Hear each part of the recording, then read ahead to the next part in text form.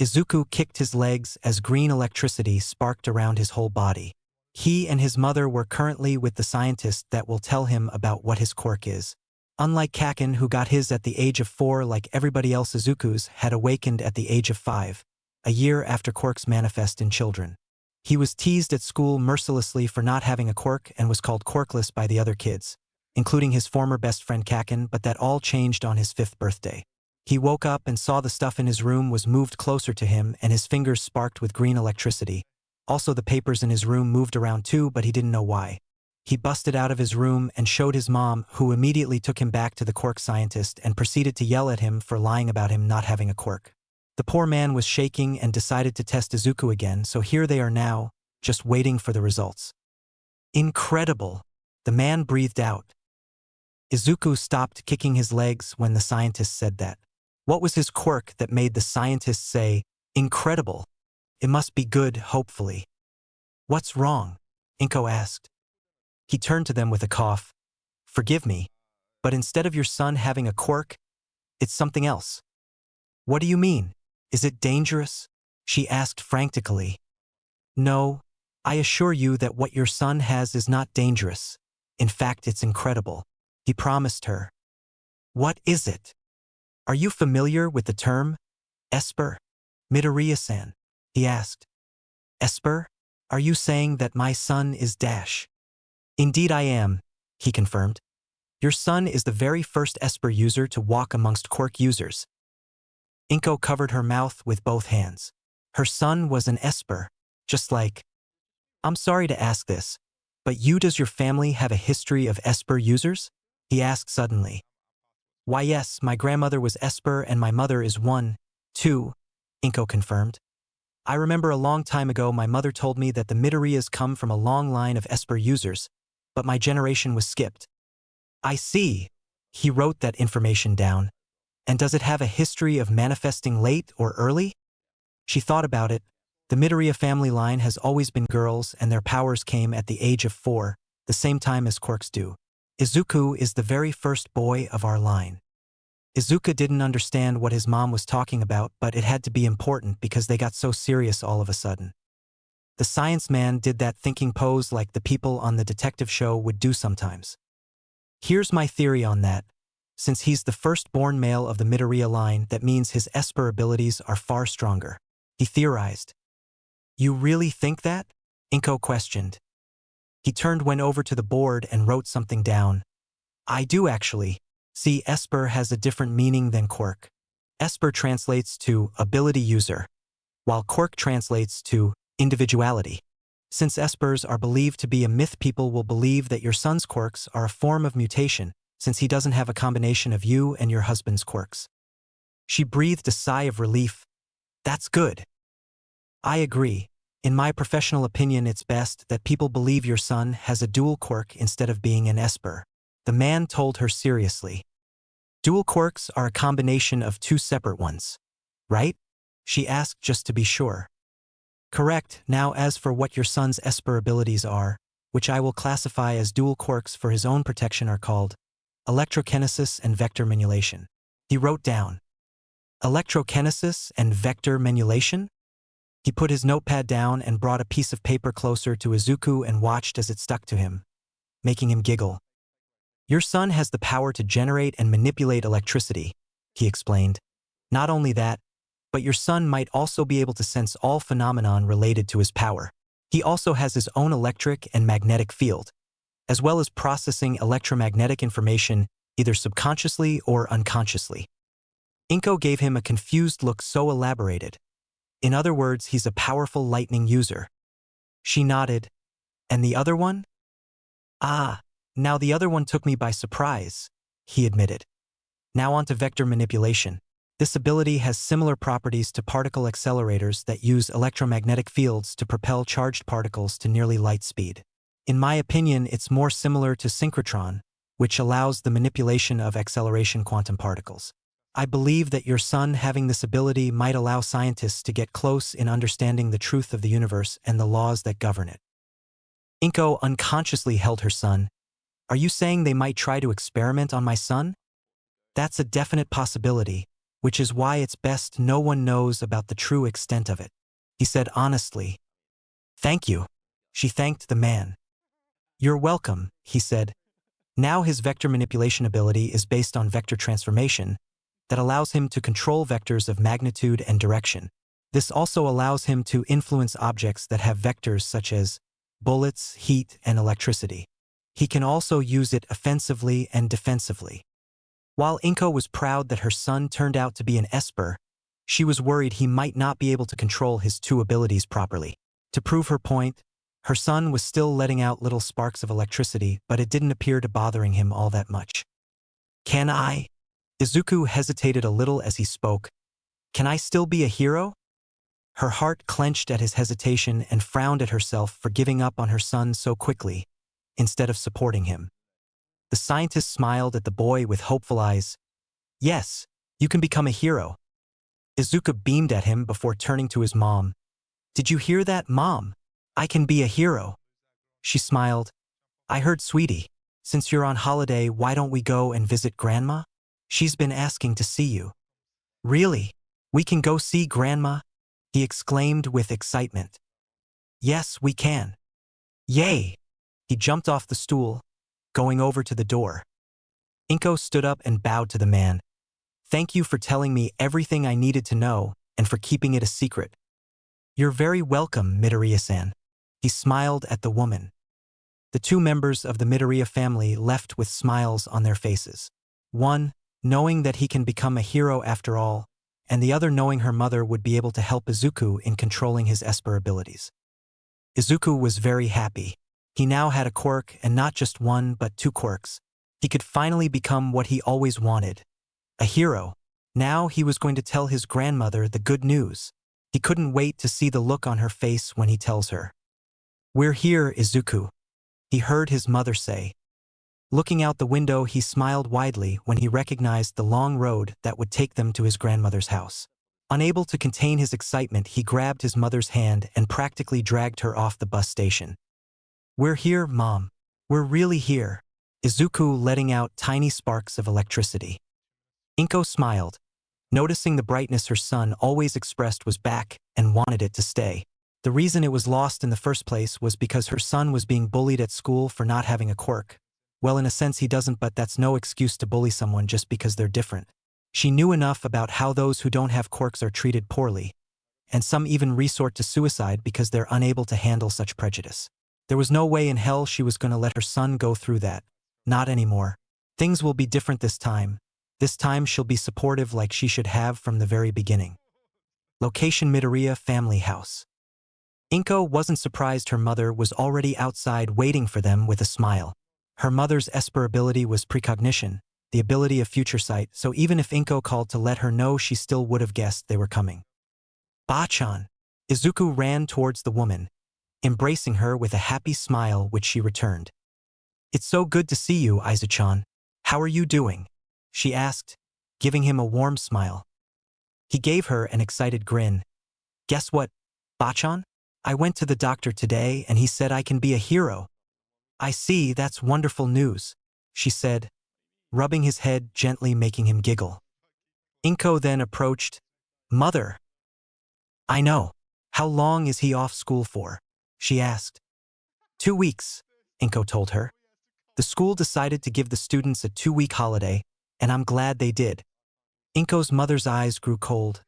"Ah, as am I." Izuku tilted his head slightly at his grandmother's sudden angry expression, but didn't get the chance to ask about it as the door behind them slid open, revealing an elderly man with strong features. "Ah, I thought I heard the voice of my favorite grandson," he said. Inko sighed. "Father, he's your only grandson. That's why he's my favorite," he stated. "Ji-chan."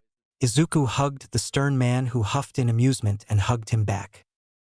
"Izuku, why don't we go in the backyard and let these two talk for a bit?" he suggested. "Okay." Izuku nodded as the two of them walked inside the house, leaving the two women alone to talk. Inko addressed her mother while her son and father did whatever they wanted. "He's not a quirk user." "But he is an Esper," her mother stated. Inko's mother, Midoriya Sarah was an Esper user along with the other women of their family line. Sarah's Esper ability precognition was highly sought after back in the day when heroes were just starting to be recognized and depended on. She worked with both the police force and heroes to help predict events that would soon happen, and every time she was right. When she got married, however, she decided that was the time to retire. So without a word to those of the police force and heroes she worked alongside with, she disappeared, allowed her whereabouts to remain unknown.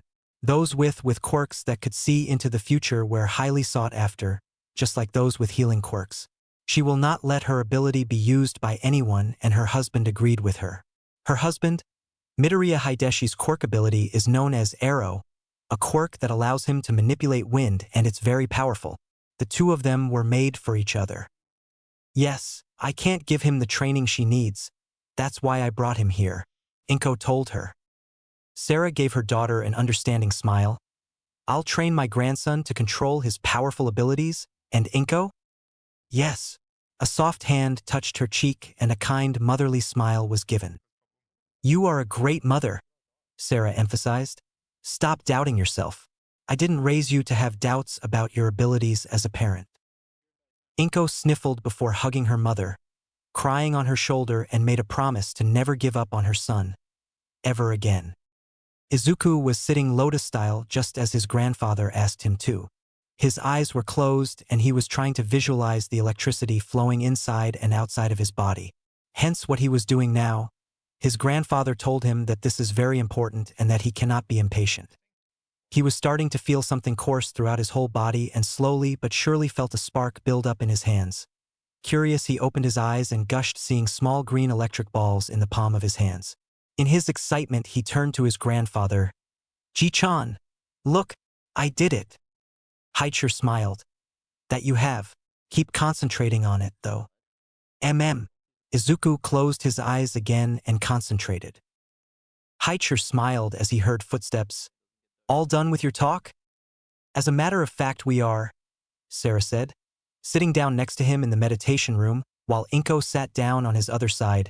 How's our grandson doing? I'm happy to report he's doing well so far, he reported. What was his other ability? The man said it was called Vector, Inko said. Vector manipulation, a very powerful ability if used properly. But since this is our grandson I'm talking about, I have no doubt he will be able to control it, Haicher said confidently. Funny. I was going to say the same thing, Sarah smiled. Is it that dangerous? Inko questioned.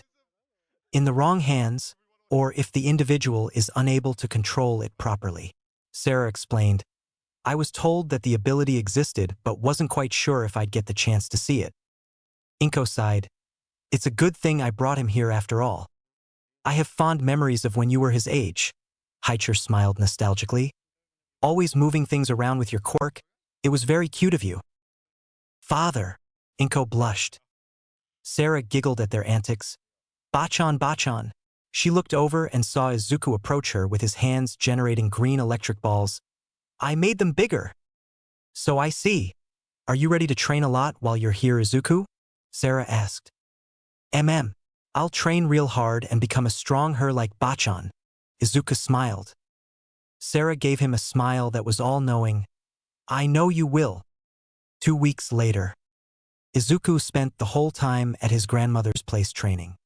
He'd shown vast improvement so quickly, proving he was indeed of Midoriya blood. Their family line held not only strong abilities, but intelligence as well, which will serve Izuku well with his vector ability. The boy was very smart, in fact, proving their point that even at 5 years old Izuku was special. However, as special he may be, Sarah made sure to drill it in him that no matter how powerful and special a person might be, there always be someone better. She also told him bluntly that she didn't want him hanging around Bakugo Katsuki anymore, either. After Izuku told her that he was bullied for being quirkless and who the instigator was, she told him that he was no longer a friend, but a bully. Izuku was about to protest before he stopped, as his grandmother was always right. That and both his mother and grandfather agreed with her. Izuku was sad that he was losing his friend, but his grandmother told him that he was about to make a new one very soon. Izuku was excited and asked her when he would meet his new friend. Sure enough, on that Friday, Izuku would meet his new friend and create a stronger bond. Izuku was happy to spend the last day at his grandmother's to go somewhere with them. They were currently in Mie Prefecture, which is part of the Kansai region on Honshu Island. He had never been here before and was bouncing on his feet as he walked around with his mother and grandparents, eyeing the many buildings and people. "Enjoying yourself?" Sarah asked, smiling down at her grandson. "Yes," Izuku grinned. Sarah chuckled. "Are you hungry? There's a mochi shop right over there." Inko smiled. "It's been so long since I had mochi." "That it has," Haicher agreed. "You would eat the stuff whenever you could." "Father!" Sarah and Izuku walked inside the mochi shop, as the father and daughter continued to tease each other. Izuku saw the mountain of mochi that were on display with wide eyes of astonishment. So many. He stared into the glass window, his hands touching the glass. Another set of hands came up next to his, making him turn to his left. Right next to him was a girl who looked to be about his age with fair skin, big round brown eyes, and shoulder-length brown hair which sports 2 long locks beside her face and a short bob at the back. She also has microbangs which sweep to her left. She was wearing a green shirt with long sleeves, a pink skirt, and brown shoes. Both children stared at each other before smiling with small blushes on their cheeks. "Hi," she greeted. "Hello," Izuku greeted back. "I'm Ochako Uraraka. Nice to meet you," Ochako introduced. "I'm Midoriya Izuku, and I like your shirt," Izuku complimented. "Thanks, I like yours too," Ochako smiled. "Thank you. Do you like mochi, Izuku-kun?" Ochako asked. Izuku blushed. "I Izuku-kun?" Ochako panicked a little. "I'm sorry, was that bad?" "And no," he shook his head. "It's just that. No one's ever called me by my first name before. You're the first." Oh, can I still call you Izuku-kun?" Ochako asked, fidgeting in place. Sure. And can I call you Ochako?" he asked. "Yeah." Izuku's smile brightened up even more. Maybe this was the person his grandmother was talking about. The person who will become his new friend. Speaking of said grandmother, she along with Inko, Haicher, and Ochako's parents were watching Izuku and Ochako's interaction with a smile. Sarah's prediction was correct when she said Izuku will have a new friend soon. And this girl was who she was talking about. "Looks like they hit it off, just as I predicted," she muttered with a smile. "Eh?" Ochako's mother said. "Oh, nothing, dear. Just an old woman having one of her private thoughts." Sarah giggled mischievously. Haicher, who heard what his wife said, rolled his eyes. His wife may give prediction, but she was just as predictable herself. The 5 adults talked while Izuku and Ochako talked to each other about many things they liked, from heroes to food, and anything else. "My quirk is 0 gravity." Ochako smiled. 0 gravity? Ochako decided to demonstrate by touching a chair, allowing it to float.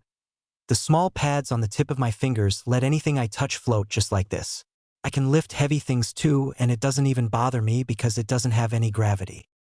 "Wow, that's amazing, Ochako," he complimented. "I bet you can save a lot of people with your quirk." She blushed. "Thanks. Oh, by the way, what's your quirk?" He showed her 2 fingers. "I have 2. 2. She didn't understand at first, but then got it. "You have 2 quirks?" "Yep. Electrokinesis and vector mama dash." "Vector manipulation, honey." Inko helped him. "Right, manipulation. Vector manipulation." Izuku grinned. "Wow. You have 2 quirks." Ochako looked at him in awe. He gave her an embarrassed smile. "Thank you, but I'm still practicing with them." Pointing his finger at her nose, he gave it a light shock that made her nose twitch. "See? I can send out small shocks like this. But Ji-chan says I still have to practice with it." "Oh, what about the vector one?" she asked. Izuku thought about it before answering. "It lets me control vectors. That's what Bachan told me." "That's amazing, Izuku-kun. You'll be the strongest hero ever," Shako praised. "So will you," he told her. "Me? Yeah, I like my quirks, but yours still sounds cool," he told her honestly. Ochako did something he wasn't expecting. She gave him a hug that made him freeze in place, but he soon hugged her back, still confused by the sudden move. "Thank you for saying that to me," he heard her mumble near his ear. He smiled. "You're welcome." She broke the hug and held his hands. "Let's be friends. That is, if you want to." He squeezed her hands with eagerness. "I want to. I want to be Ochako's friend."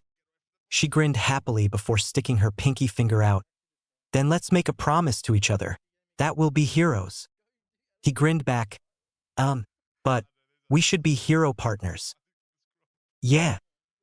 The promise was sealed with a pinky promise. A bond has forged between two children who will soon carve a path together. When it was time to go, both children were understandably upset, but knew this wouldn't be the last time they see each other. Inko and Ochako's parents exchanged numbers so their children could talk to each other much to their liking. Izuku was holding Sarah's hand as she walked them to the bus stop. The smile on his face was so big that he couldn't help himself. He made a new friend and she was really pretty, too. "Bachan." Izuku looked down as he spoke. "Ochako, I thought she looked really pretty." Sarah giggled. "Is that so? Make sure you tell her that next time. And who knows? She might think you look pretty handsome." "Is handsome a good thing?" Izuku asked, tilting his head slightly. "Trust me, it's very good," Sarah assured him. "You two have become tied together, and the bond between you two will continue to grow." She stopped suddenly, crouching down before her grandson. "Listen to me, Izuku. You must continue to train in order to control your abilities. That means you must not hesitate, no matter what anyone tells you, no matter how hard they try to tear you down, no matter what cruel things are said to you. You can overcome any obstacle, do you understand?" Izuku was taken by his grandmother's serious eyes and understood what she was trying to say to him.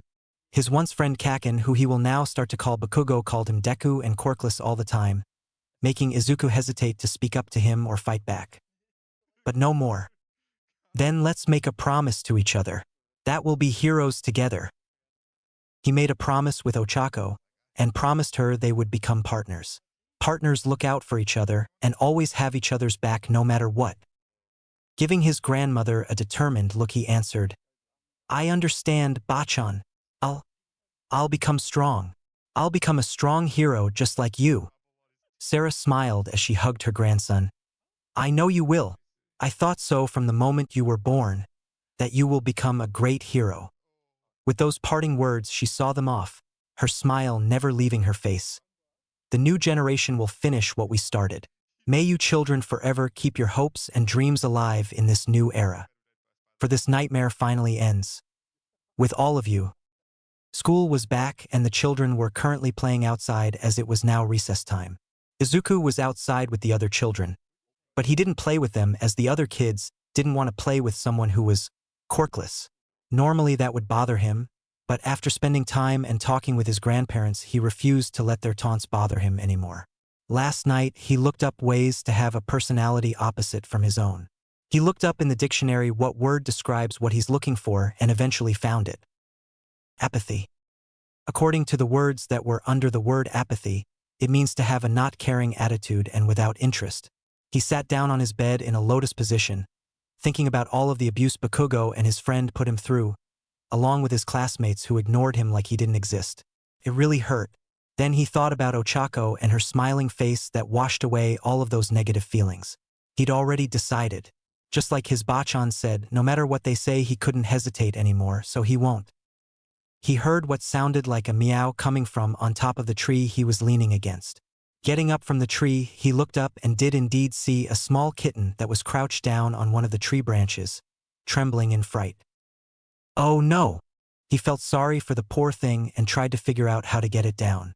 His electrokinesis? No, that would only hurt it. Vector manipulation, maybe? Well, he still doesn't know how it works, and now would be the right time to use it as a form of practice. "Hey Bakugo, what's Deka doing over there?" One of the kids asked Bakugo, who currently had the ball in his hand. They were currently playing dodgeball and Bakugo's team was winning, of course, because they had Bakugo on their team.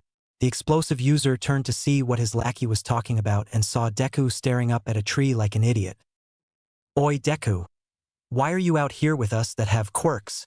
Get lost, Bakugo yelled.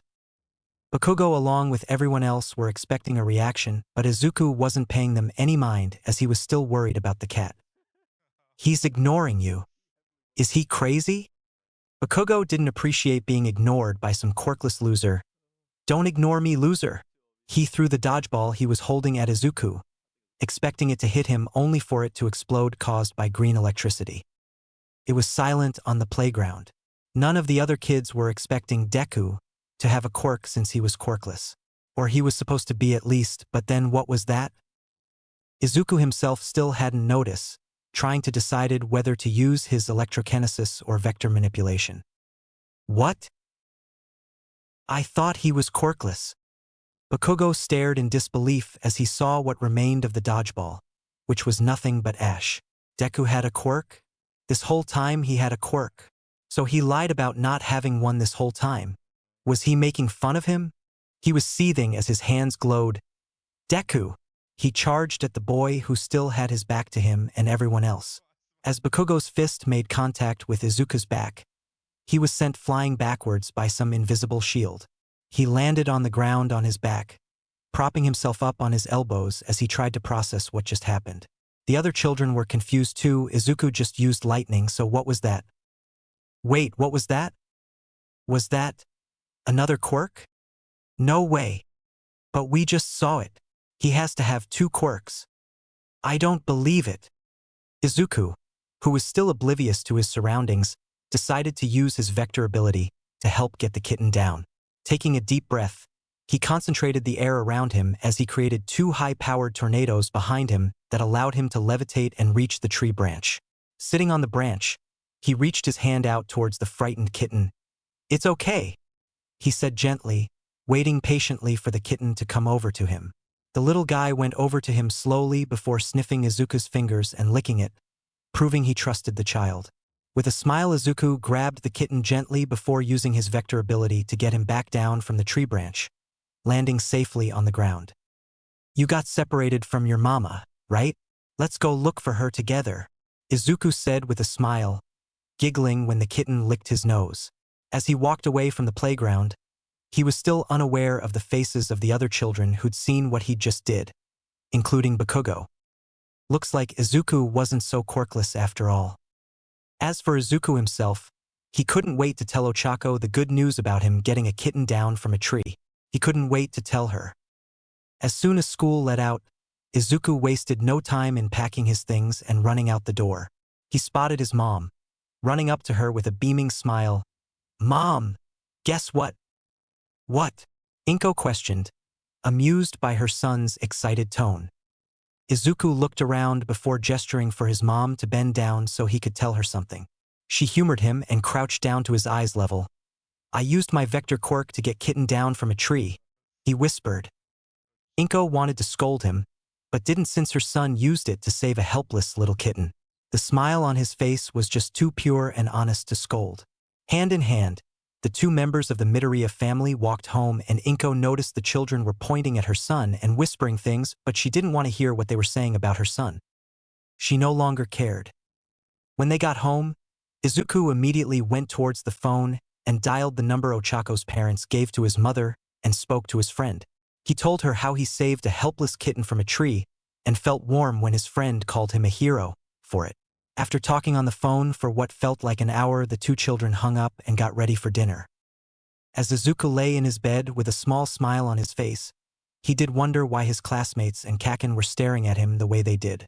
Oh well, it probably wasn't all that important anyway.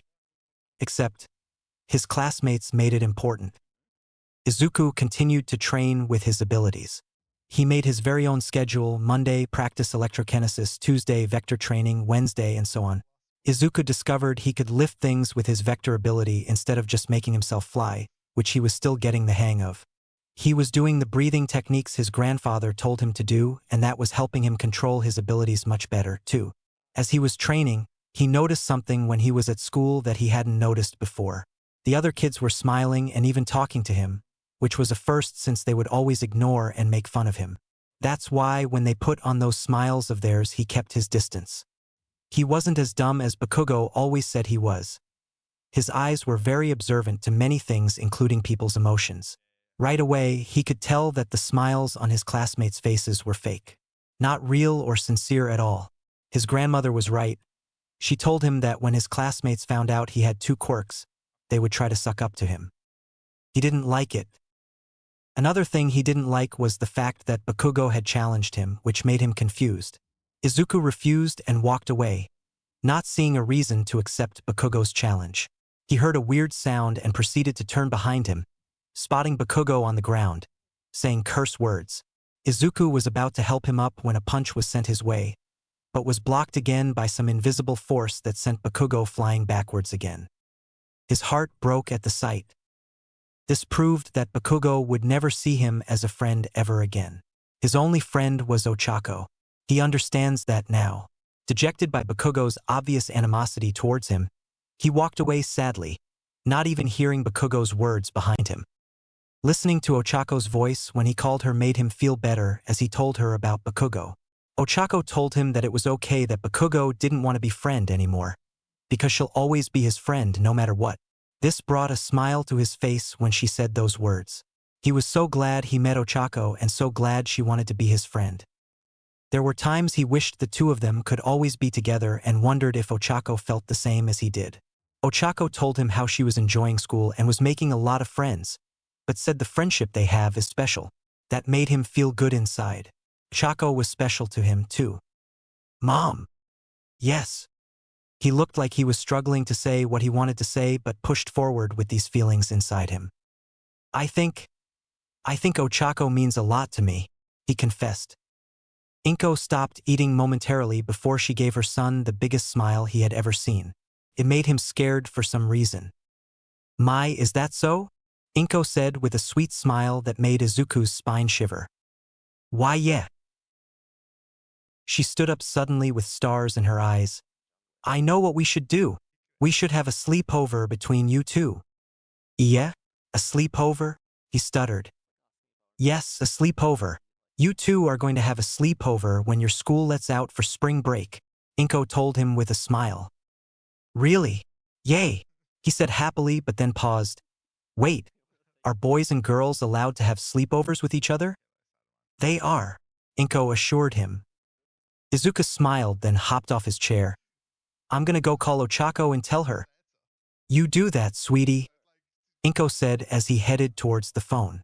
She stayed in the kitchen with a cunning smile on her face. "If this sleepover is a success, Ochako-chan might become my new daughter-in-law soon." Poor Izuku and Ochako had no idea about Inko's scheme. Spring break came a lot faster than Izuku had expected, but he wasn't complaining. He'd been looking forward to it because his friend Ochako was coming over to spend the whole spring break with him. He couldn't remember the last time he had a sleepover with someone because it had been so long. The only time was with... His eyes glazed over as he remembered who the last person was he had a sleepover with. Bakugo Katsuki, who he used to call Kakin, would invite him over to his place to watch Hero TV and see All Might beat up the bad guys. Bakugo said he wanted to be a hero that was better than All Might. Izuku said he wanted to be a hero to save others just like his grandmother did. He remembered how Bakugo said that was lame, and that was the first time Izuku had gotten angry at the blonde and told him to never say mean things about his grandmother ever again. Bakugo didn't mention anything about his grandmother after that, but that didn't mean he wouldn't try to eventually. When he told Ochako his grandmother used to be a hero, she gave his grandmother a look of amazement. His grandmother used her ability to help the police catch the bad guys and help some pro-heroes too. His grandpa was also strong. He asked how the two of them and was confused when they said, "We'll tell you when you're older." What did that mean? There was a noise, the same noise that a train makes when it reaches its destination, that brought him back to reality. The doors opened and he spotted his friend getting off the train with her own backpack and a smile on her face. As soon as she spotted Izuku, she ran over to him bubbling with excitement. "Izuku-kun," Chako smiled. "Oh, Chako," Izuku smiled back. "I'm so excited. I've never been to a sleepover before," she told him. "I have, but it'll be better with you," he said. "Really?" "Yeah." Inko was busy talking to Ochako's parents while the children talked about how fun the sleepover was going to be. The two women were whispering something that made Ochako's father nervous, but knew he had no say and simply gave up. Ochako hugged her parents, bidding them a farewell before she stood next to Izuku and waved them off with a smile. Inko grabbed both their hands. Now then, let's get going, shall we? Yes. Both children smiled as they left the train station and headed off. Location: Midoriya residence. Inko opened the door to her and Izuku's apartment. Welcome to our home, Ochako-chan. Pardon the intrusion. Ochako stuttered as she walked inside the apartment, letting her eyes wander around. It's so nice. Thank you, sweetie. Inko smiled at the girl's polite personality that was similar to her son's. She couldn't wait for the two of them to start dating. Then they'll get married and have lots of grandchildren for her to spoil. Inko wasn't even aware she was giggling creepily, but the children did and backed away from her slowly. Mom? Izuku called out to the woman. Is there something wrong? Inko asked sweetly.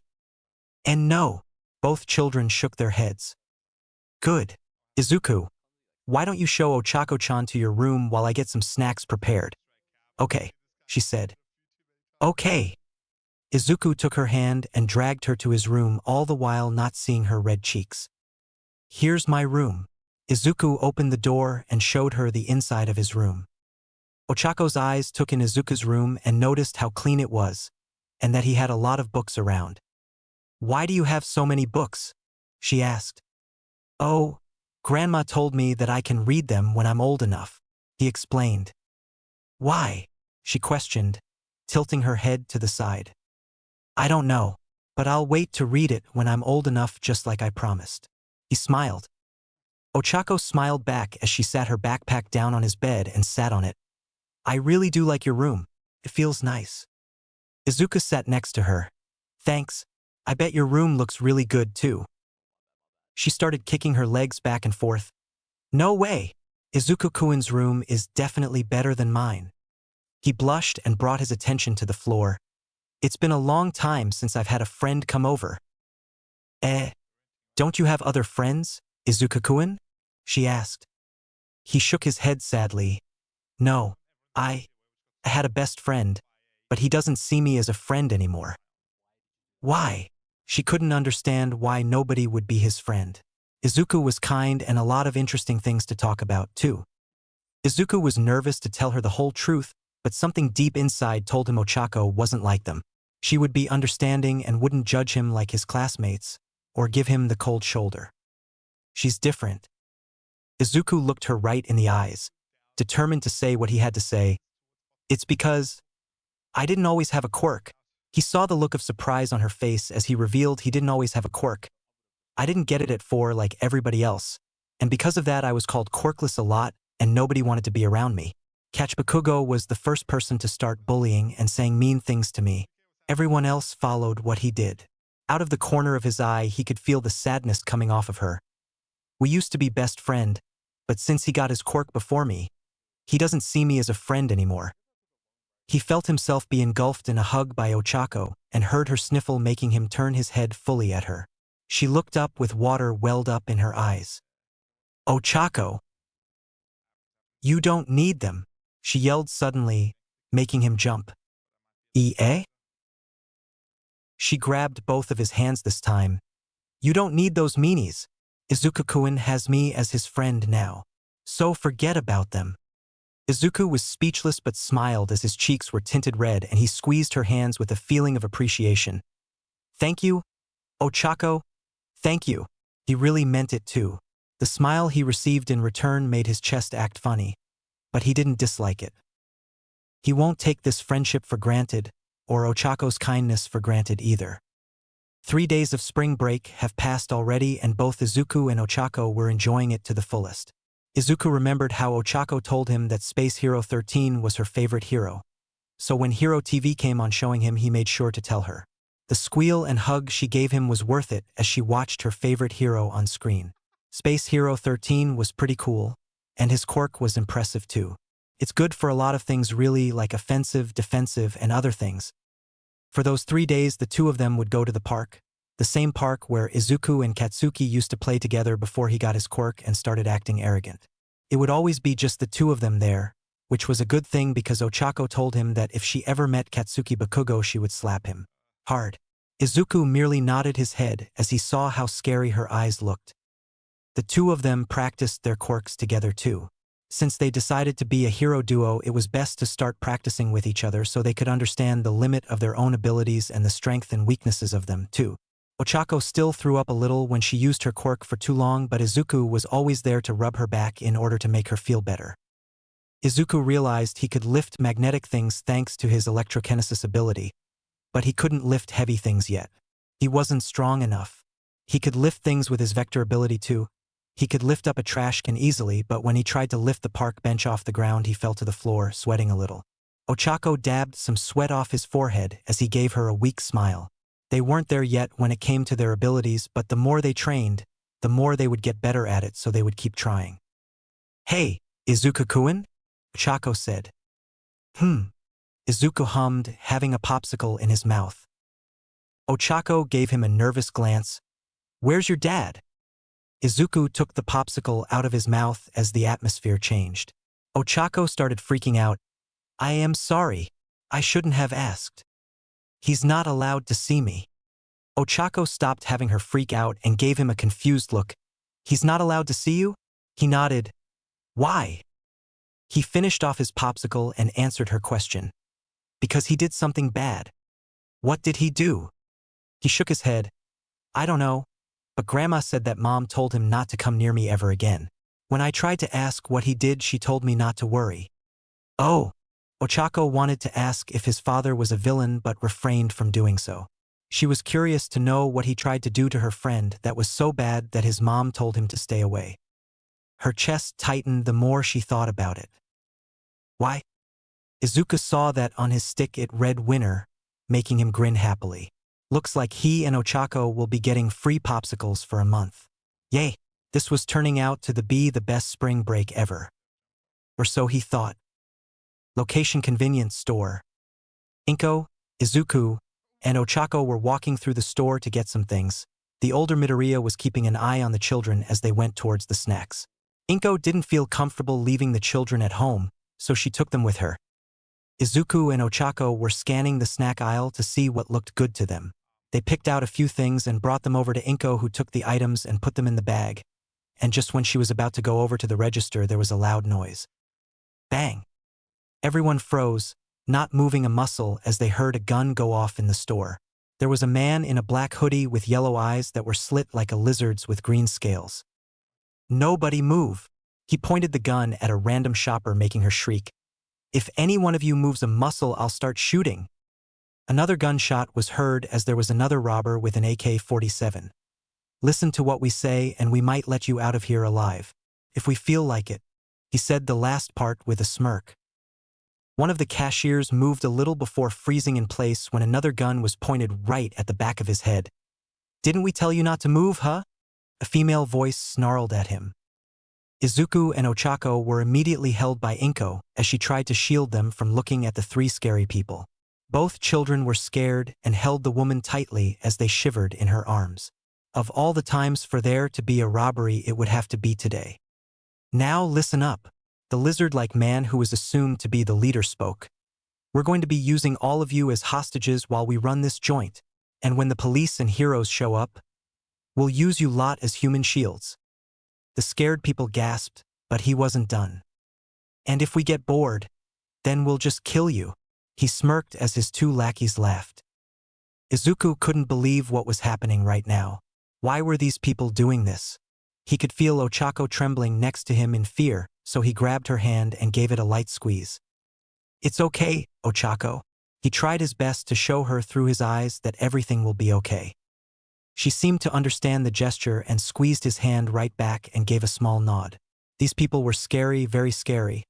But if Izuku says everything's alright, then she would believe him. Meanwhile, outside, the police force had already arrived and surrounded the place and were waiting for any pro-heroes that were available to show up. There was a man in front of the police cars. It was a tall man with short black hair and black eyes. He wears a signature tan overcoat and a matching hat. He also sports a black suit underneath with matching slacks and dress shoes. This man's full name was Naomasa Tsukachi, a member of the police force and friend to a certain pro-hero that everyone knows. Naomasa didn't like this at all. He knew the three people in there weren't just ordinary robbers. They were part of a gang that was known for having individuals with dangerous quirks that attack people randomly. By the time the police force finally get a hit on their location, they're already gone. Black Arachnid. They stayed quiet over the past 3 years, so why are they acting now? The possibility of this being random is low, very low, which means that this was planned. Naomasa-san here, one of the police officers handed him a megaphone. He took it. Thank you, he dismissed the officer. Can you hear me in there, members of Black Arachnid? My name is Detective Naomasa Tsukachi. We have the building surrounded. Let the people in the store go free and we can settle this peacefully. He knew they weren't going to comply with that request, but he had to make time for All Might to get here. The doors opened and officers already had their guns ready to fire but ceased when they saw one of the Black Arachnid members was holding one of the customers hostage. Do not fire. I repeat, do not fire. He has a hostage, one of the officers yelled. The Black Arachnid member smirked as he pressed the gun to the woman's head.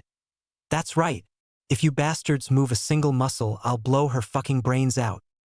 He threatened, pressing the gun even closer to the woman's temple as she trembled with tears threatening to leak out. Naomasa's brows furrowed as he knew the man wasn't making an empty threat. Their group has killed before and wouldn't hesitate to kill everyone in the store should they try to interfere. Damn it! He could see in the store window that there were 2 children in there, one with green hair and the other with brown. He couldn't see what their expressions were, but he didn't need to know, for it was obvious those children were terrified. We're running the show now. If you don't want us to start killing, then you better bring 300 million yen here ASAP. If you clowns even so much as think about trying to take us out. His finger played with the trigger on the gun and the woman whined in fear. Well, let's just say things will get bloody real quick. Naomasa clenched his fists as the man dragged the terrified woman back in the store. They have no choice to comply because otherwise everyone in the store was in grave danger and they couldn't risk their safety. I am. Naomasa breathed in a sigh of relief when he heard that famous catchphrase, here. Just as he was stressing when All Might would get here, the man shows up. Am I ever glad to see you, Naomasa said. Forgive me for not getting here sooner, but there was something else that needed my attention. What's the situation? All Might asked. Bad. Naomasa turned his attention back over to the store's entrance. They're holding the customers in there as hostages and are demanding a large sum of money. They won't hesitate to start killing them if we don't comply with their demands. And considering who we're up against, we need to be careful about this. What do you mean? Naomasa gave him the side eye. Black Arachnid. All Might gasped before his face became serious. So they've come out of hiding, huh? But why now? I don't know. But we need to hurry up and get those people out of the store. There are children in there, too. Naomasa frowned with worry. All Might clenched his fists tightly, realizing that he would be putting the people in there in a lot more danger if he tried busting in there. What the hell were they going to do? Back inside the store, the 3 members of Black Arachnid had gathered all of the hostages in a circle. Inko was still holding the 2 children close to her and Izuku was still holding Ochako's hand, refusing to let go of her. He still couldn't understand why these people were doing this. He eyed the spider-like symbol on the back of their jackets and wondered if it symbolized something for them. The feel of his hand being gripped lightly dragged him out of his thoughts as he looked over at Ochako. Judging by her expression, it seems she's calmed down a little but was still frightened. As if feeling his worried eyes on her, she tried her best to give him a smile, but it still showed how scared she was. He leaned in and whispered, It's okay. I won't let them hurt you or Mom, I promise. She seemed to take comfort in that promise and leaned her head on his shoulder. Izuku frowned. These people were bad and they were scaring everyone here in the store. They even threatened to kill everyone if anyone tries to move a muscle, and he wasn't strong enough to fight all 3 of them. What should I do, Bachan? Those assholes decide to give up the money yet? The female robber asked. Nah, but I heard All Might out there. You think he's gonna try to bust in here? One of the males asked. With all of these hostages here, the one with the lizard-like features smirked. Not even the number one hero is that stupid. They have no choice but to do as we say because we're serious. But it wouldn't hurt to keep one hostage as collateral. Sounds good to me. The female smirked. So, who wants to volunteer? The male next to her said, looking at the hostages.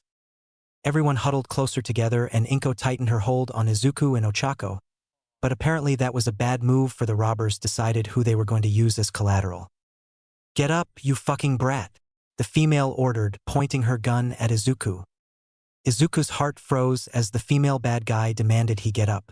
He could feel his mother's grip on him tighten. Ochako did the same thing. His mother wouldn't let go of him, and neither did Ochako.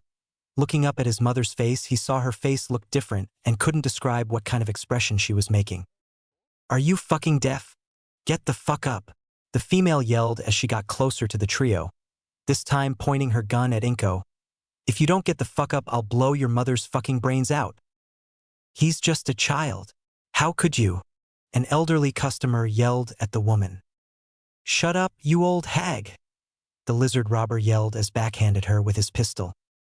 Izuku could feel his heart pounding in his chest as he struggled to understand the new situation before him. He wanted to move, but his mother wouldn't let him.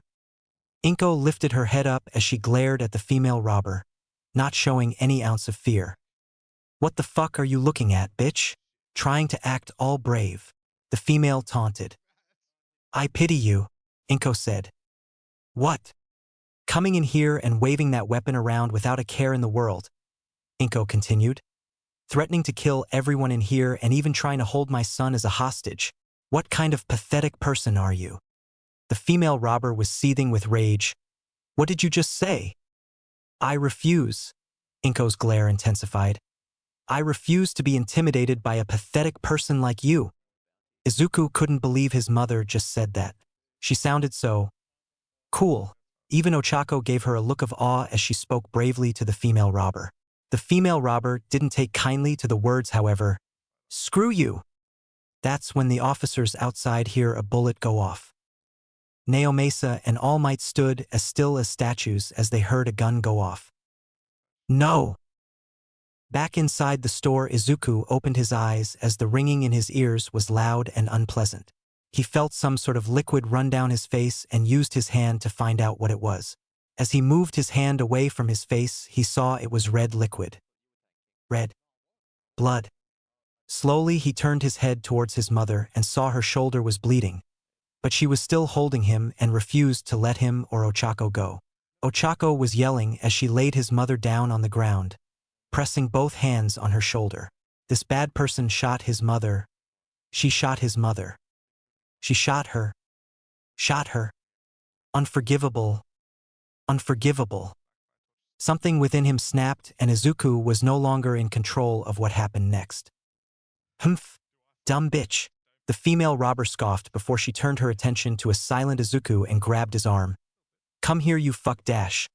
There was a sound and the next thing she knew her gun was sliced into pieces by an unseen force. What the dash? She then found herself forced away from Izuku and slammed violently into the wall. What the hell? She tried to move but found she couldn't as both her arms and legs felt like they were being pinned down by something far stronger than her. What the fuck? Why? She yelled, trying to get free. Izuku sat up slowly. His bangs were shadowing his eyes as he slowly walked over to the female robber, ignoring the two behind him. Oi! Stay the hell where you are, you dash. The lizard male was cut off as his gun was sliced in pieces. The same thing happened to the man next to him. What the hell? The second male stared down at his now useless weapon. Izuku was still moving towards the female robber, who was starting to get a little scared. Stop standing there looking retarded. Just kill this fucking brat already. Shut up. We know. The lizard man was about to attack Izuku but didn't get the chance to because the next thing he knew, an electric-like force similar to a cannon slammed right into his stomach, sending him through the walls of the store and causing an explosion. The man was sent all the way outside and hit the other side of the wall outside, and the police saw it. Naomasa was one of the first ones to run over to the man as the smoke cleared and flinched back a little as he saw the man's head was smashed open. He clearly died on impact. My God! All Might, who appeared next to him, forced out, then looked back into the store. What on earth could have caused such a powerful force to send the man through concrete wall, to smashing his head open on a brick wall? Before Naomesa could respond, an officer ran over to them. "Sir, the hostages are floating out of the store." "What?" He got up quickly and ran to the front of the store and did indeed see the hostages were all being escorted out by some unseen force and soon landed before the officers. "Is everyone all right?" he asked. "No," one of the female hostages said. "That boy's mother took a bullet to the shoulder. She's really hurt. You have to go in there." "That boy saved us. You have to help him," a male pleaded. "Please, there's a little girl in there, too," the elderly woman who got hit also pleaded. There was a loud noise, and the next thing he knew, another one of the robbers was sent flying out of the store and slammed into the building behind the police before falling to the ground, dead. Naomesa didn't even hesitate. He turned to All Might. "We need to get in there, now," he said to the hero as they both went through the front door and saw two things. The first thing they saw was the injured woman who was having her shoulder wound be pressed down on by the little girl. And second, the boy who had pinned the female robber to the wall. "What in the world?" All Might said, trying to comprehend what he was seeing. Ochako looked over at them with pleading eyes. "Please help her. She's bleeding a lot. Please." Naomesa went over to the unconscious woman and the girl and inspected the wound. "It's not too serious, but she will need medical attention." All Might took a step towards the boy and female robber but jumped back when he sensed something, and sure enough there was a dent in the floor from where he just was. "If I had gotten any closer, I'd been killed," he eyed the boy's back. "But still, to think this young boy did all of this himself. It shouldn't be possible." "Let me go, you fucking brat. Let me go," the female robber yelled in fear. Her arm was suddenly moved and then twisted before it was tore off, making the woman scream bloody murder. Naomesa and All Might had to flinch at the young boy's brutality, and flinched again when he tossed the arm away like it was yesterday's garbage. The woman was still screaming, but not for long, as she was punched in the gut by something invisible, cutting off her screams. Her arm was still dripping with blood, as was her mouth. She was slammed into the wall again, this time hard enough to knock her unconscious and tossed away like a rag doll. The young boy walked over by the unconscious woman, prompting All Might to make a move. "Wait, young man." All Might jumped back again as this time an electric attack almost hit him. "An electric attack? A dual quirk user," Naomesa whispered. Izuku stopped walking towards the woman and slowly turned his head towards the two males. When they saw there was no light in his eyes, they gave a shudder. His eyes looked at them with the intent to kill. "Izuku-kun," Ochako yelled, running towards him and embracing him in a hug. "You don't have to beat them up anymore. Everyone's okay now." That seemed to calm Izuku down a little, probably because he heard Ochako's voice. Naomesa stood up slowly. "All Might, I need you to take this woman to the paramedics that are outside." "But Dash, I can handle this," Naomesa assured him with a smile.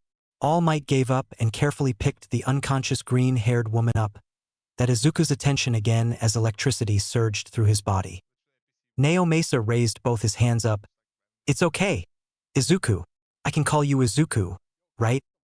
The electricity that surrounded his body slowly faded as he heard the man's voice. Naomesa saw that as a good sign. "My name is Naomesa Tsukachi. I'm a detective, and that person who just took your mother away to a safer place was All Might." Izuku said nothing as he simply stared at the man. Naomesa took small steps forward. "You know, those people out there said you protected them. That was very brave of you. You prevented deaths today, and your friend is right, you've done enough for today." He stopped before the children and bent down. "It's okay, Izuku. We can handle the rest from here." The light in Izuku's eyes returned as he blinked a few times and looked around, trying to register his surroundings. "Ochako," he whispered. "Izuku-kun." Ochako smiled as she hugged her friend. "You're back." Izuku was confused. "Back? What do you?" He went limp in her arms and she panicked. "Izuku-kun, what's wrong?" Chako yelled. Naomesa checked him over. "He's okay. Your friend just lost consciousness. He'll be okay." Ochako was about to thank him when the scary woman woke up, getting his attention. She stood up slowly as blood dripped out of her arm. You? I'll fucking kill Y dash. Before she could charge at them, a bullet was lodged in her skull. Thankfully Ochako had already closed her eyes when Naomasa shot her. Let's get you kids out of here, Naomasa said, as he picked up Izuku and Ochako followed right behind him.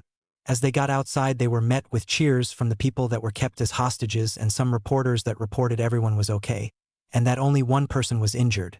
Thankfully, no one reported the name of the woman, thank God, and no one mentioned Izuku or Ochako's names. These kids have been through enough. Naomasa would be lying if he said the 3 members of Black Arachnid got what they deserved for holding people hostage and promised to kill them. They went so far as to shoot the mother of Midoriya Izuku without hesitation, and in front of her son no less. What made him feel bad was the fact that the kid was forced to kill 2 of them after having suffered from the trauma of seeing his mother be shot right in front of him. He didn't feel bad about shooting the last one in the head either, even though he knows he should, but the children were in danger and he needed to protect them. He was still trying to figure out what Black Arachnid's objective was. What would prompt a criminal gang to suddenly show its face after being in hiding for so long? Couldn't have been a coincidence. Those don't exist, not in the world of heroes and villains. You shouldn't frown so much, you'll get wrinkles, said a blond sickly-looking man as he gave Naomasa a drink. Naomasa took it gratefully. Thanks, Yagi. Don't mention it, Yagi said as he sat down next to him in the waiting room. How are they?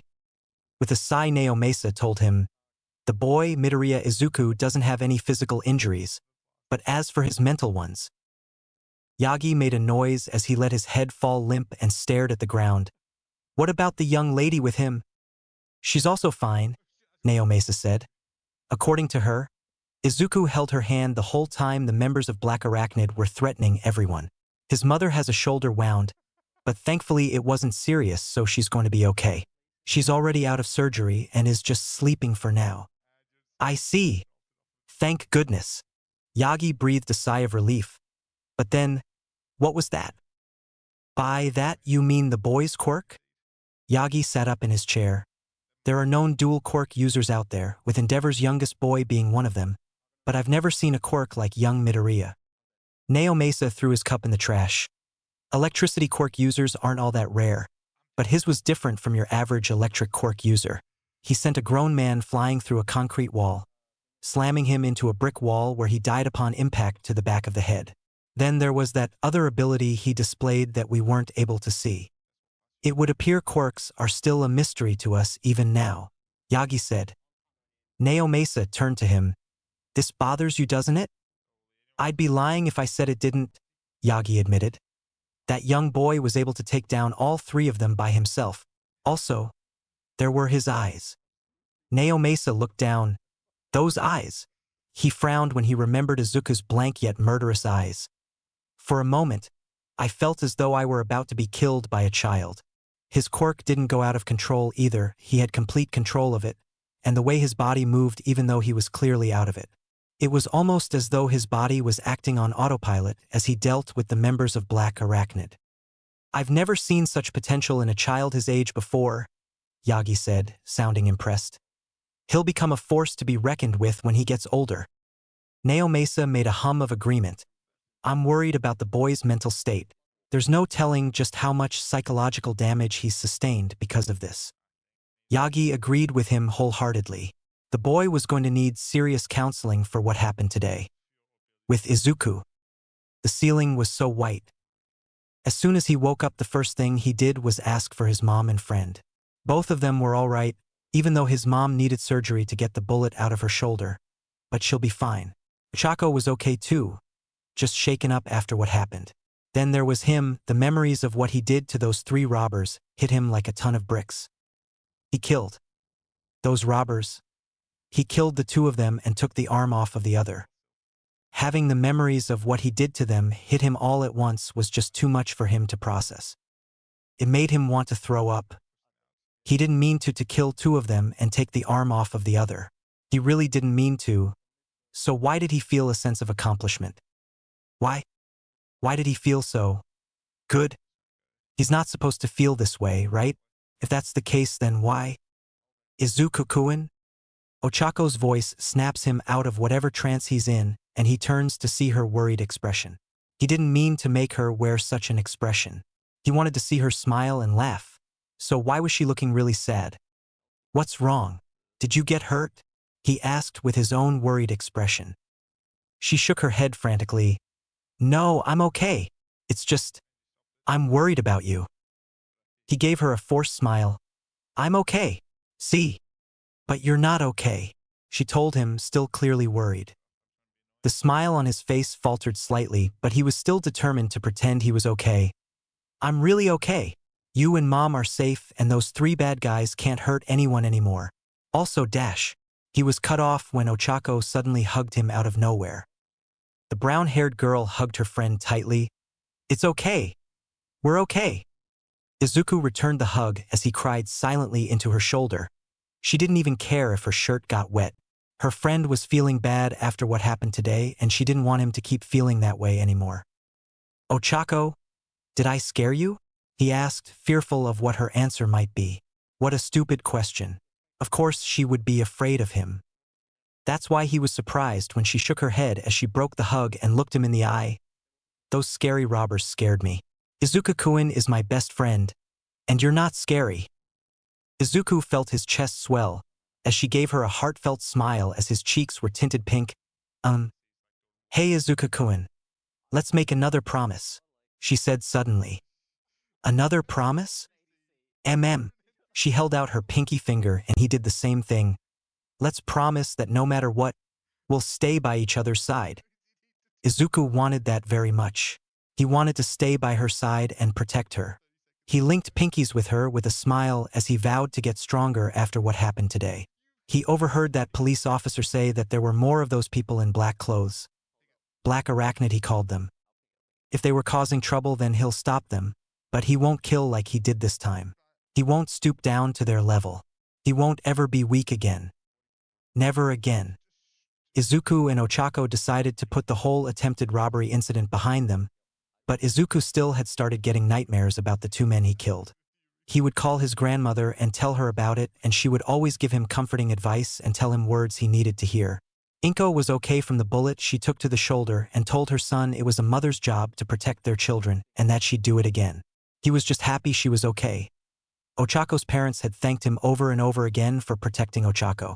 And he'd do it again in a heartbeat, too. He still couldn't remember how he killed those 2 men from Black Arachnid, but slowly the memories were there and would strike at him whenever he let his guard down. He and Ochako found a secret spot where he would train and she would train with him. They needed to get stronger so they won't ever feel weak ever again, and he promised to never lose himself like that ever again. That detective came over a few times too. Naomasa, he said his name was.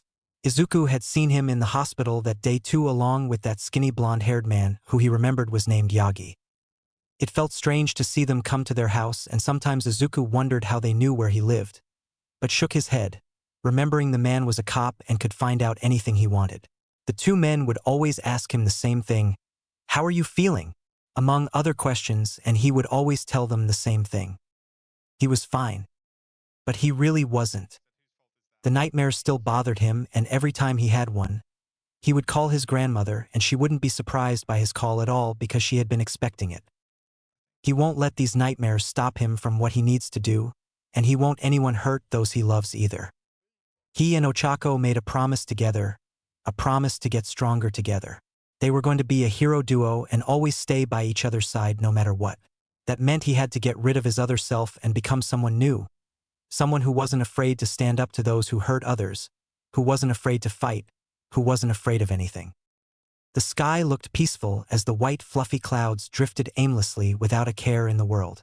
The sun, beaming down its warm glow on those below it, keeping them warm and hot at the same time. Calming and peaceful just as it should be. Too bad he couldn't enjoy it forever like he dreamed out. Oh well. These thoughts were currently going through the mind of none other than Midoriya Izuku, who had indeed changed from the person he used to be. The boy was about 6 feet tall now, lean muscular figure, but not too muscular, and was currently enjoying whatever quiet time he could get for how long it would last. Which in his mind wasn't very long. He had his red AirPods in his ears, listening to some good music as he gazed up at the calm blue sky that didn't have a care in the world. How he wished the same thing for him. But in this school there's always something going on and people are always bothering him. Just as the current song he was listening to went off and another one was about to start playing, the door to the school roof opened and he heard a familiar voice. Being on the school roof 5 minutes before homeroom is about to start is prohibited. Midoriya Izuku, the voice said. With a groan, Izuku got up from his lying position on his back and eyed two members of the disciplinary committee. One he recognized while the other one looked new. A trainee probably. Gotta give the members of the student council credit though. They are a persistent bunch. He let out a yawn as he jumped down from where he was watching the sky and addressed them. Do I really have to go to class? He whined, taking his AirPods out of his ears. The black-haired, ponytail female disciplinary committee member, who he already knew, sighed. Yes, you do. Honestly. Midoriya, why do you insist on sleeping up here on the roof of all places knowing you might be late for class? Because I'm in no mood to deal with Katsuki Bakugo, Izuku said dryly. In case you forget, we're in the same class. The newbie next to known member of the disciplinary committee sweat dropped while the other member of the disciplinary committee sighed, but otherwise understood. Be that as it may, you still need to get to class. Izuku gave her a hard stare, making the newbie nervous before dipping his head a little. Fine. I'll go. He gave a lazy wave as he left the roof. Honestly, he's so stubborn. The female member huffed in amusement. You, senpai? The male newbie spoke up for the first time. Jay, just now. That was Midoriya Izuku, also known as the absolute strongest here in our school, she informed. The male newbie's eyes had stars in them. I thought so, but I'm surprised. I thought he'd be a lot scarier like Katsuki Bakugo. She huffed. It's rude to compare Izuku to Bakugo of all people. Do you mean? The two of them left the roof but continued the conversation. Unlike Katsuki Bakugo, Midoriya Izuku is humble with his quirk abilities. He never uses them on school grounds unless he has to, and when he does he always asks for our permission first. She explained. Wow, that is humble, he said. Then if he's the strongest quirk user we have in our school, then does that make Katsuki Bakugo the second strongest? Unfortunately, she said with a sneer. Katsuki Bakugo constantly declares how he's better than everyone and always giving us a hard time.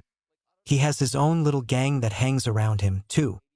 He hasn't hurt anyone with his quirk, has he? He asked fearfully. She shook her head.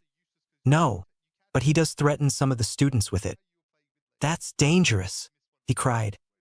Clearly, but that is why some of us disciplinary committee members deal with him, and in some cases Midoriya Izuku helps, she said. He helps out the disciplinary committee?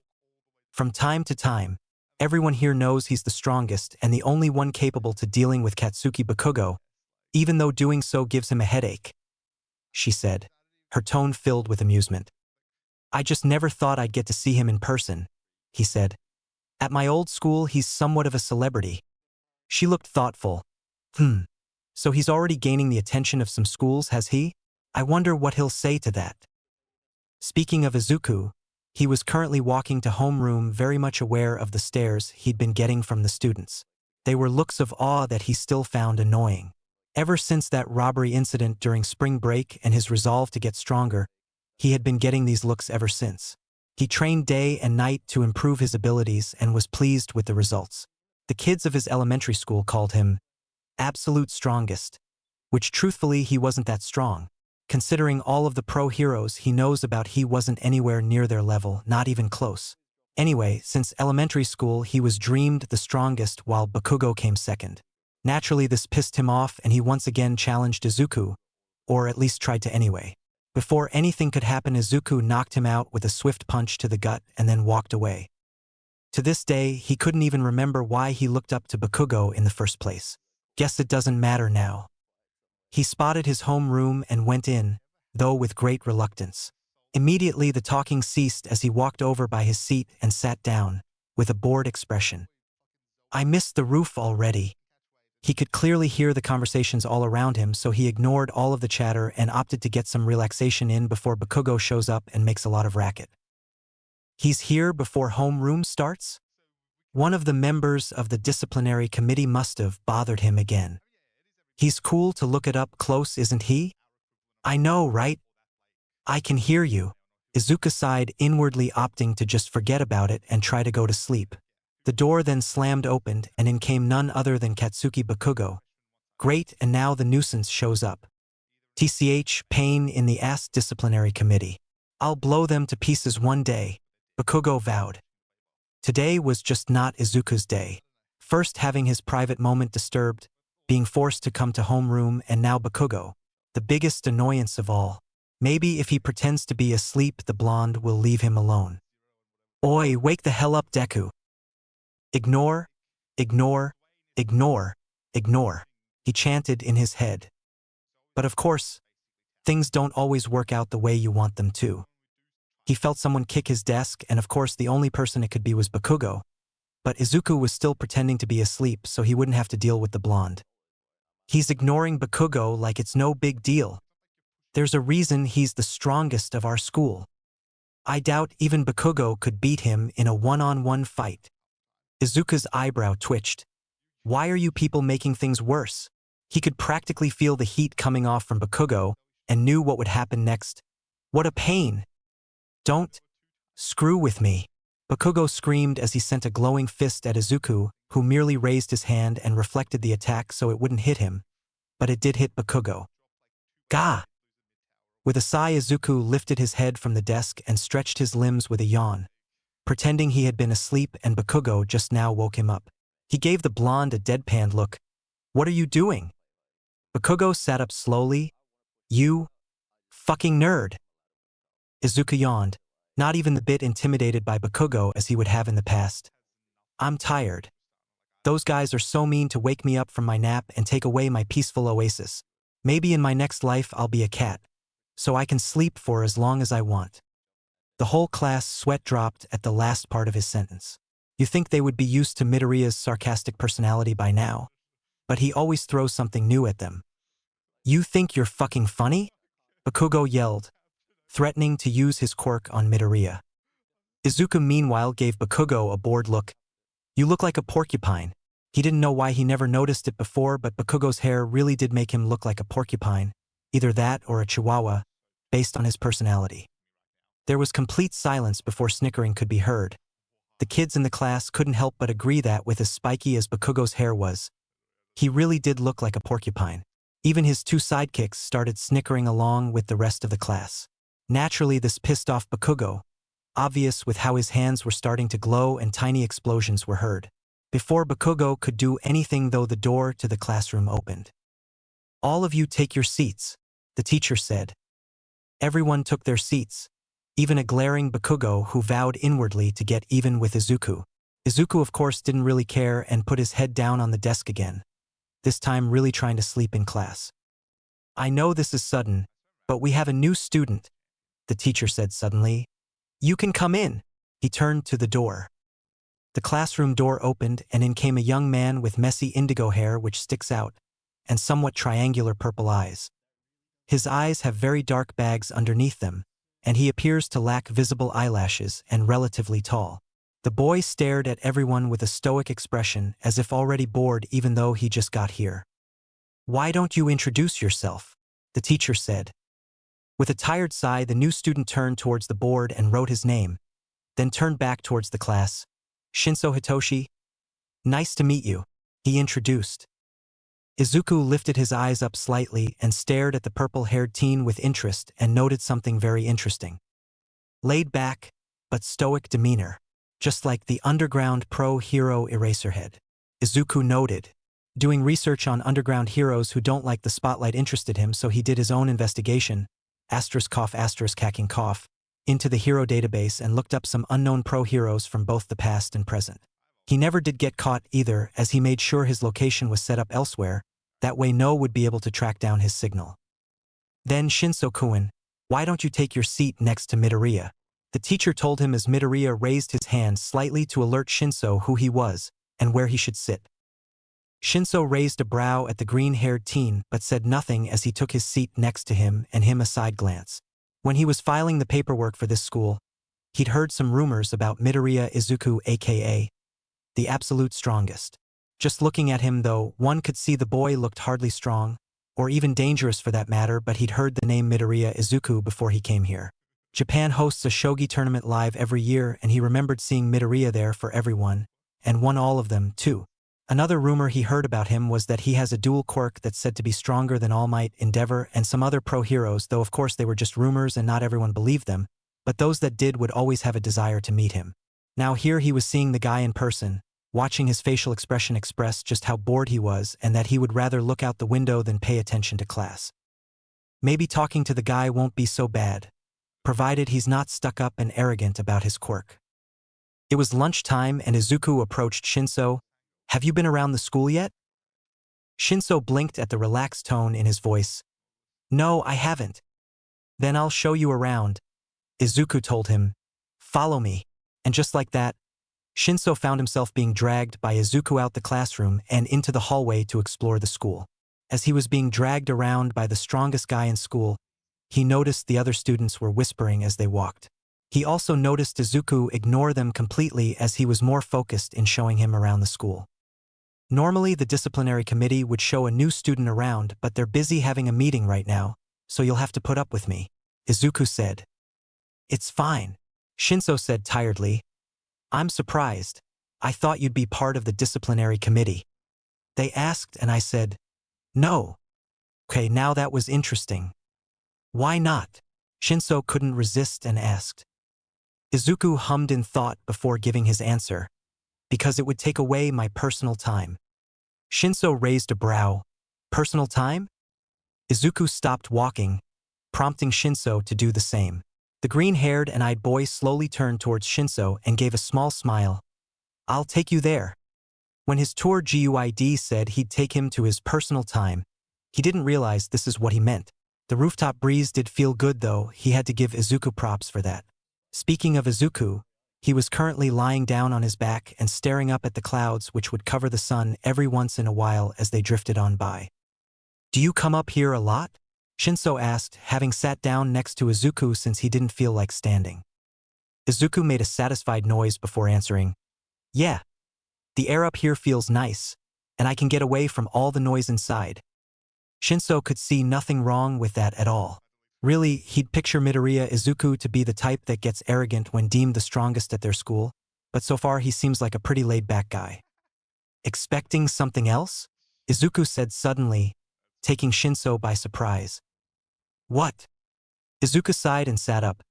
When people see the infamous Midoriya Izuku of Aldra Junior High, they're surprised to see me acting like a normal person. He made air quotes with his fingers. Shinso actually snorted at that. "They were probably expecting you to be arrogant with your quirk." "I couldn't act arrogant if I tried," Izuku snorted. "And I don't just have one quirk either." Shinso whipped his head towards him sharply. "Wait. What?" Izuku yawned. "I'm surprised you don't know. I thought rumors about me having two quirks were known by just about everybody." "No. I'd heard some rumors about it, but didn't think it was accurate. There were people known to have dual quirks, but they were rare. I'm guessing you're not the type to brag about your quirks, huh?" "As if," Izuku scoffed softly. "That's Bakugo's department." "Bakugo? Ah, the porcupine." Snort. Izuku's shoulders were shaking as he tried but failed to control the fit of giggles that were trying to escape and was reduced to lying on the rooftop floor to try and control his laughter. Shinso blinked, clearly confused. "What?" Izuku heaved as he finally got his laughter under control. I literally just called him that. Not long after. You came in the classroom. Hearing it from someone else is just too damn funny." He heaved out as his laughter was finally under control. "You're a pretty cool guy," Izuku said honestly. A small blush tinted Shinso's cheeks at the compliment and made sure to turn his head away so Izuku wouldn't notice. He had to wonder though, would Izuku still think that way if he ever found out about his quirk? "We should head back, unfortunately," Izuku said, standing up. "Yeah." Shinso agreed, getting up himself. As the two boys left the roof, one of them was still in deep thought about the other walking next to him. "Midoriya Izuku, what are you really like?" "Oi!"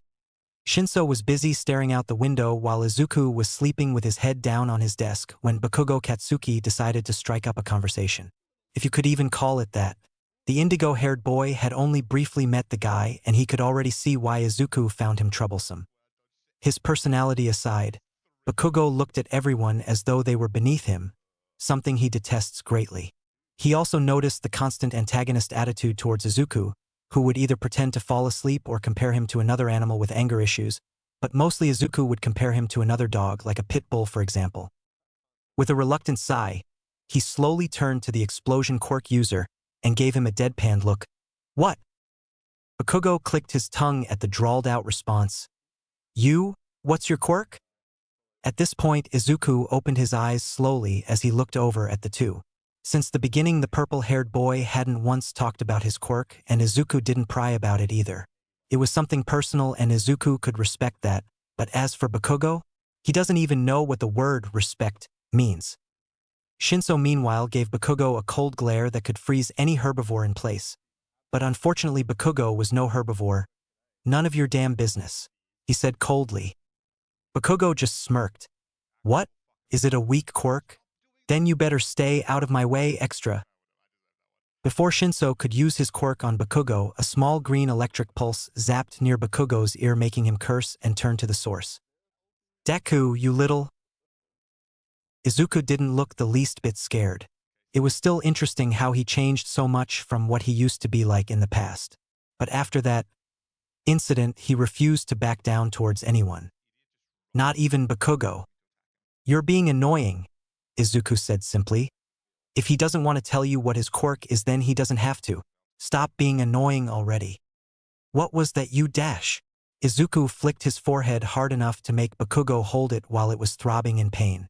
Izuku's facial expression remained impassive. Like I said, stop being annoying already. He repeated again as he went back to sit down. Oh, and if you even think about attacking me from behind, then I'll send you flying out the window, even though it's a pain, he muttered under his breath, taking his seat and putting his head back down on his desk. Thanks, Shinso whispered, showing real emotion in his voice. Izuku gave him a lazy smile. It doesn't matter what quirk you have. Quirks don't define a person. And with that, he closed his eyes, falling back asleep, and didn't see that his words made an impact on Shinso. When classes were finally over, Izuku stretched both arms above his head and gathered his things, about to leave, or that was the plan anyway. Midoriya Izuku. He stopped all movement and saw the disciplinary committee president Kurosawa Yui. She had short light blue hair, wearing her trademark glasses, wearing the disciplinary committee armband with their school symbol on it. Don't let her appearance fool you. This is one girl you do not want to make angry. Ah, President. Izuku greeted. Yui sighed. Please come with me for a moment. Izuku looked over at Shinso for a moment. He promised he'd take the boy out to the arcade as a way of getting rid of stress. I'll wait, Shinso told him. Izuku said nothing as he left the classroom with Yui. As soon as the door closed, though, the chatter started. She called him out again. You think she's going to ask him to join the disciplinary committee again? Well, yeah, he should definitely join. I wouldn't be surprised if he became the next disciplinary committee president. That's right. She'll be graduating this year, won't she? Shinso listened to the chatter and wondered if Izuku really would join the disciplinary committee. He'd be a perfect fit for it, but he would probably find it to be a pain too. Speaking of Izuku, he and Yui were currently walking down the halls of the classroom having their own conversation. As you know, I'm going to be graduating this year, she started. Congratulations, Izuku told her. But that's not what you wanted to tell me. Let's just cut to the chase, shall we, President? She stopped walking and turned to him, her face full of determination. Midoriya Izuku, I am hereby to inform you that you are a candidate for the next disciplinary committee president. What would be the appropriate reaction to this? He gave her a dry look. Sure there's nobody else you have in mind? Yui crossed her arms with a small smile. Hate to break it to you, but we took a vote, and you won unanimously. No one else within the committee wanted the position, and all agreed you were a perfect fit. I'm having a hard time believing that, he stated. It's the truth. Once again, I don't believe you. She sighed. Listen, I understand you don't like stuff like this, but you really are the only one we trust to have the position. Izuku rubbed the back of his neck. You know, if this was reversed, then Bakugo would be a choice. Bakugo Katsuki was never even brought up, Yui informed. And even if he was, I doubt the student population would consider him to replace me for obvious reasons. Yeah, I'll think about it. He ended the conversation with that and left her standing in the hall with a small smile. That's all I ask. So it was decided that you'd be replacing Kurosawa Yui-san when she graduates? Shinso questions. Izuku finished his popsicle and addressed the boy walking next to him. I said I'd think about it, but odds are I'll probably turn it down.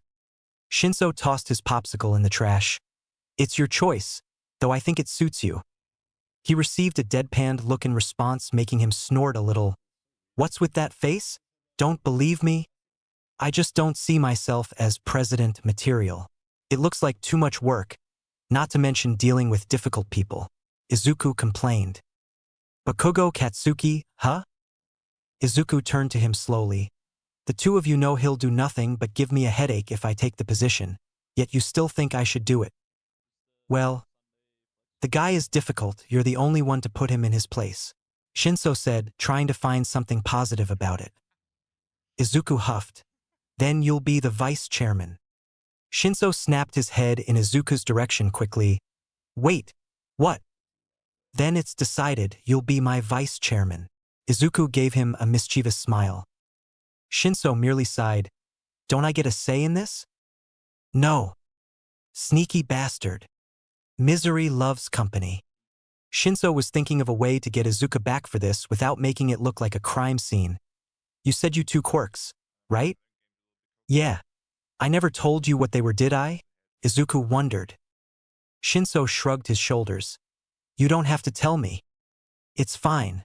My quirks are electrokinesis and vector manipulation. Izuku told him. Okay. I know electrokinesis lets you manipulate electricity, but what's vector manipulation? Shinso hadn't even heard of that kind of quirk before. Izuku placed a finger to his chin. How to explain this? I can manipulate the vectors of matter and its related energies. I can do a lot of damage with this quirk, so I don't use it very much unless I absolutely have to. It's that dangerous? Izuku huffed. Let's just say the Japanese government would label me as a threat if I suddenly decide to go on a killing spree. Shinso's blood froze at the thought of Izuku becoming a villain, but he understood what he meant. It's still a pretty cool quirk to have. Compared to his, he stopped walking. This is it for me. I can walk the rest of the way here by myself. Izuku looked around the area for a few minutes before nodding. See ya. He walked away, leaving a very confused Shinso behind. Why was he looking around? Does he think this neighborhood is unsafe? Shinso thought. Back with Izuku, he wasn't going straight home like he should. Instead, he took to the alley knowing that it was dark enough and that way no one would see him. He walked deeper and deeper into the darkness, feeling himself be swallowed up by it as he kept walking. The sound of an engine, then footsteps were soon heard. He knew who was following him and what they wanted. That's why he led them away from Shinso. Hopefully they won't try to break in the boy's house and use him as a hostage, hopefully. Around 17 individuals wearing black jackets and the insignia of some sort of species of spider got out of their van and followed the green-haired kid, being careful not to lose him. But alas, they did. Find him. That little shit should still be around here. They started searching for Izuku but hadn't spotted him yet, which is strange because this alley was a dead end. So where the hell did he go? Before anything else was said, one of the guys screamed before falling to the ground. What the hell? Another scream was heard and another one of them collapsed, making the others become more than a little frightened. What made this worse was the fact that they still didn't know if it was the boy they were following or not. Show yourself, you little shit, one of the men demanded. He was greeted with silence, and the darkness of the alley didn't make things any better. There was no sound. There weren't even any rats running around like usual. It was quiet. Too quiet. This is what one would call the calm before the storm. Izuku still stayed hidden within the shadows of the alley and slammed his fist into the wall, causing dents to appear before the invisible force hit 5 of the men. knocking them unconscious but not without injuries. Heek. What kind of Quirk does that? He's going to kill us like he did with our guys back then. Shut up. That damn brat's not killing anyone. The next line of assault came upon them with no warning. Denkyu, Electro Ball. Izuku announced his attack as 4 electro balls rained down on the rest of the men. Their cries of pain echoes throughout the alley's walls. Now there was only on remaining, the very same one who just a minute ago showed no fear, but things were different now. He slowly back away. Where are you? You think you're so tough, huh? He yelled hysterically, darting his eyes around the silent alley.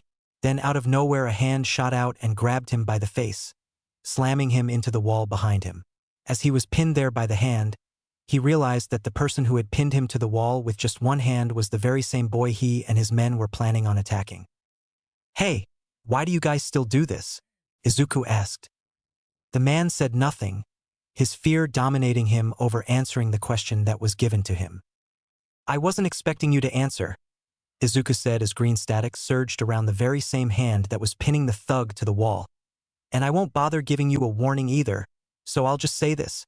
Slowly he lifted his head, revealing glowing green eyes. Come at me all you want. I'll still crush you. MMPHF was the man's mumbled response, being unable to say anything else clearly due to the fact that Izuku had his hand around the man's mouth. Kanden, electrocution. And with those words, the man knew only pain and a burning sensation. Izuku sighed as he walked out of the alley. Not long after he did, his phone started to ring. Caller ID Ochako. A smile graced his lips as he answered the phone. Hello. Don't hello me. I was expecting your call earlier. Ochako's pouting voice graced him, making him chuckle. Sorry. Theirs was something I needed to deal with before calling you, he told her. Like what? Oh, just some spiders that needed to be squashed, that's all, he said nonchalantly. There was a sigh before she spoke again. They're still targeting you then? Are you okay? I'm fine, but these constant attacks on me are starting to get on my nerves, he said. You still haven't figured out where they're hiding out? Hatsum's been looking into it, but so far we don't have anything, Izuku explained. We could always just follow one of them into leading us to the others, but there's no telling how many will be lying there in wait. I thought the police force would have found their hideout and arrested them already, Chaco sighed. No such luck with them either. If they did, then I could hack into their database and finish this already, he said. It seems that after Izuku's rage moment when he was younger, those of the Black Arachnid somehow found out he was the one that killed 2 of their men while Naomasa killed the other one. After that, he had become a target for them constantly, and the only good thing about this was neither his mother nor Ochako were targets. For now, at least. That's why he needs to end this. Once and for all. How about you? They haven't been following me, and my parents said they haven't seen anyone suspicious lately either. He breathed a sigh of relief hearing that. Good. But still, how did they find out it was you? The news never reported your name. Simple. Either the police force has a leak or these guys use the streets as their information network, Izuku stated as a simple fact. So it could be either or both. Yeah. Oh yeah, I meant to tell you that a new student transferred into our class today, he brought up suddenly. Really? Boy or girl? Boy. His name is Shinso Hitoshi. Oh, it sounds like the name suits him. At that comment, Izuku smiled. Yeah, it does. Anyway, how was your day? It was good. I managed to work on my quirk a little more today and didn't puke. Until 5 minutes later. She said that last part depressingly. He huffed in amusement. Baby steps, I keep telling you. I know. He heard her whine on the other line. Izuku had never been more grateful to have her as a friend. And who knows, maybe in the near future the two of them could. When Izuku got his mom was understandably worried when he told her that he was once again followed by members of Black Arachnid. The bullet wound she got from one of them a long time ago had left a scar. But she didn't seem to mind it though. She even bragged about it being a battle scar, and Izuku had to stifle his laughter when she said that. A battle scar? Huh? Only his mother. The next day he noticed Shinso had been giving him subtle glances from time to time, and Izuku could tell the boy wanted to ask him about his strange behavior yesterday. He supposed he owed the boy an explanation, if by some chance, God forbid, those bastards find out where Shinso lived and tried to kidnap him or his family or even harm them, then it would be his fault. When lunchtime finally came around, he made his decision to tell him everything. "You were acting weird yesterday," Shinso stated. Izuku made a face, straight to the point. "Somehow I'm not surprised," he thought. "I was, but for a good reason." Shinso raised a brow. "What do you mean? Do you get followed by fangirls or something?" "Heh, actually being followed by fangirls sounds better than being followed by wanted criminal gang," Izuku huffed. Shinso froze when Izuku mentioned wanted criminal gang, and instantly thought of the number 1 gang on the list. "You're kidding." "I wish." Slowly, Shinso lowered his chopsticks, his full attention now on Izuku. "How the hell?" Izuku sighed. "You remember a few years ago there was an attempted robbery in a convenience store where there's still people inside and being used as hostages?" Did he know about it? Of course he knew about it. Hell, everyone knew about how 3 members of the Black Arachnid got their asses handed to them by a kid no less. "Wait a minute. You mean?" Izuku cut him off. "The news didn't report everything. 2 members of the Black Arachnid weren't defeated. I killed them. Even now it still bothers him to this day. Sure, he didn't have nightmares about it anymore, but it still isn't pleasant to think about." He spoke again before Shinso could say anything.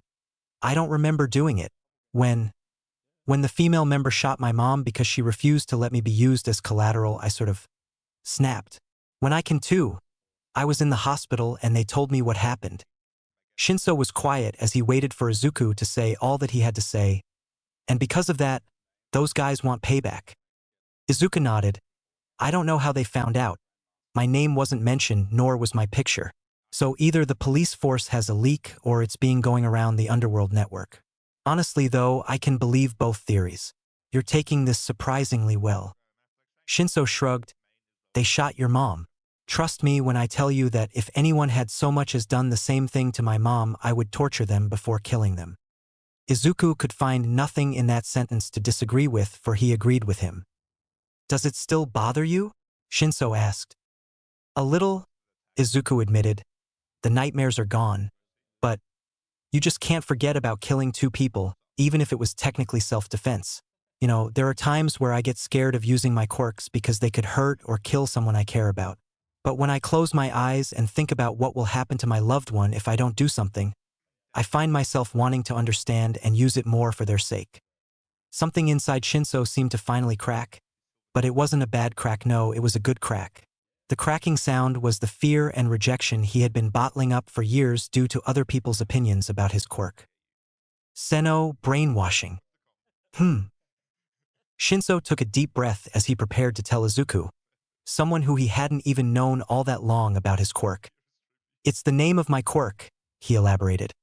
"When I found out what my quirk was and what it can do, I kept it to myself. But when it was time for me to start middle school, someone had found out what my quirk was and spread throughout the school, and I was kept isolated from everyone else." Izuku didn't say anything and simply listened. The kids kept saying since it was a villain's quirk, that means I'll become a villain, but I don't want to be a villain. I want to become a hero. Shinso confessed his dream to Izuku. "After word got out about my quirk, I started getting harassed. The teachers there didn't bother to do anything about it because they didn't want to be bothered. It was bad. There were times where I was scared to come to school because there's no telling what they would do to me. The final straw was when someone wrote, 'Villain,' in bold black ink on my desk." Izuku wanted to electrocute all of his former middle school classmates, but opted against it, for they weren't even worth it. Shinso then let out a huff. "My mom raised hell when she found out all of the abuse I went through, and my old man demanded why the principal didn't put a stop to the harassment. The principal tried to reason with them so they wouldn't sue the school, but my parents weren't having that. The school was forced to pay up, and the main instigators were punished harshly from what I was told. But after all that, I had to transfer to another school. Not that I was complaining, because I couldn't wait to get the hell out of there." "I bet," Izuku said, having finally spoke after just sitting there and listening the whole time. "Thanks for sharing that. Don't mention it." You shared with me, so I thought I'd show you the same courtesy, Shinso said. Izuku laid down on his back, watching the clouds float by. If you want my opinion, I think your quirk is useful for a number of reasons. First off, you could brainwash a villain into becoming a hero. Second, you could use it to control crowds when there's a villain around causing trouble and people are practically tripping over themselves to get away. Lastly, you could help the police force with their interrogations. Shinso looked at Izuku in awe as he described the many useful things his quirk could do. He hadn't even thought about it before, believing his quirk to be dangerous to other people, but here Izuku basically sums up why his quirk is needed. My grandmother told me that we don't know why we are given the quirks that we have, but it's how we use them that define us as a person. Izuku quoted from his grandmother. Shinso looked up at the sky with a small smile. She sounds like a nice person, he said, deciding to take those words to heart. She is, Izuku agreed. She's also my favorite hero. Your grandmother was a hero? Yeah, but she liked to remain unknown, so not many people know about her. I kind of like underground heroes though, Izuku admitted. Me too. I like Eraserhead, Shinso told him. Seriously? I like him too.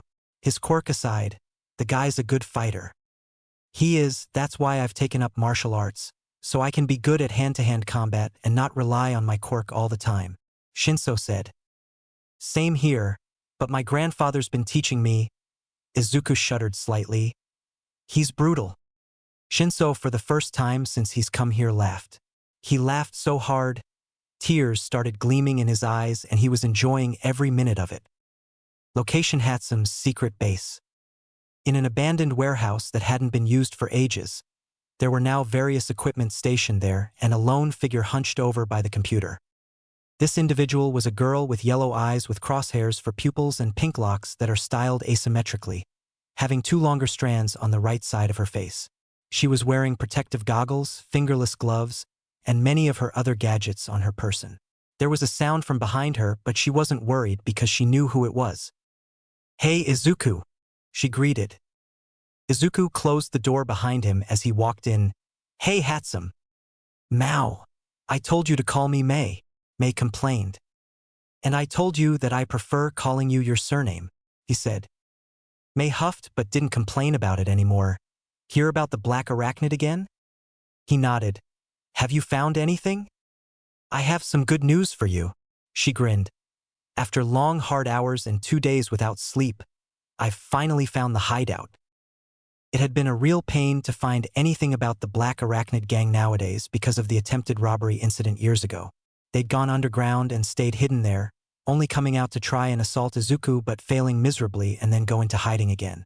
May had been working non-stop to try and find out where the bastards were hiding after they'd tried to hurt Izuku the first time. She had met both Izuku and Ochako during both Teen's second years of middle school and her second year of technical school. When she saw Izuku and Ochako's quirks for the first time, she instantly wanted to make some equipment for them, as well as make their costumes. Naturally, the two were taken back by her assertive personality, but otherwise agreed that her babies would definitely come in handy. So of course the first thing she made for them both was untraceable earpiece communicator, and it came in handy when some members of Black Arachnid had been stalking Izuku and he used the earpiece to alert Ochako to stay away while he handled them, and boy did he handle them. Hatsume was impressed with the destruction to the deserted street he caused. Both of his quirks, vector manipulation and electrokinesis, were simply amazing. She was still working on his hero costume and hoped he liked it. It was her best work yet. Good, he said, his tone promising pain. They can't get to Ochako, but they can get to Shinso since they saw us walking home together. She gave him a folder with plenty of information on it. Not only did I manage to find their base of operations, but I also got some background information on the most important individuals in the group. Izuku opened the folder and saw a picture of a man with purple hair with green streaks and a wild look. Saito Akihisa. Age, 36. Quirk, pyrokinesis. Position, Lieutenant, Hatsume described. Don't let his appearance fool you. There's a reason he's ranked lieutenant. Back when the group was first active publicly, he burned down a whole neighborhood without any sort of hesitation because he didn't want a witness to testify against him. What happened to the witness and everyone else within the neighborhood? He asked. 26 deaths, 13 critical condition, 9 with non-too severe burns. She listed off. Scum, Izuku growled lowly. The guy's completely ruthless. He puts Endeavor to shame, she said. Damn right, he thought. Anyone who makes Endeavor look tame compared to them has to be someone to be taken seriously. Flipping the next page, he saw a woman with red hair, with calm silver eyes. Suzuki Hina, age, 27, quirk, geokinesis, position, sub-lieutenant. She's another dangerous one, this girl. She used her quirk to bring down 2 large buildings just like that. The deal toll was too large, just like the injured. If I didn't know otherwise, I thought she was the leader, she explained. You're not the only one, he said, flipping to the last page, and saw a man with a confident smirk on his face. He had wavy brown hair and blue eyes that showed his confidence. And finally, we have the leader of the group, Adachi Go, age, 33, quirk, air manipulation, position, leader. This guy's been leading the group since he was a teenager. He's got more body counts on him more than anyone else in the group, and since he started Black Arachnid as a teenager, that body count's gone up. She explained with a slight grimace. There were villains who didn't hesitate to kill, but his guy was on a whole different level from the more serious villains. Hell, the guy even killed an innocent kid for merely seeing his face at the scene of a crime he committed.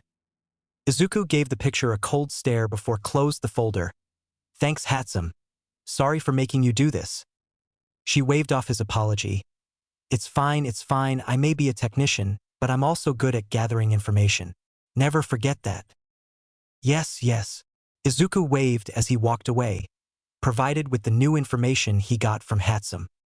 It was time to end this. Once and for all. As he was walking away from Hatsum's secret hideout, there was a mysterious individual watching him leave. The shadows carefully obscured this individual's face but not their voice. Subject found. Proceeding to make contact. Unit serial number 1 states. The individual said, voice sounding male. Darts, Izuku said as once again he and Shinso were on the roof. Shinso put the dart away.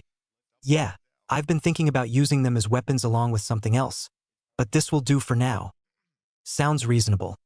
You might find yourself in a situation where your quirk stops working all of a sudden, and you need something other than hand-to-hand combat to protect you.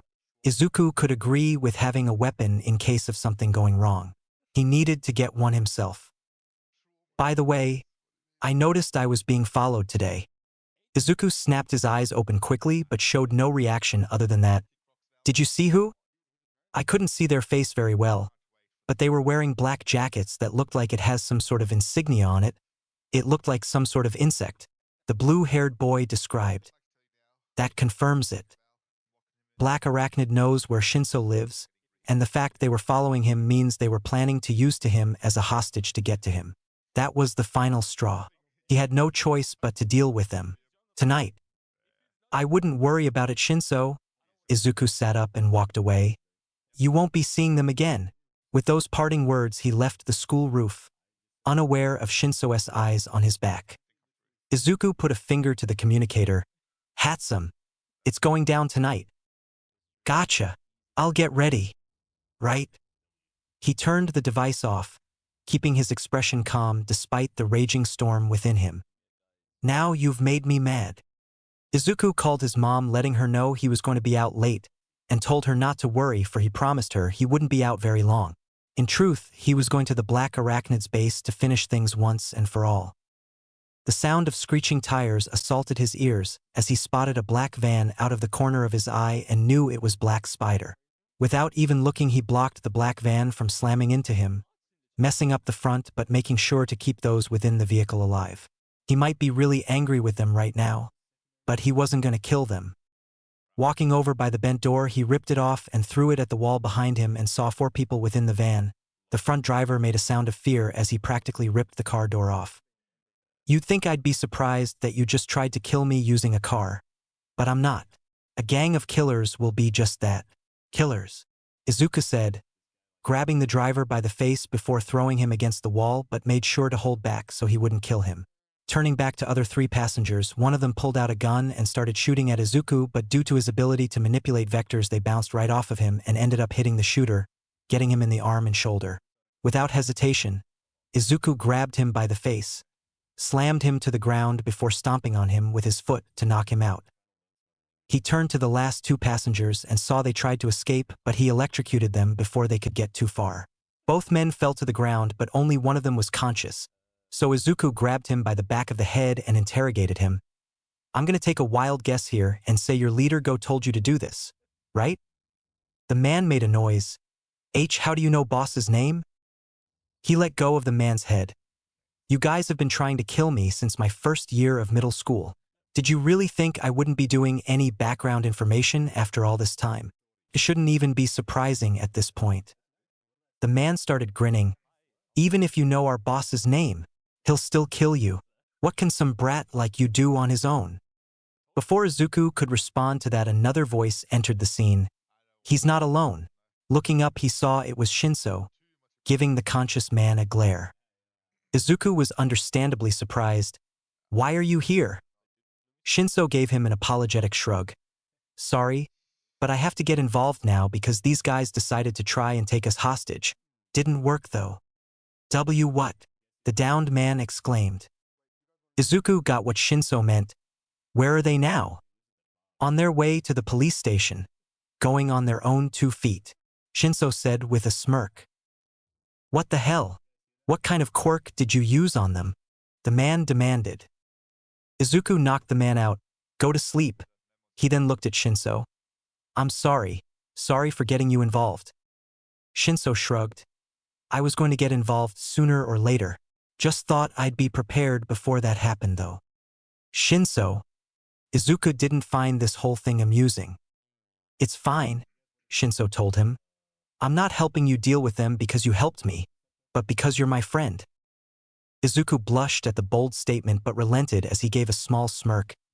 "Your quirk, how many can you brainwash all at once?" "Up to 20, but that's my limit." "Good enough."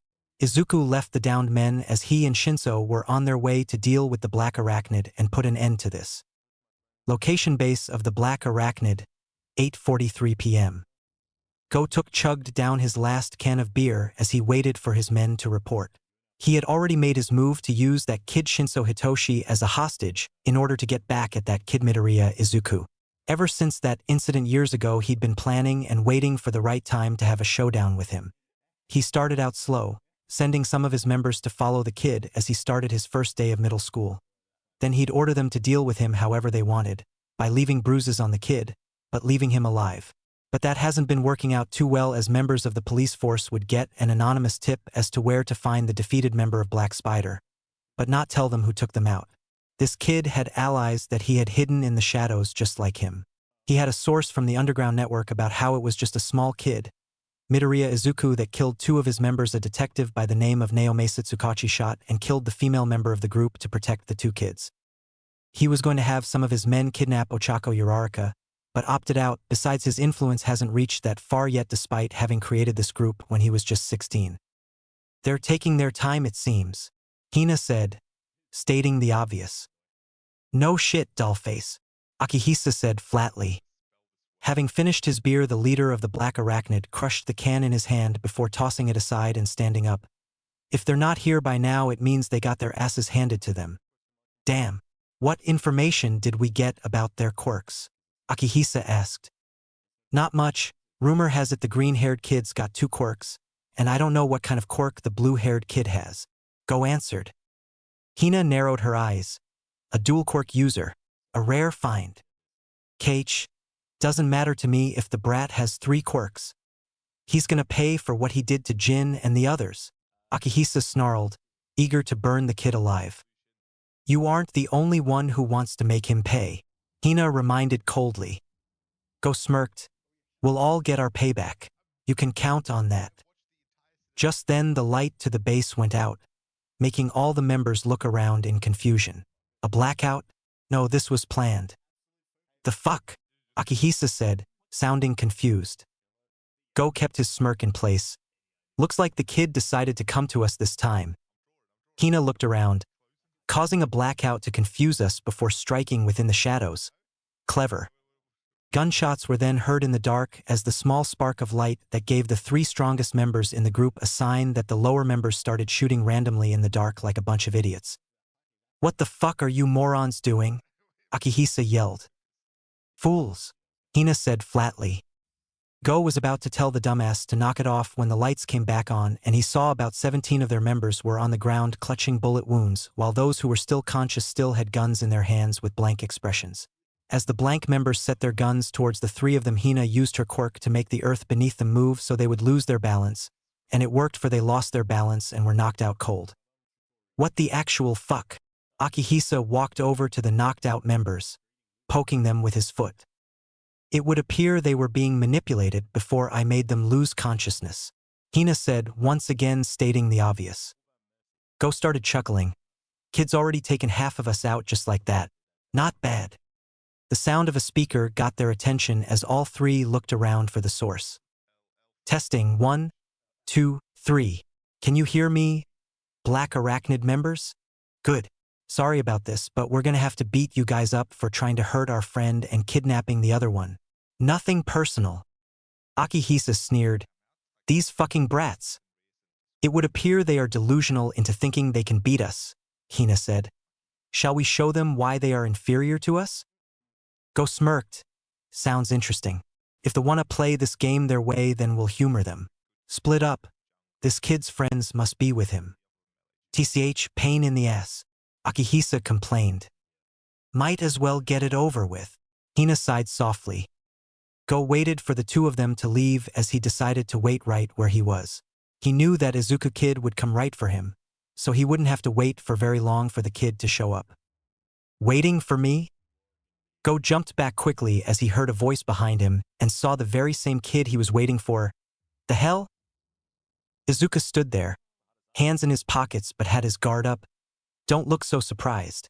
You stayed here purposely to wait here for me, right?" The blue-eyed male chuckled as he got in a standing position. "Well, aren't you full of surprises?" "So I've been told." Izuku gave him a hard stare. "Are we done talking?" Now, you don't want to talk? I thought you'd have something to say." Go had forced himself to remain calm as a shot of green lightning nearly hit his head, but missed, though just barely. Izuku wasn't in the talking mood, it seems. "I've got nothing to say." Go grinned. "Looks like it." With Shinso and Akihisa.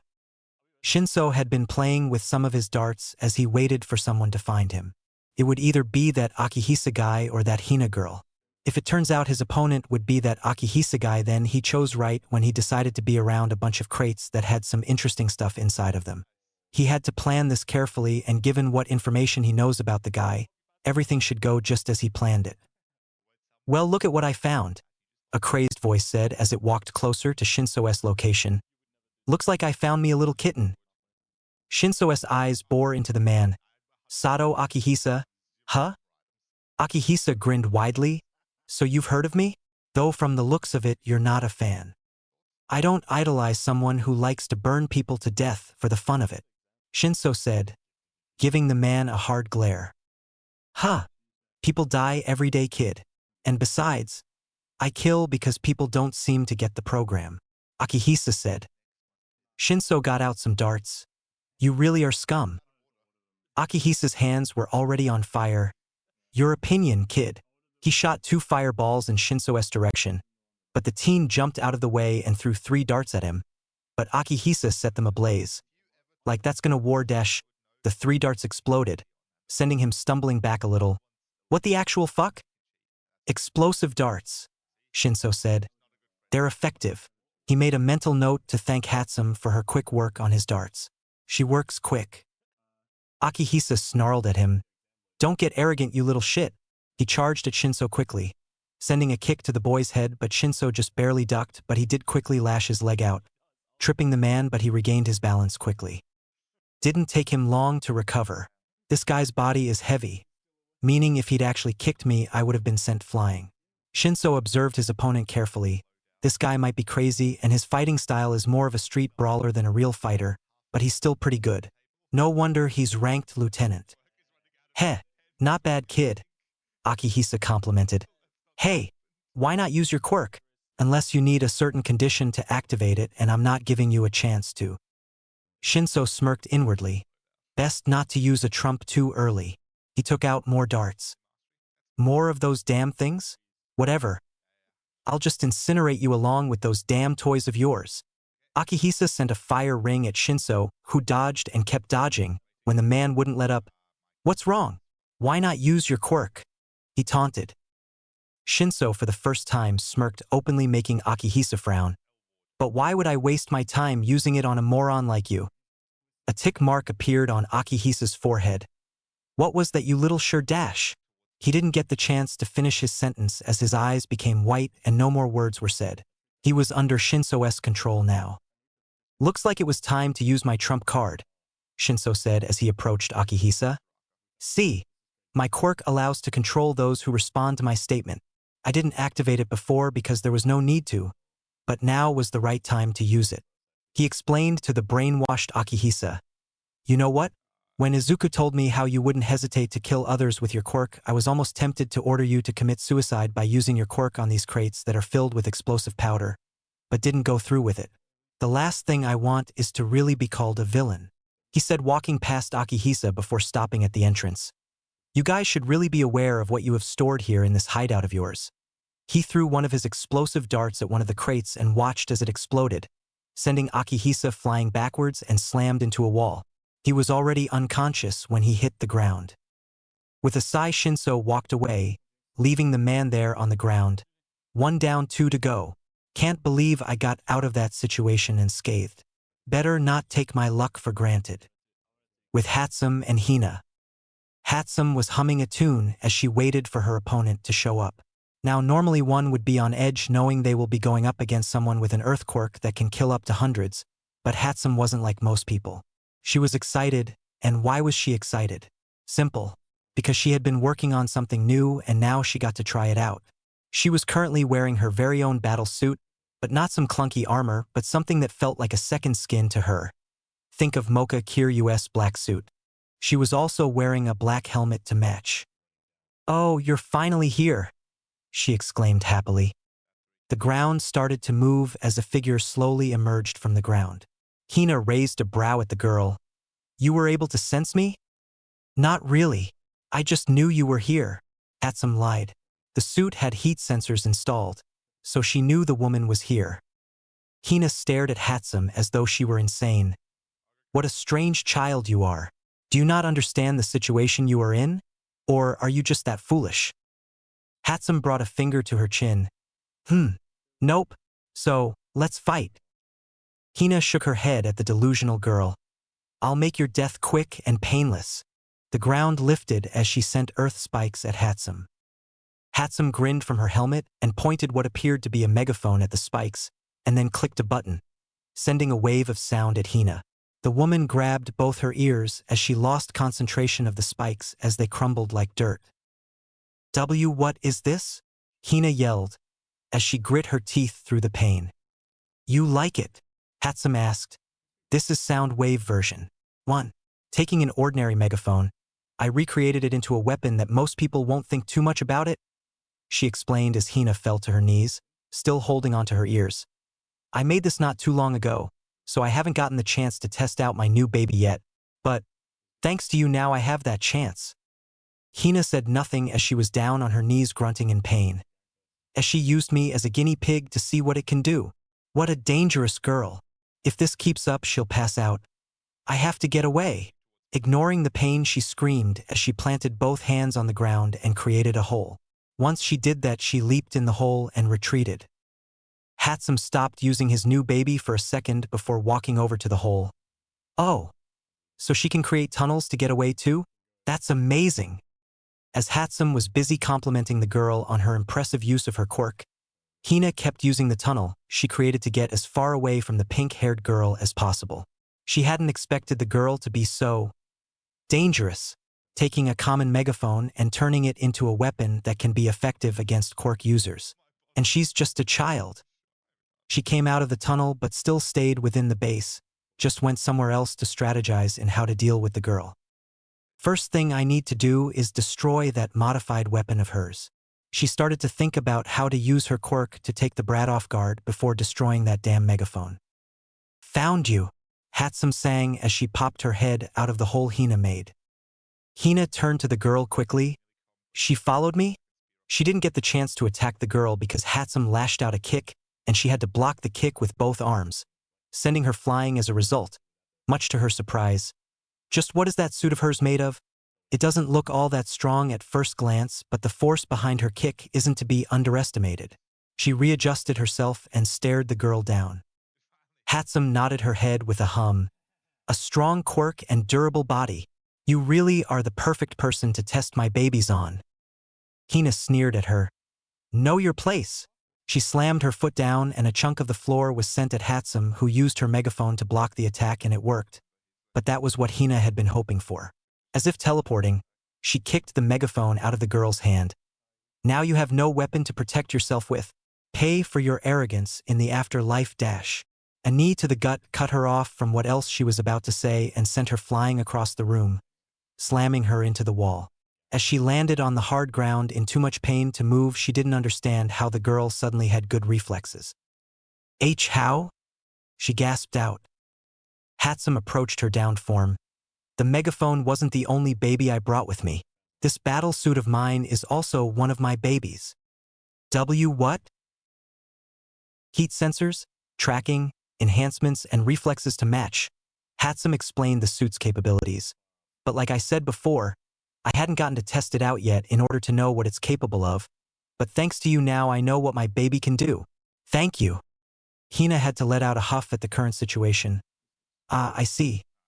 Even though we are far superior to these children, they still defeated us because they know what we are capable of. From the very start, it was our loss." And with that final thought, she lost consciousness, accepting her defeat. Hatsum sighed as she took off her helmet. Phew, she certainly was strong. The way she used her quirk was really impressive. "Hatsum." She addressed the one calling her. "Hey, Shinso, how did yours go?" No, he inspected him for injuries but found none. "Since I don't see any bruises on you, that means my baby was helpful." "Yeah, thanks again for the quick upgrade," he thanked. "I used my quirk in the end though, but I'm not complaining, for it came in handy and allowed me to win over him." He saw the unconscious woman on the floor. "You took her down just that fast? I thought she'd be the hardest to take down." He. "My babies should never be underestimated," she states. "Ma'am, yes ma'am," Shinso said dryly. "Now that just leaves the leader of the pack." There was a loud booming sound that practically shook the base they were in. It had to be coming from where Izuku and the leader was. "Sounds like they've started," Hatsum said, sounding serious for the very first time. "Izuku won't hold back on the leader. He can't afford to." Shinso looked at her. "You said the guy manipulates wind, right? Think Izuku can handle him?" "He can." She gave him a grin. "He makes the impossible possible. With Izuku and Go." To say this fight was lasting longer than expected was obvious. Go wasn't expecting the kid to even last that long against his quirk. But he was proven wrong. The kid was good when it came to hand-to-hand combat, but he's had more experience, so his blows should be doing some damage, but so far he's only had both of his arms almost broken. Just what was this kid's second quirk? Both combatants jumped back from each other, simply observing the other's movements. Go had to say this though, he was impressed with the kid's skills. If things were different, the kid would be a member of Black Arachnid with skills like his. "I gotta say, kid, I'm impressed," Go said honestly. "If things were different, you'd be an honorary member of the Black Arachnid." "Not interested." Izuku refused immediately. The air user chuckled, rejected outright. "Huh? Are we really that bad?" "You kill without hesitation," Izuku stated. All amusement was gone from Go's face as he frowned. "Not at first, kid. When I first started the gang, we were originally just a bunch of vigilantes trying to help out our community our own way, not wanting to rely on those heroes all the time. We didn't discriminate either, it didn't matter if you were quirkless or not. You had a place here so long as you with us." Izuku said nothing as he listened. "But some of the heroes got jealous of us getting more appreciation from the community than them and outed us as a gang that was trying to take the heroes' jobs." His voice had a bitter tone. But in reality, they didn't want a bunch of troublemakers looking good to the public and showing them up. We ignored it at first, until one of the pro-heroes decided to make an example out of us. He said, barely holding the cold fury in his voice. You know of Endeavor, kid? Who doesn't? Izuku said. He's ranked the number 2 pro-hero, if you can even call him that. Heh, not a fan of him either, huh? Smart choice, Go said. I didn't start this gang alone, you know? I started it with my younger brother Satoshi. Brother. Hatsum didn't mention the leader had a brother. It was probably hidden information. We did everything together. Even when we decided to start up Black Arachnid, it was still a choice we made together, Go explained. When Endeavor found our first hideout, my brother Satoshi decided to act as decoy and let us escape. I hadn't gotten that far when we started running away, but I saw and heard everything. He clenched his fists and his whole body shook. That bastard. Even after Satoshi said he had no intention of fighting and would listen to any negotiation. That son of a bitch. He burned my brother alive without hesitation. Izuku's eyes narrowed in disgust at the new information. He knew Endeavor was an asshole, but to kill someone just because he can made him sick to his stomach. He didn't deserve to be a pro-hero. Go calmed down, but he was still full of hate. My brother was all I had, and he took him away from me just like that. His eyes became cold this time. After that, I decided to declare war on all pro-heroes. I've killed a few of them too, and I don't feel bad about it. They killed my brother, so I'll kill anything they hold dear to them. Izuku's eyes became shadowed by his bangs as he spoke. I think I understand you a little better now. For the longest time, I figured the Black Arachnid gang didn't start off as bad as everyone assumed, and you proved me right. You were only trying to help people with your own strength, a place to call your own. Black Arachnid became that safe haven for those who felt like they didn't belong.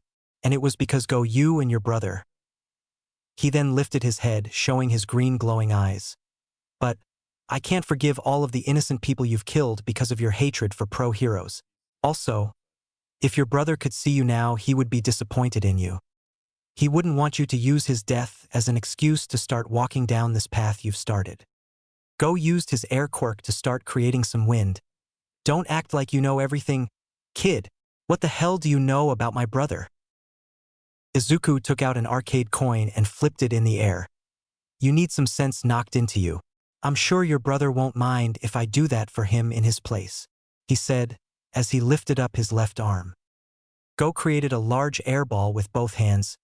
Nothing personal, kid. You know how it is, right? The strong devour the weak. And with that, he sent the airball at Izuku.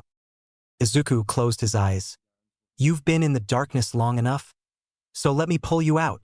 The arcade coin fell from the air as green electricity surged throughout his body. Chodenjiho, Raregan, super electromagnetic cannon, railgun. He fired the railgun cannon at Go and watched as it tore right through the airball he'd created and slammed right into the leader of the Black Arachnid, sending him flying backwards, creating smoke as the man was slammed into the wall. Izuku walked over to the down and defeated Go and saw a smile on the man's face as though he were content. For some reason, he felt content himself. Maybe it was because he'd heard the man's story and the reason why he created Black Arachnid in the first place. He didn't hate the man for feeling the way he did towards the pro-heroes and Endeavor, but he couldn't let the man continue what he was doing. Hopefully, this would wake him up.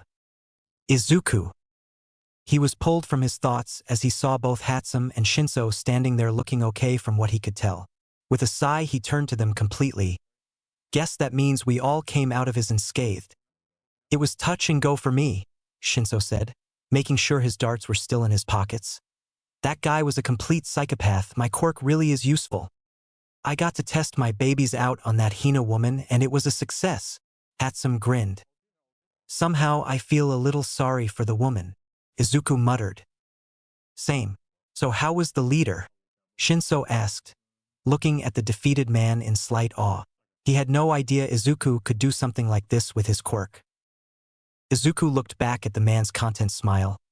I think that in the end, you never really know a person until you fight them. Shinso and Hatsum were about to comment on that but heard sirens in the distance, startling them. We need to go, Shinso said as all three of them ran through the back door of the base, but Izuku sent one last look at Go before leaving. I won't let your brother's death go unpunished. he thought as they successfully left the base and managed to avoid the police force. Phew! We made it out, Hatsum said, stretching both arms above her head. I'm a little sweaty from all that running. Change when you get home, not out here, Shinso told her dryly, as he saw her trying to practically rip her suit off. Izuku huffed in amusement. We should all get home. I know my mom's worried even though I told her I was going to be out late with a friend. Told my mom the same thing, Shinso said, eyeing Izuku. Izuku smiled.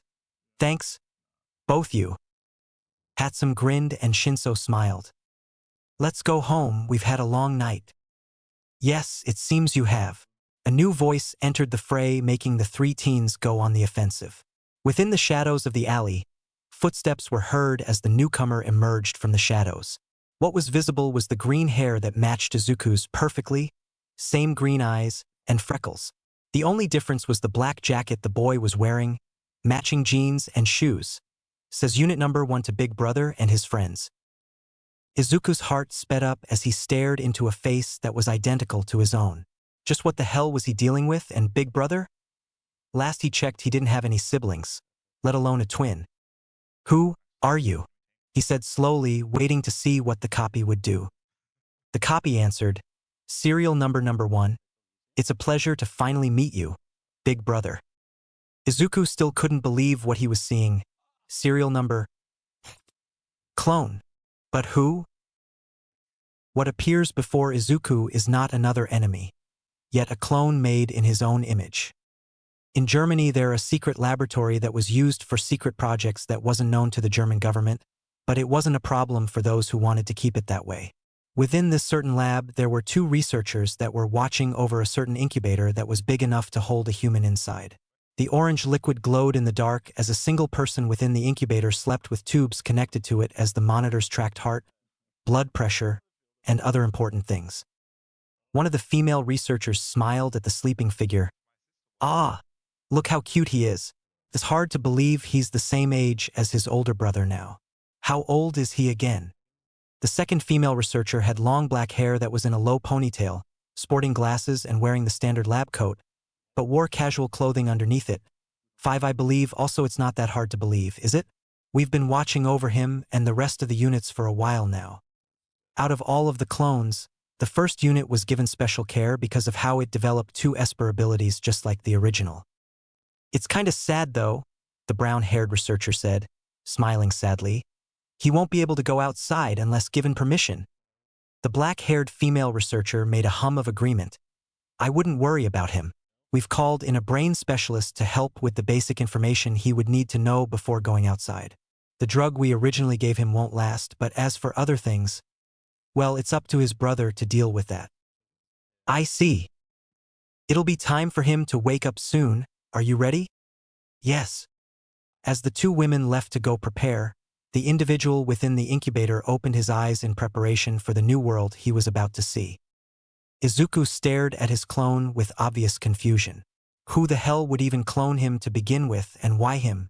So many questions, and yet no one was here to answer them.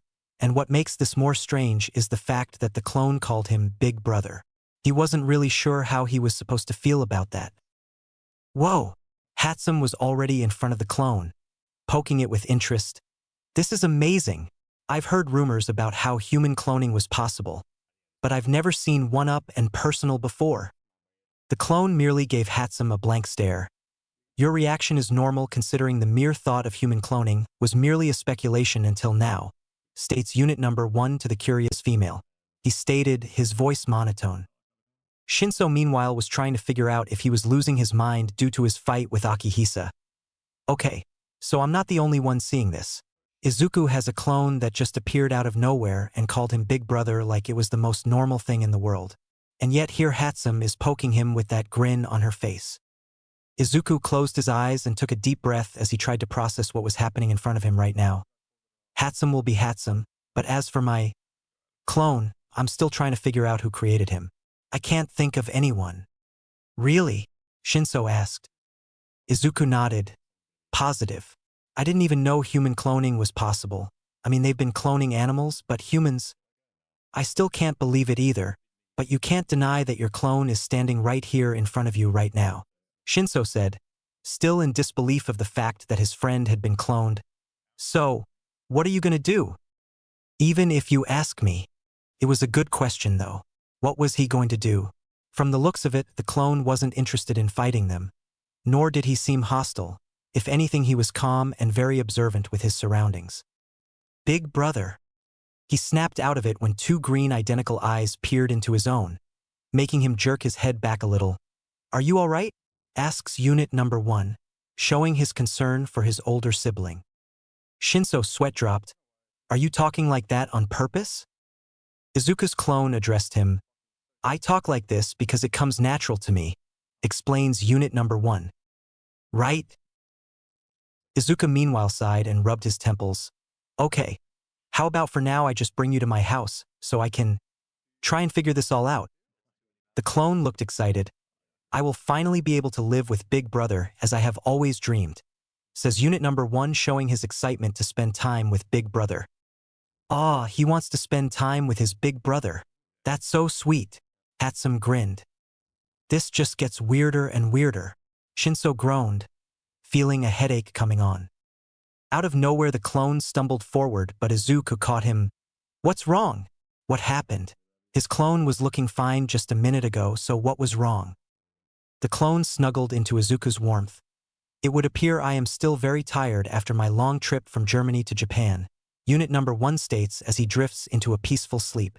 And with that he fell asleep, still being held by Izuku. Germany? He came all the way here from Germany to Japan just to meet you.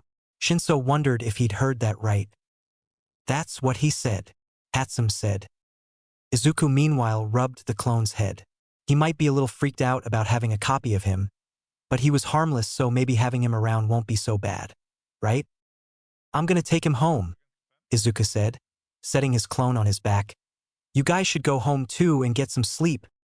Sounds good to me, Shinso yawned. You'll explain this tomorrow, right? When I get some answers, yeah, Izuku promised him. Hatsum stretched again. Well, off we go. All 3 teens, plus 1 clone, left the area to head off to their homes to get some much-needed rest. Izuku meanwhile would deal with this whole clone nonsense tomorrow. Right now it was time for sleep. Innocent green eyes blink as the individual was finally released from the orange liquid that housed him. The person in question was bare as a newborn baby, with green hair that reached his shoulders. He's even more cute up close and personal like this. The brown-haired female researcher smiled gently at the now awakened boy. Honestly, stop treating him like he's a newborn. Well, I guess in this case he would be a newborn to this world, the black-haired female researcher said as she stared at the boy. The boy looked around curiously before bursting into tears, taking the brown-haired woman off guard. Oh, no. It's okay. Don't cry, she comforted, getting the orange stuff out of the boy's hair with a towel as he quieted down. Like I said, the drug we originally gave him to install basic information within the brain didn't last.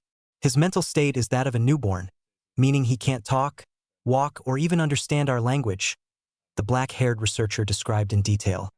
All of that progress would have to be started all over again. This is his first time out into the real world. I see, well, it's to be expected really, the brown-haired woman said. I mean, he's been in the incubator for what feels like a long time now, and they did say the drug wouldn't last long, so it's only natural he would become like this. Hopefully this time, when we hook him up to that machine, the transferred information will last. Don't worry, it will, the black-haired woman said. Let's go. Now that he's awake, he can inform Dr. Kiyama of his awakening. Then we can move on to the data transplant. Right? The clone was now hooked up to a machine that was created for the sole purpose of implanting basic information within the brain. The machine was in the form of a capsule that was large enough for a normal person to fit in, and also transparent so the researchers could see within it. A helmet was on the clone's head, which was also connected to a bunch of tubes and wires. I know we've already gone through this in the briefing, but what exactly does this machine do again? The brown-haired researcher asked. The black-haired female sighed. Pay attention, Kiyomi. Yes, I'm sorry, Kusakabe. Kusakabe sighed. This machine is what's known as a Gakushu Sochi, testament. It's used to install basic information within the human brain, like how to talk, motor skills, eat properly, and say a proper greeting. There's one in Japan, too, and so far the only two countries that are in possession of a testament are Japan and Germany. We couldn't use it before due to some disagreement, but we have it now. Wow, I had no idea. Was Dr. Kiyama the one responsible for creating it? Kiyomi asked. No, from what I understand, she was only given the information in how to use it. I'm not sure who the creator was. He hasn't said anything about it either. Kusakabe sneered at the mention of the man in charge of the cloning project. Kiyomi frowned at the mention of the man, too. She could only pray these clones won't be used for something he thought up and that they'll be able to see the original. Izuku sighed as he shifted his clone on his back so he could open the door to his apartment. He could practically hear the clone's heartbeat through his back. The constant thumping sound was a dead giveaway, letting him know that his copy was indeed alive and breathing. The strange really, he'd read up about cloning before, but they were only about animals. Cloning, part of the new age of technology, first comes animals and now humans. He paused as he brought out his house key. Should mankind really be messing around with cloning? While true his clone may look like him, but that's the only similarity between them. He doesn't have his personality, his abilities, or anything else really. When humans start dying off, then will the few scientists left alive think about cloning those who have died, as a way of giving their grieving families peace? He shook his head. No. Mankind is stepping into unknown territory, a territory that should never be crossed. He had a feeling that cloning was just a start. Soon scientists will start believing they can bring the dead back to life. He really didn't want to think about that. With a sigh, he opened the door and was greeted with the worried face of his mother. There you are. I know you said you were going to be out late, but you still should have called, she scolded. He gave her a guilty smile. Sorry. The study session ran a little later than expected. She sighed. As long as you're okay. Anyway, are you Hun? Jirwai? There on her son's back was a familiar dark green hair that matched her son's perfectly. Not only that, but the sleeping face was also the same as her son. Unknown to her, she started shaking. Izuku. Who? I don't really know what's going on either, he said. I ran into him on my way over here, and since he already knows about me, I decided to bring him here. He took his shoes off and hefted his clone on his back, so he wouldn't fall.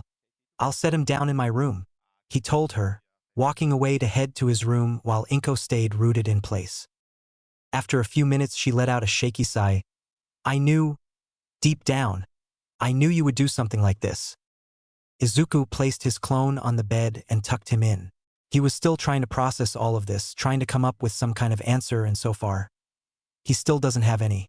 Who would have access to his DNA map in the first place? The doctors? No, not them. Okay, think. There has to be someone that knows me on a personal level that could have access to my DNA map and clone me. But who? There was also the way his mother looked when she saw he was carrying his clone on his back. It was a look of surprise, but then became expected? Was he wrong? Maybe? Does she know the person who cloned him? He shook his head. He'll just have to wait for his clone to wake up and ask some questions. NGH.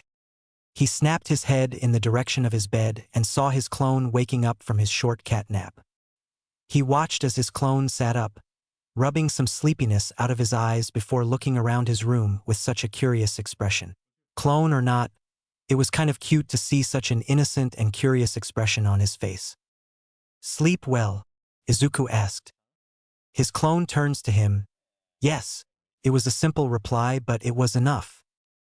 Izuku sat on the bed, staring his clone right in the eye, and received a blank expression in return. Was that the only expression he could show? Such an empty look. Are you really my clone? Yes. Another simple reply. Closing his eyes, he took a deep breath, keeping his voice calm and even, okay then, earlier you said that you came here all the way from Germany. Is that true?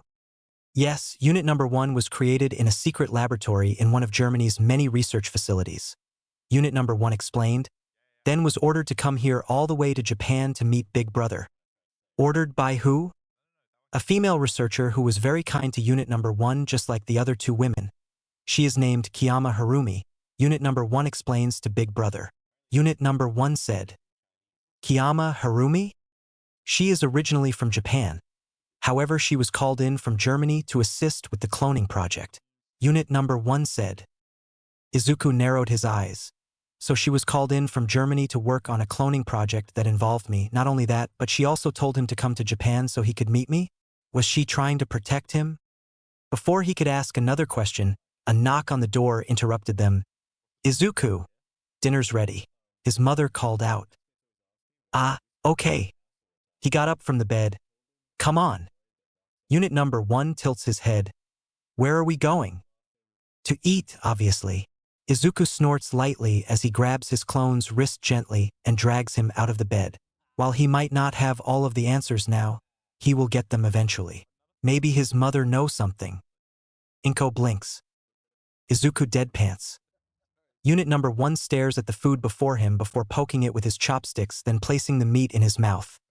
At first glance, it appears the dish does not look edible. However, once eaten, the flavor of the food assaults my taste buds. For example, the rice isn't good when eaten alone, but when eating together with the deep-fried pork cutlet, egg, vegetables, and condiments, it complements the dish completely and the flavor is more enjoyable. He gives a thumbs up to Inko. Truly excellent. Reports Unit number 1, offering his sincerest praise to Mother. Inko sweat dropped but still gave him a nervous smile. Thank you? Izuku sighed. Whoever created him didn't bother to mention that you don't have to go into specific detail when it comes to everyday things. Izuku tells me you're from Germany? Inko said, hoping to have a conversation. Yes, you are correct. Unit number 1 confirmed. Inko hesitated but soon spoke again. Do you have a name? Unit number 1. Unit number 1 replies. Both Inko and Izuku frowned. So the person who created him didn't even bother to give him a name. That simply won't do, Inko said. What do you mean? Unit number 1 asked, tilting his head slightly. Izuku decided to elaborate. She means your name. We can't call you Unit number 1, and you shouldn't refer to yourself in that way either. Unit number 1 blinks. I see. Then is Big Brother stating he will name me then? Izuku blinked as he turns to his mother, who also stares at him. I guess so. Then, I await to hear my new name. Unit number 1 says, sitting at the table eagerly waiting for Izuku to name him. Wait now. Damn. Just what the hell kind of name was he going to give him? He didn't just want to give him any other name that will do, it had to be special somehow. Then it hit him like a lightning bolt, but not like his own. Ren. Midoriya Ren. Izuku says. Unknown to him, his mother flinched slightly when he said the name. Unit number 1, who was now known as Ren, noticed it, but said nothing. Ren. Ren said his new name with a soft expression, showing a faint smile. I think that name suits me, Big Brother. Izuku smiled. I think so too. What about you, Mom? Inko gave a sad smile. Yes, I think it suits him as well. He narrowed his eyes slightly at the sad look on his mother's face, but decided not to say anything about it right now because she looked so upset. There's still part of him that wanted to ask if she knew something about his clone that she wasn't telling but didn't push the issue. After finishing dinner, both boys washed up and got ready for bed. Since Izuku didn't have a spare mattress or anything for Ren to sleep on, they decided to just share the same bed with each other. Needless to say, Ren wasn't complaining about the arrangement. This is quite comfortable, says Ren as he snuggles close to Big Brother.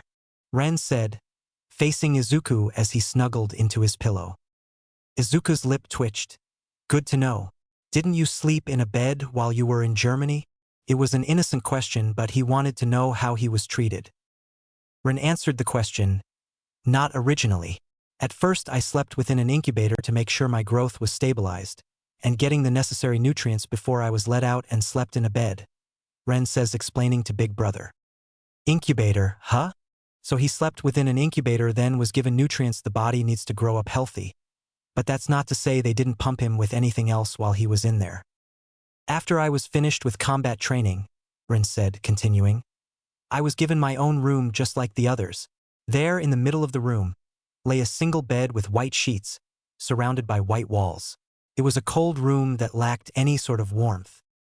Ren. Sometimes, I have dreams. In my dreams, I was surrounded by darkness, but it was warm. And in that darkness, I was there with someone else. That person was holding my hand and wouldn't let go. Rin smiled as he described his dream. It was pleasant.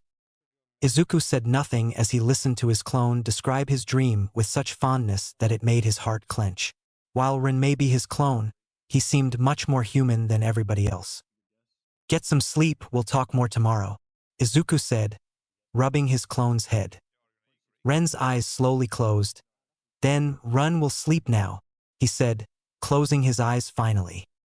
When Izuku saw that Ren was asleep, he sighed.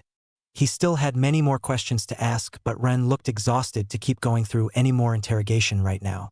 As he closed his eyes himself, he opened right back up quickly and thought back to what Ren said. I was given my own room just like the others. Slowly, he brought his eyes back towards Ren. Others? The machine made a sound, signaling that it was done fulfilling its task as it released the individual that was cased within it. Good morning. Do you know what that word means? Kuzukabe questioned. The individual opened their eyes and responded, a routine greeting that is used to express good wishes to someone. Serial Unit Number 1 affirms calmly. Unit Number 1 said as he sat up in the machine. Kuzukabe brought out some medical clothes. Here, you can wear this for now. She handed it to him. He took them without saying a word, and Kiyomi meanwhile looked away as he changed into them. All this nudity is making me uncomfortable, Kiyomi said, sounding embarrassed. Really? Kuzukabe raised a brow. It's just the naked body of a child. I'd hardly call it appealing. That's not the point, Kiyomi protested. Is that so? Kuzukabe questions dryly. Meanwhile, Unit Number 1 had just finished putting the clothes on as he stared blankly at the women. So he was created in Germany? Shinso asked just to be sure. Izuku took a sip from his drink. It was currently lunchtime and the two boys were at their normal spot, which was the rooftop. Yeah, he told us that he was created inside an incubator before waking up and taking combat training. Shinso just finished his drink before speaking. I hate to say this without sounding paranoid, but it looks like he was created from some secret government lab. I was thinking the same thing last night, Izuku told him. So how did he end up all the way here in Japan? Shinso asked, his tone full of curiosity. Apparently one of the female researchers there helped him escape and told him to find me, he said. He still needed to look up her name and find out more about the woman that helped Ren. You think she came here with him? Shinso wondered. I don't really know, and Ren doesn't seem to know either. Ren? That's what I decided to call him. I can't keep letting him call himself Unit Number 1, Izuku said. I'm still trying to figure out how someone in Germany got your DNA, Shinso said, still not understanding how some unknown person could clone his friend. Izuku got quiet for a while. I think my mom might know who. Shinso gave him a curious look. What makes you say that?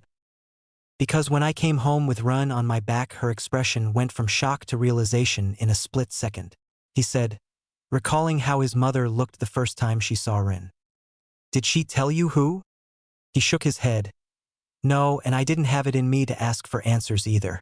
I'll try and ask her when I get home, but I won't be expecting much. I gotta say, it's kind of interesting you named him Ran. Did you always have that name in mind or something? Shinso asked curiously. That was a good question. There was something about that name in the back of his mind that was special. Like he already knew it from a long time ago, but that's not possible. It's been in the back of my mind, actually. I don't really know where it came from actually, he said. Shinso decided to change the subject. By the way, Hatsum asked me to tell you about what's been going on with Black Arachnid. That got Izuku's attention. What happened? I didn't watch the news last night. Me neither, but Hatsum managed to get some information, Shinso said. The lower members were all arrested and charged with minor crimes, like robbery, breaking and entering, and other petty crimes. Go and the others? Izuku pressed. Shinso sighed. Good news about Akihisa. He's been put on death row for all of the deaths he's committed way before he was with Black Arachnid. Hatsum managed to gather some evidence and send it in anonymously. She even managed to make the source untraceable. The power of Hatsum, Izuku stated. Anyway, thanks to that he'll be on death row until they schedule an execution date for him. But according to Hatsum, the police force are trying to get it done as soon as possible. Shinso said. Neither boys cared all that much about that psychotic flame user. Flame users already get a bad reception already, and Akihisa wasn't really helping with his lust for killing. What a mess. But then again, it wasn't their problem. What about Hina? She was sentenced to 20 years in prison due to the body count she racked up when she killed all those people in the 2 buildings she brought down with just a wave of her hand. Shinso explained. That made sense. He remembered hearing a report a while back about how 2 office buildings suddenly collapsed due to some unexplained earthquake. But that wasn't the truth. The real truth was that a Quirk user with a powerful earth ability caused the buildings to collapse on purpose, killing everyone inside. The police force knew it was an Quirk user. They just didn't have any suspects at the time, but the case never went cold though because they were still looking. Not to mention the families were adamant they keep searching for the killer. Now that they know it was a member of Black Arachnid, they were planning on making her have a long prison sentence. And go. Izuku wanted to know the fate of the Black Arachnid's leader. Shinso saw the look on his face and smiled. He confessed. Wait, what? He confessed. Yeah, Hatsum said he asked to talk to Naomasa and tell him everything about Black Arachnid and why it was formed in the first place. Shinso explained. Hatsum told me about Naomasa's quirk, and he stated Go wasn't lying when he confessed everything, even about his brother. It was still hard to swallow about the fact that Endeavor killed another human being without any sort of hesitation. A part of him hoped that Go's brother's spirit haunted him until his last dying breath. What made Go decide to confess everything? That was a most curious question. Shinso smiled. That Naomasa guy asked the same thing. Want to know what Go said? Izuku's impatient face gave him his answer. Shinso looked up at the clear blue sky. He said, I finally got some sense knocked into me. Izuku's eyes widened slightly before he let out a huff before he also turned his attention towards the sky. Do you know what his sentence is? 25 to life. He sighed with a shrug of his shoulders. Not like they were going to let him off easy just because he confessed about everything, but something told him Go wasn't complaining about the sentence. For some reason he pictured the man was in his cell with a smile on his face about the whole thing, a smile of content. That wasn't actually the sentence they wanted to give him, Shinso said. They wanted to give him life in prison, but I guess that Naomasa guy saw he was truly repentant about everything he did in Black Arachnid and decided on a lighter sentence. Makes sense. Is it true about what he said about his brother being burned alive by Endeavor? Shinso was almost hesitant to ask. Izuku sighed, closing his eyes. Yeah, it is. He wouldn't lie about something like that, not with all that hatred in his tone. I'm guessing another reason they didn't give him life in prison was because of the lack of fans Endeavor has in the police force. Though they don't show it, it's obvious they don't really like the man all that much, and the reason he knows this is because every time he watches the man on TV doing an interview, he could plainly see their dirty looks directed at the flaming menace. The guy's a monster, Shinso said. Izuku agreed. That he is. He then took out his cell phone. I should call Ochako and tell her about what happened. Shinso raised a brow.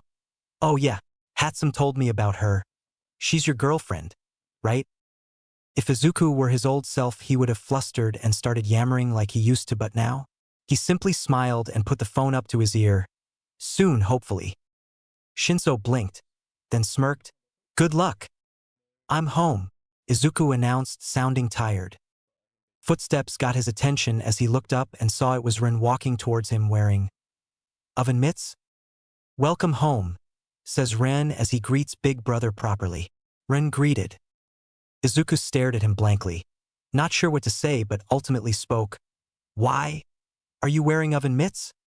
Ren blinked as if not understanding why him wearing oven mitts was a problem. To my understanding, oven mitts are needed for cooking certain foods that require to be put in the oven, states Ren as he explains the obvious to Big Brother. That's... No, never mind, it's not important, Izuku said, deciding to ignore it. Is Mom home? Yes, she is, Rin confirmed. Okay. Izuku said as he took out a small box that caught Ren's attention. I got this for you. He opened the box, revealing a hairpin. What is that object? Ren questions.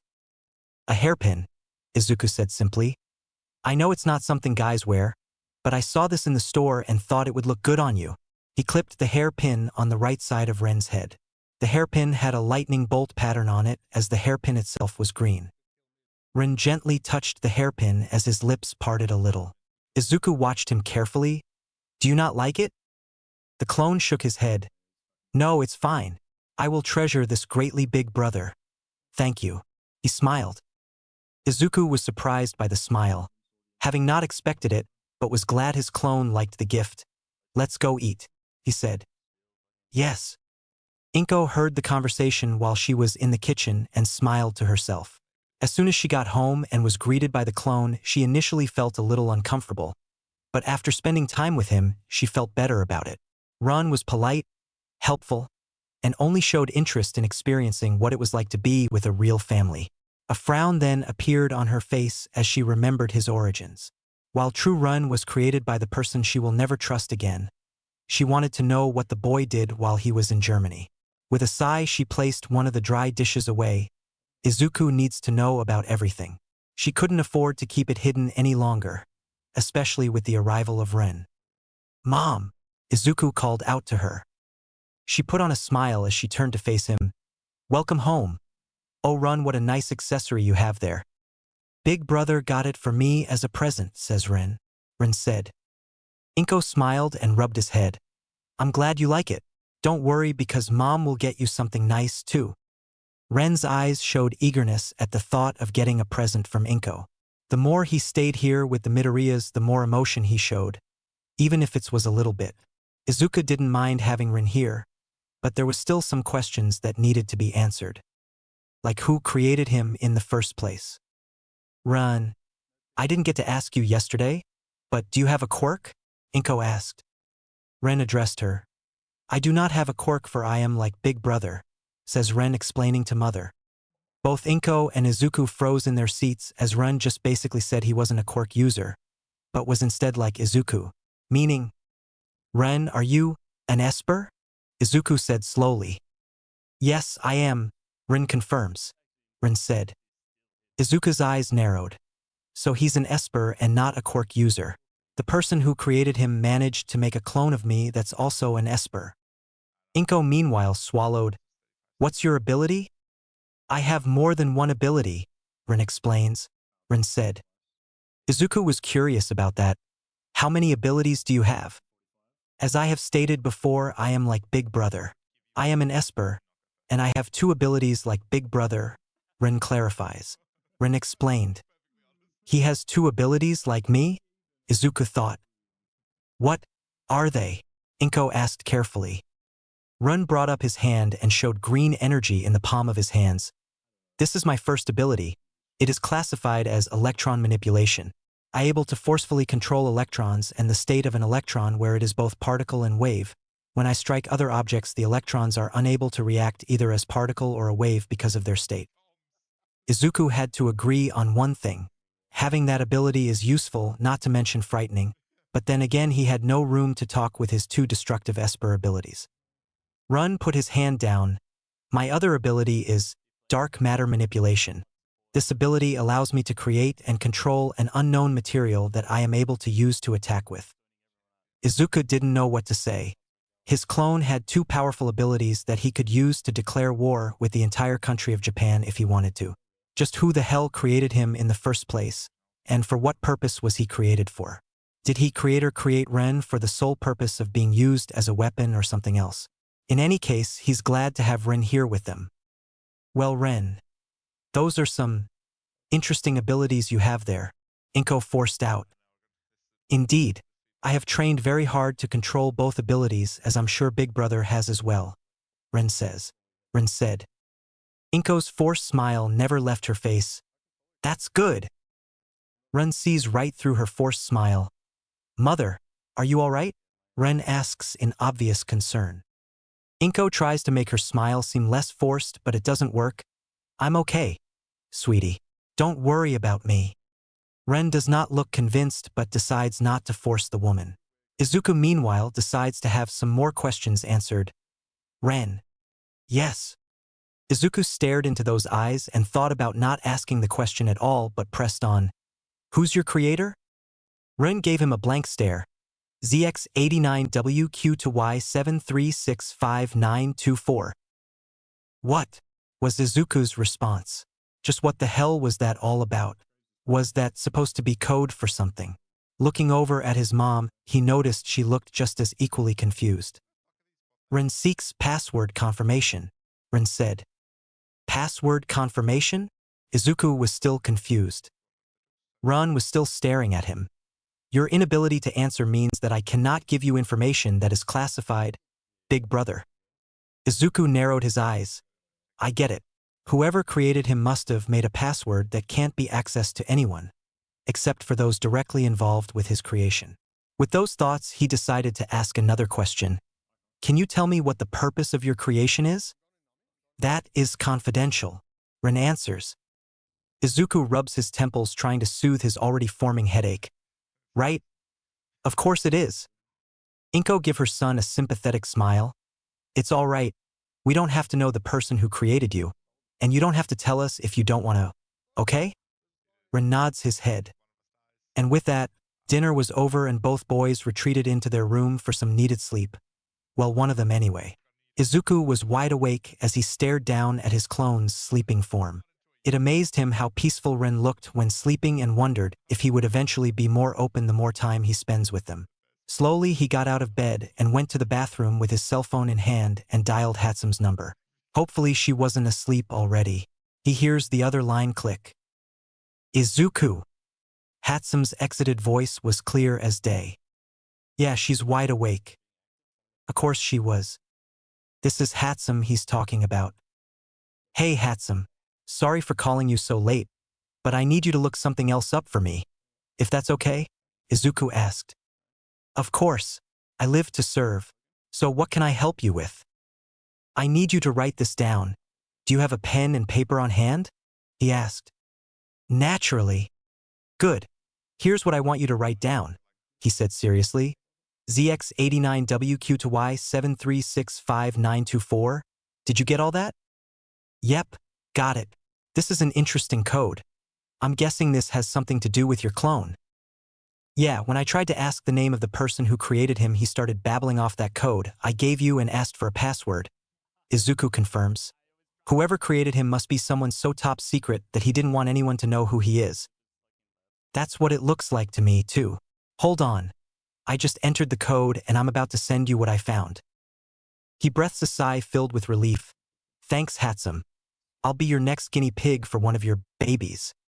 Really? That's good to hear because I have a good baby that has your name on it. Try and see if you can convince Shinso to take part, too. His lip twitched at the thought of Shinso being forced to take part in Hatsum's baby display, as she calls it. I'll see what I can do. Get some sleep, Hatsum, he said. Roger. He hung up the phone and saw the text Hatsum sent him and opened the file attached to the text. As he opened it, though, he felt something in his gut churn when he read what was on the file. Project Dioscuri. There in bold letters was the name of the project. The project that no doubt Ren was a part of, and the name of it, Project Dioscuri? Like the twin brothers in Greek and Roman mythology? Why the hell would someone name the Project Dioscuri of all things? He shook his head. No, that's not important right now. Right now he needs to know who was in charge of it. He scrolled down and read the rest of the report. As quirks continue to baffle us in the science community, we have decided to see what the capabilities each quirk has to offer. Much to our disappointment, however, we produced lackluster results. When some individuals started showing dual quirks, we decided to test the capabilities and found much better results than our previous attempt. However, even though we produced better results, it's not what we were looking for, so we decided on another method. The method of using twins. Twins with powerful quirks are a rarity within our society, and even if they are somehow born with powerful quirks that could be useful, the probability of them agreeing to participate in the project is 0%. Therefore, we decided to wait until a suitable test subject was found that would soon be giving birth to twin children. Izuku gripped his phone slightly. Test subject? They were waiting for a pregnant woman to give birth to twins and use them for some sick experiment. As we waited for suitable candidates, we realized that getting them to cooperate with the project would not be in our favor. That is why it was decided unanimously that head researcher Midoriya Hisashi's wife Midoriya Inko would become the test subject for Project Dioscuri. It felt like something was gripping his chest hard, making him unable to breathe. His own father, he was the one to suggest this damn project in the first place, and used his mother, his own wife, as a test subject. He gripped his phone tightly as he grit his teeth in barely concealed rage. Did his mother know and allow herself to participate in this? No, his mother would never have agreed to this. Taking a deep, shaking breath, he kept reading. For months, Dr. Midoriya watched and observed his wife as she started showing signs of pregnancy. It was then confirmed that she would indeed be having twin boys, whose names were already picked out by both parents.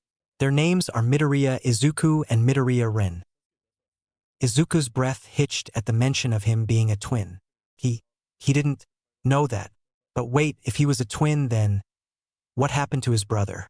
His eyes slowly moved towards the cracked door as he saw his clone still sleeping. That's why the name Ren sounded so familiar to him.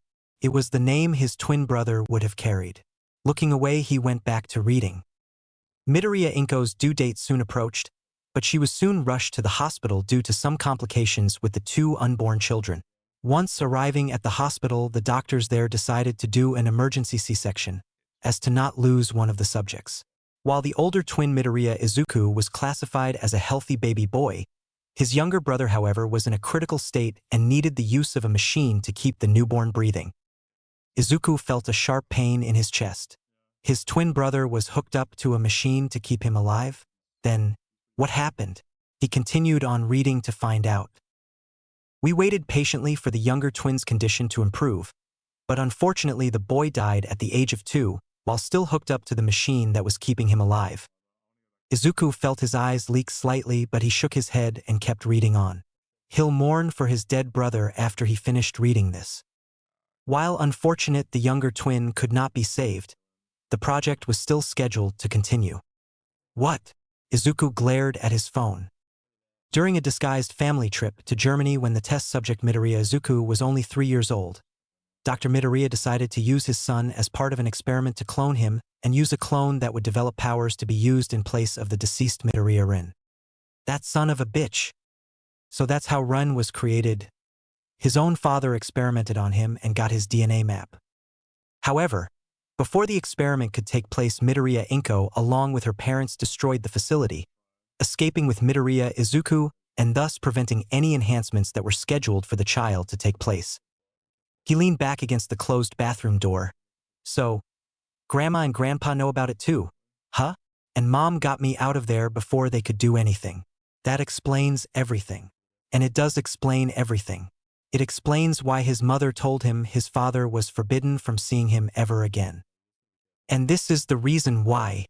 He kept reading on. As unfortunate as it was to have lost the test subject, all was not lost, for we still had the DNA map and used it to produce a clone that would serve as the other twin and enhance its capabilities. Unfortunately, all of the clones proved to be useless, for they were all classified as quirkless and showed no signs of manifesting a quirk. It was then decided they would terminated. Terminated. Izuku growled. Bastards. Before the termination could commence, one of the clones started producing small electrical sparks from its fingertips.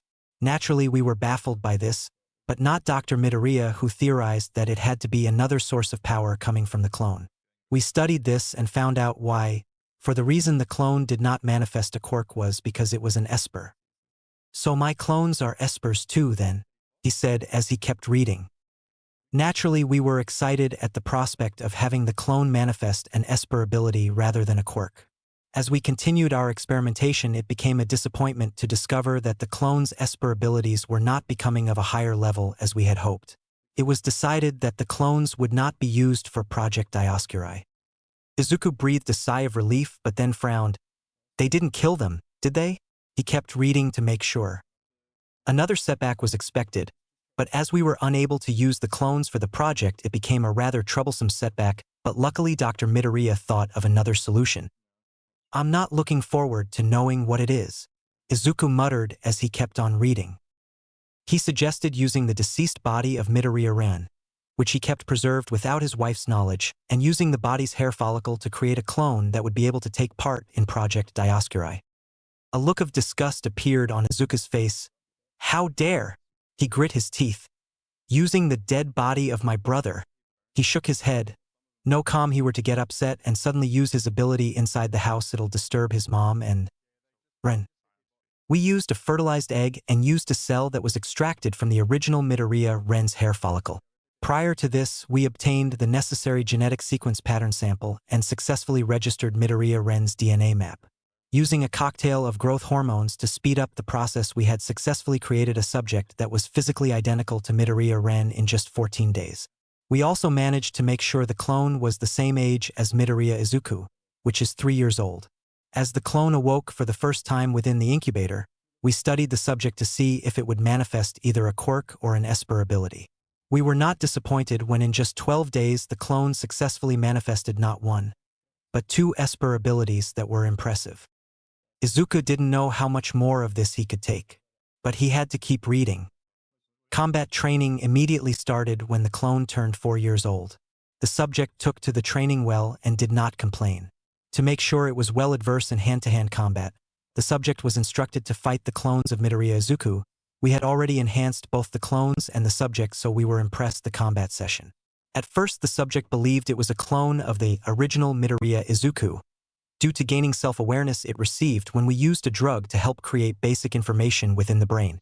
At the insistence of Dr. Midoriya, we allowed the subject as well as the lower researchers within the facility to believe such a thing, for only the higher-level researchers were allowed to know. So not all of the researchers knew that Ren wasn't really my clone, but a clone of my deceased brother.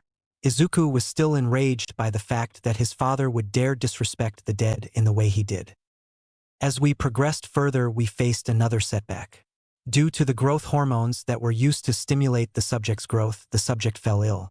To make sure the subject was not lost after we finally succeeded in creating a perfect subject for Project Dioscuri, we placed the subject back within the incubator and decided to balance out the growth hormones we originally used.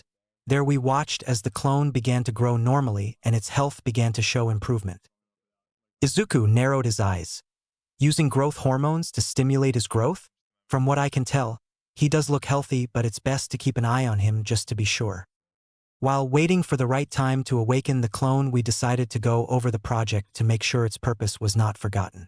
The purpose for this project is to create a pair of twins that are powerful enough to touch the territory of God, and use the subjects to become the link between humanity and God. The twins were to become humanity's very own Castor and Pollux, 2 powerful twins within Greek and Roman mythology. Once succeeded in the twins becoming the link between humanity and God, it would allow the twins themselves to not only reach and touch the territory of God, but to also become the new gods that would be used by humanity. He couldn't believe this. Touch the territory of God? Become a link between humanity and God. Twin gods? This is it. This is what they were after? Creating twin gods to be used by humanity? Have they lost their minds? He needed to finish reading this, and soon. All thanks go to Dr. Midoriya for suggesting such a project and making sure that it would go through despite some minor setbacks. The project is currently ongoing.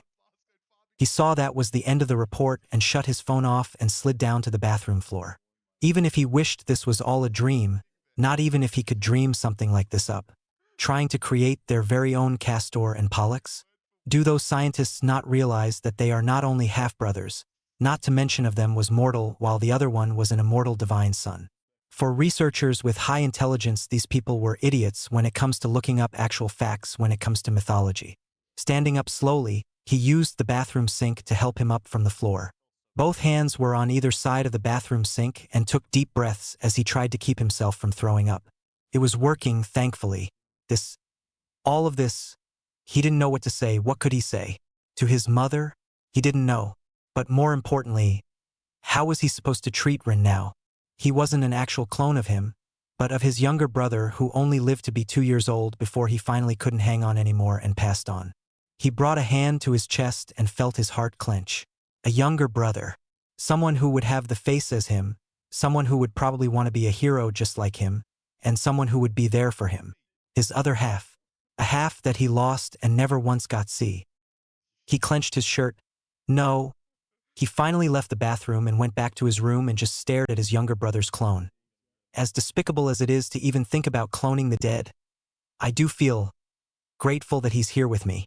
Bringing his hand up, he caressed his brother's hair, letting his fingers move through his hair, and felt just how soft it was. It's still hard to believe he's an actual clone of my deceased brother, but he thinks he's my clone instead. And no one at the research facility he originally stayed at told him otherwise.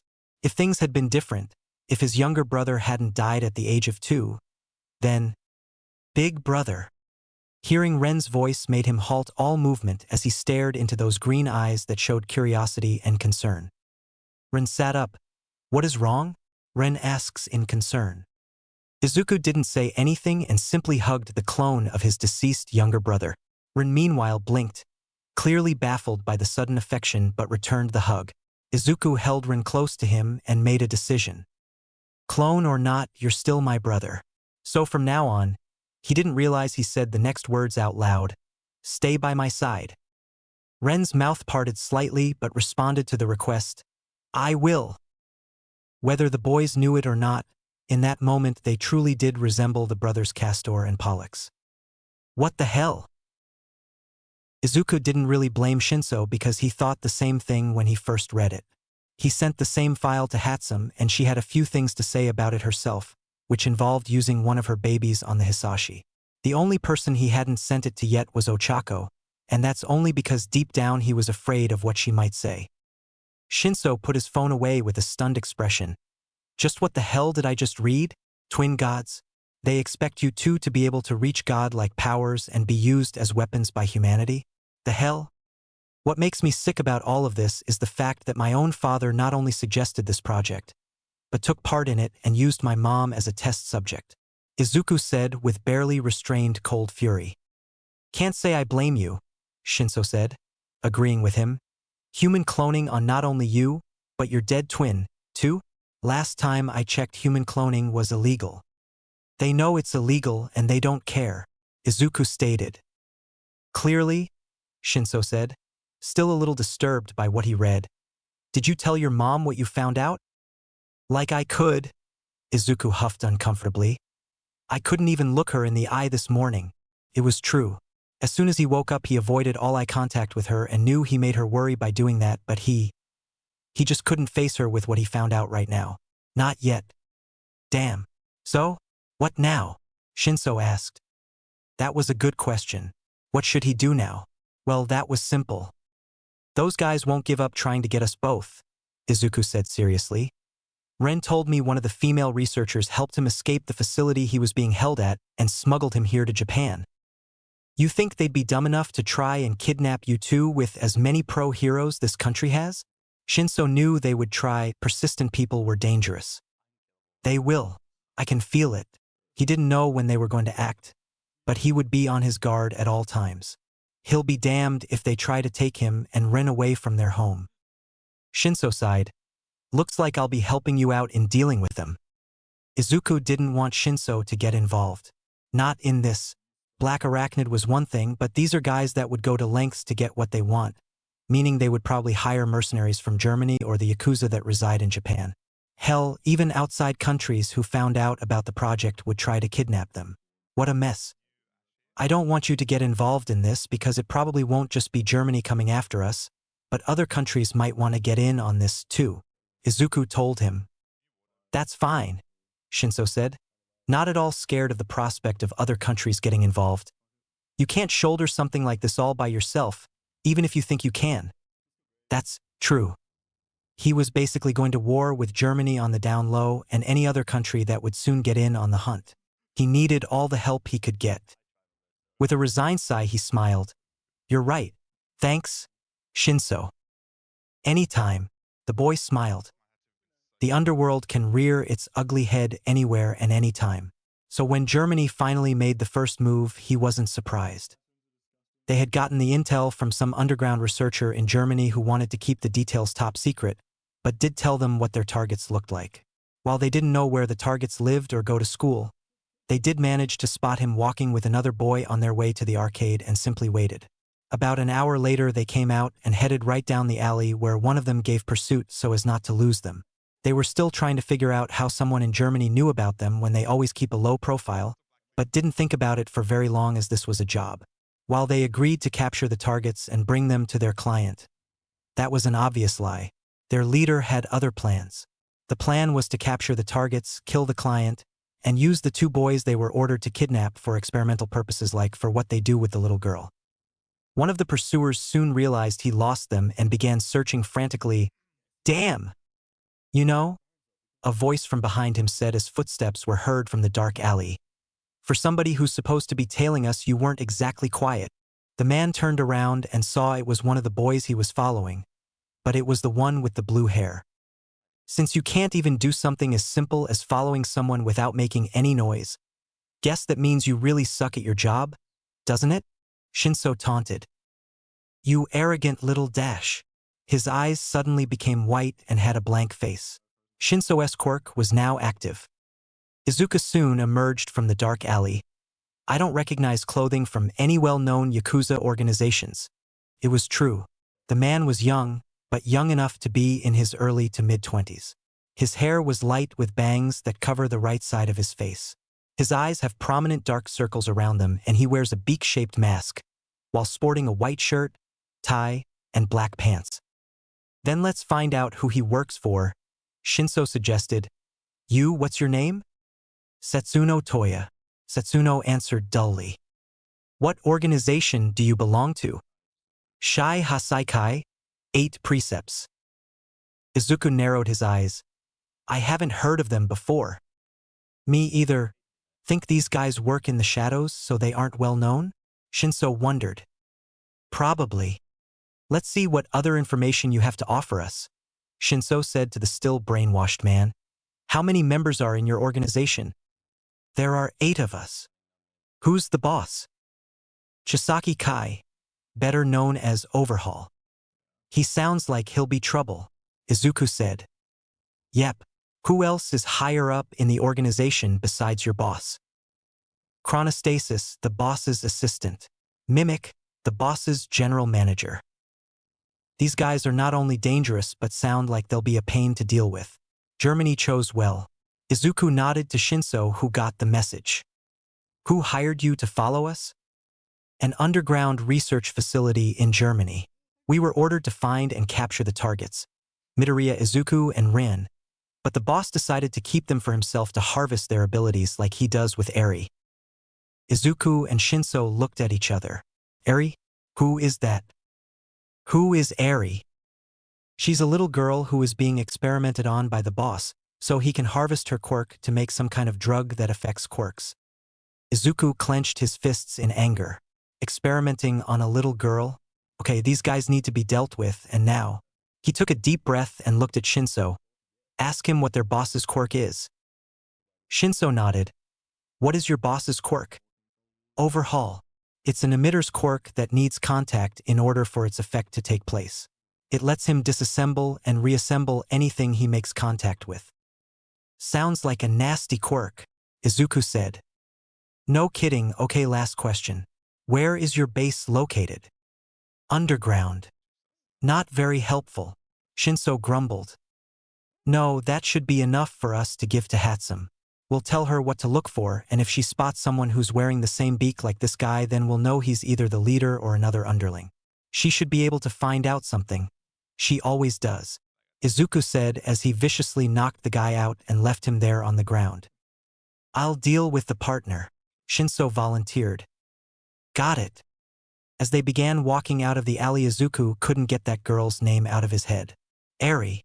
If they were going to take the base down, if Hatsum is indeed able to find it, then he'll have to get her out of there and fast. "We'll get her out." Izuku stared at Shinso. "How did you?" "I can just tell." The greeniette huffed. "Yeah, you can." He was going to have to bring Rin along, too. His Esper abilities would really come in handy, but the problem is, would he agree? "I will participate in the operation," says Rin, not taking no for an answer. Rin said. Izuku blinked. Okay then. Well, it looks like Ren has no problem with it. That's good. He thinks. I found it, Hatsum declared victoriously. Shinso, who making sure his darts were in good shape, looked over at her quickly. That was fast. It took you only 2 days to find their base. Nah. Compared to how I found the Black Arachnid's base, this was my slowest time ever. Anyway, I managed to find it because their leader overhaul was in an alley where there's a hidden security camera in place selling the drug known as Trigger, Hatsum explained. I've heard about that drug, Izuku said. Rumor has it that it's been going around through the underworld, but no one knew who to go to exactly to get their hands on it. I would appear they do now, Ren says, adding his own 2 cents to the conversation. Ren said. Bingo! Now I kept track of him after he made the deal through other security cameras in the area, Hatsum explained. And after tracking him for about an hour, I finally found where their base is. That guy you interrogated was right. It really is underground. Izuku got up from his chair. Guess that's that. We now know where their base is, so we need to plan this carefully. Agreed. What would be the appropriate course of action then, Big Brother? Ren asked. Izuku let out a small smirk. Here's what we'll do. Location: underground base of the Shai Hasaikai, 8 precepts. Overhaul was irritated, and that was never a good sign. It's rare that the man gets angry or irritated about anything, but this has him very irritated. Not even distributing the drug trigger made him feel better. The reason for his irritation? The damn job they got from some underground research facility in Germany. The job sounded simple. Retrieve the twins Midoriya, Izuku and Ren and give them over to them without giving them a reason why. So since they weren't giving them all of the information that they wanted, he decided to keep the twins for himself and harvest their abilities like he does with Eri. Speaking of the brat, she tried to resist her daily experiment again today, which prompted him to knock her out by injecting her with a sleeping drug in order for her to cooperate. Stubborn brat. Boss, Setsuno called out to the man. What? Setsuno showed no fear outwardly, but inwardly he was afraid of what his boss might do once he tells him about what happened when he was tracking one of the twins.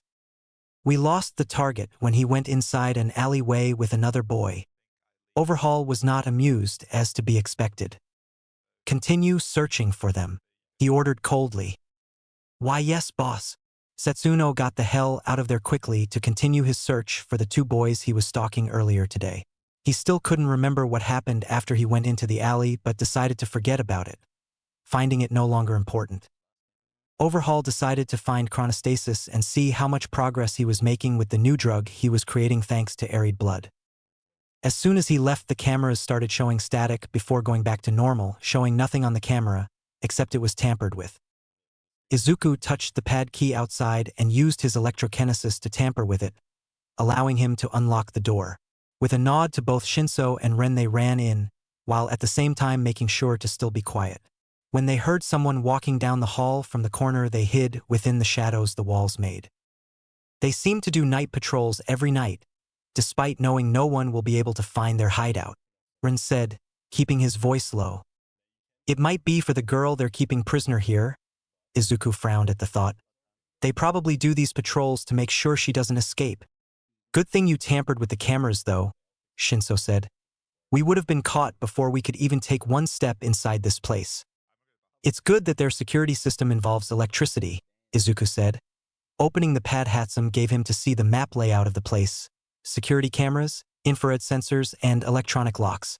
They've got everything you can think of. Heavy security for a Yakuza hideout, Shinso said.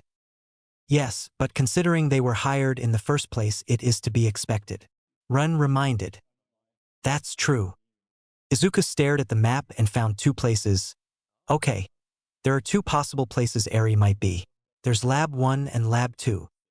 So which one do you want to go to first? Shinso asked. Izuku closed the pad. We'll try the second lab first. If we find her there, then we can leave, but if she's in Lab 1, we'll do the same thing. Taking one last look around the corner, they slowly moved again, and Izuku once again brought out the pad, making sure to keep the lights dim so they wouldn't be found. Hatsum was outside on standby just in case things got bad and they needed her to cause a distraction. As they made their way to the path of Lab 2, they saw a door with the letter E on it. Guess that means she's in here, Izuku said as he hacked into the security pad on the girl's door and successfully unlocked it. Stay out here and keep watch. Shinso nodded. Got it. Understood, Rin said. With one last look at them, he opened the door quietly and walked in, but left the door open slightly. There before him as he walked in was a little girl with long white hair, scared and yet innocent red eyes, a yellow horn growing out of her forehead, and wearing a white dress, if you could even call it that. He also noticed she had bandages on her arms and legs. The moment she saw him, she scooted backwards out of fear. It's okay, Izuku said kindly. I'm not going to hurt you. Are you Eri? He was down to her eye level so he wouldn't scare her. She gave him a slow yet fearful nod. My name's Midoriya Izuku, Izuku introduced. I came here to take you away from this place. Her eyes widened at the prospect of finally leaving this horrible place before looking down. But they'll catch me, she said sadly. It made his heart break seeing such a small child like her act like this. No, they won't. I won't let them. We snuck in here without them noticing, and we can sneak out the same way. She looked up at him with a surprised look. We? He nodded. My brother and friends are with me, too. They're strong. There was a spark of hope in her eyes, something she hadn't felt in a while.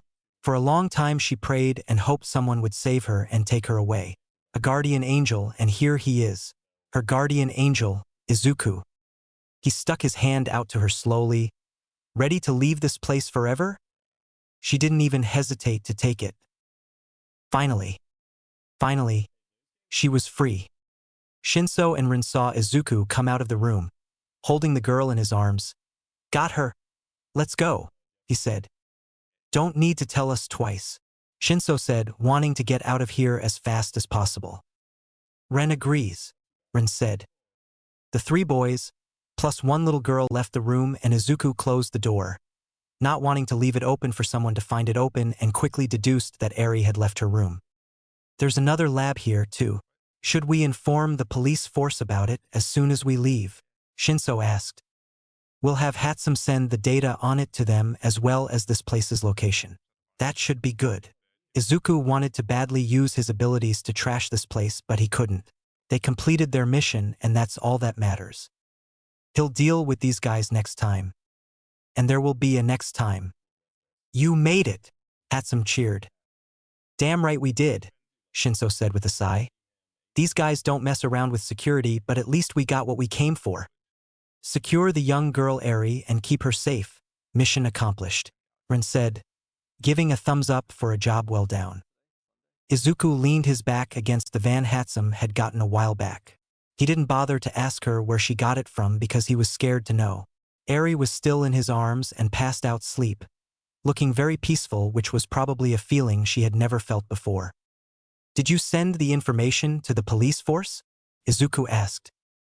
Yep. Told them this tip came in from Anonymous. Can't be traced either. Hatsum grinned.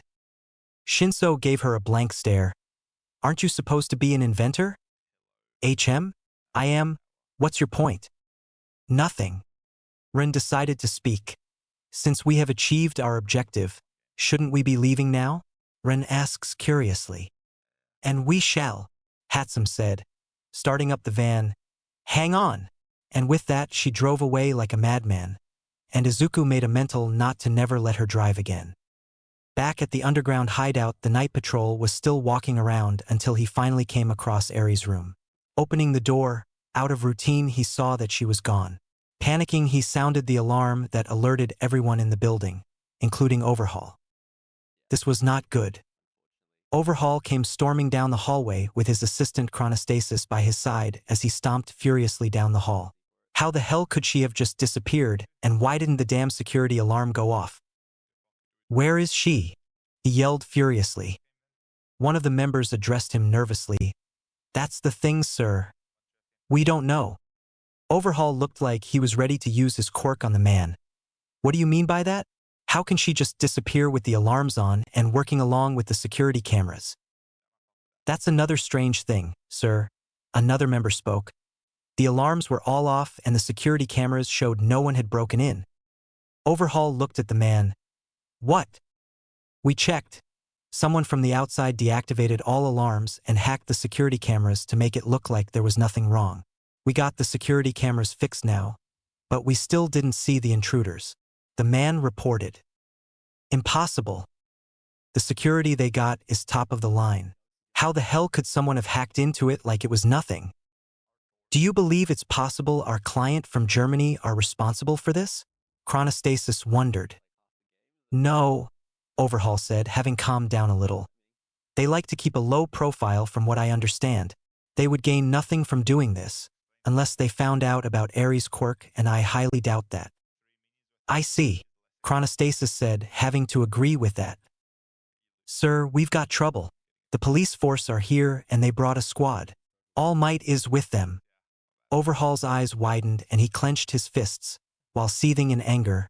Whoever is responsible for this will pay. I'll let you go for now, Ari, but know this. You will never be free. Mom, we're home. Inko got up from the kitchen chair and ran in the living room. Thank goodness. You told me you'd be out late, but I dash. He paused when she saw her son was holding a sleeping child in his arms. Izuku. Sorry. I'll tell you later, but right now I want to get her to bed. He said. But he wasn't done. Also, Mom. There's something I need to talk to you about in private. Inko heard the tone in her son's voice and simply nodded in understanding. Izuku and Ren then brought the sleeping Eri in their room. Izuku tucked her in and Ren volunteered to watch over her while she slept so he and Inko could talk in private. While Ren was watching over Eri, Izuku and Inko were in the kitchen. The atmosphere between the two was thick, so thick in fact you could cut it with a knife. Izuku didn't know where to start, but he spoke up first. Mom! You don't have to say it. She cut him off. What? She took both of his hands in hers.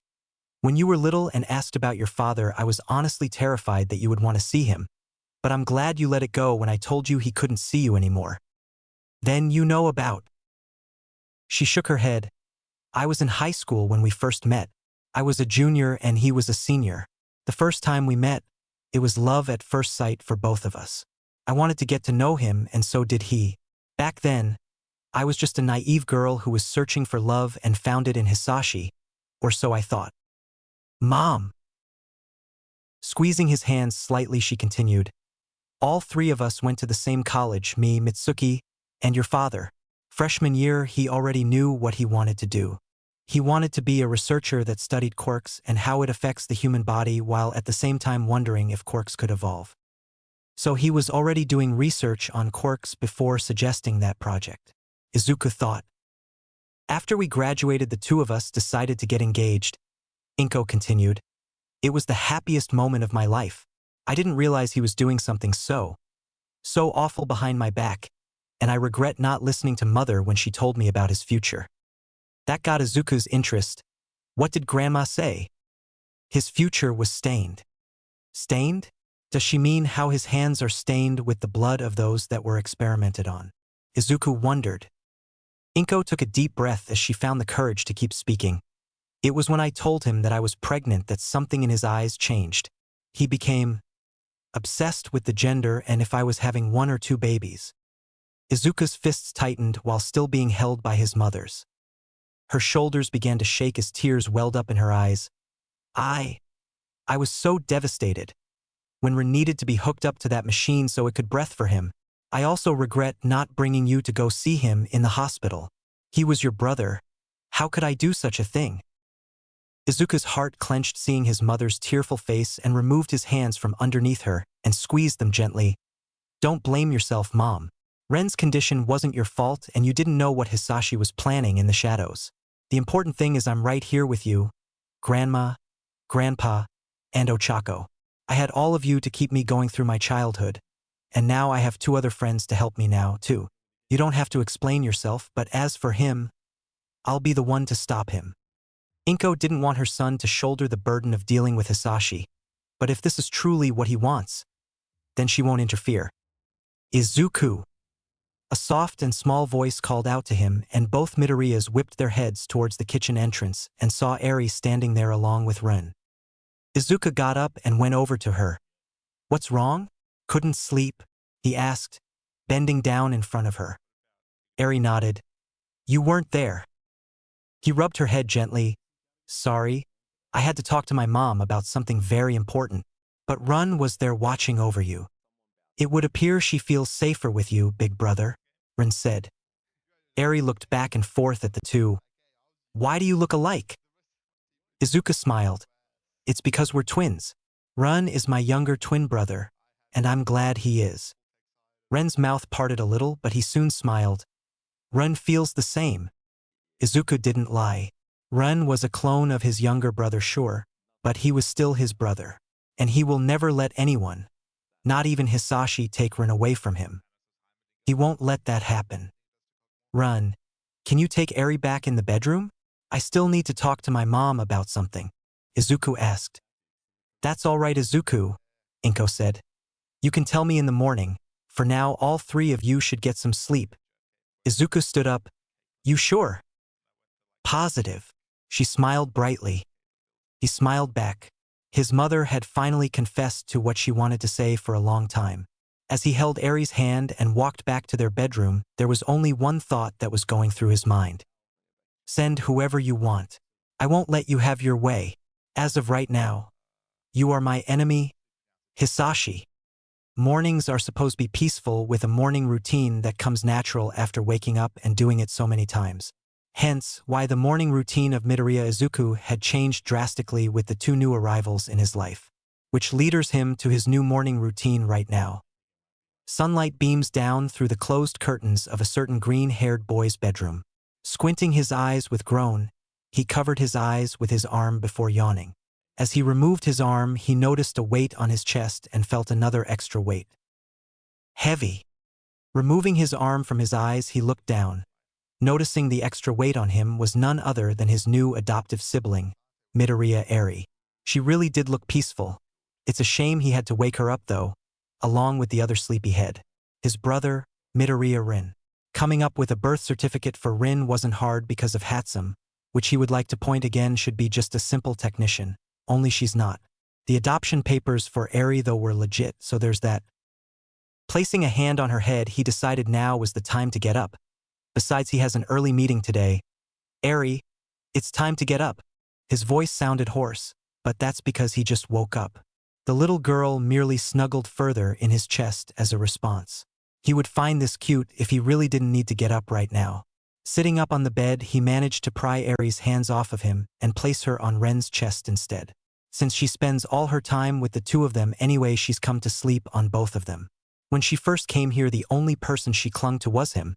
But after spending more time with her new family, she grew more comfortable around them. She would follow the two brothers around like a little duckling, which he might add was very adorable. The people who treated her like some kind of object rather than a person, the shy Hasaikai were mentioned on the news, just weren't arrested. Chances are they found a new hideout, since their old one was probably no more, since All Might was with the police when they found their first secret hideout. He didn't know if they were looking for Eri or not, but on the off chance All Might or the police somehow find out about her and start looking, then we will have to tell them everything. Let's just hope they can handle the truth. Having finished brushing his teeth, he went to the kitchen and decided to make his own breakfast since he was going to school early. Why was he going early? It's because that he was forced to become the new disciplinary committee president. After Yui-senpai graduated, he was immediately inaugurated into the position, unfortunately. The only good thing about being named the new disciplinary committee president is that Shinso was stuck being his vice president. As there are upsides to a position, there are also downsides. One of them is going to early meetings and having to rein in undisciplined students. One of them being Bakugo Katsuki.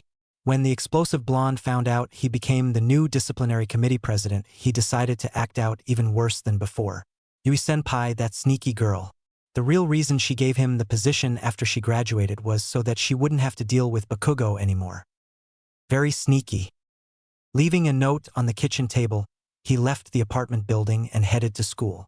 It was his third and final year of middle school before he will soon take the high school entrance exams along with Shinso.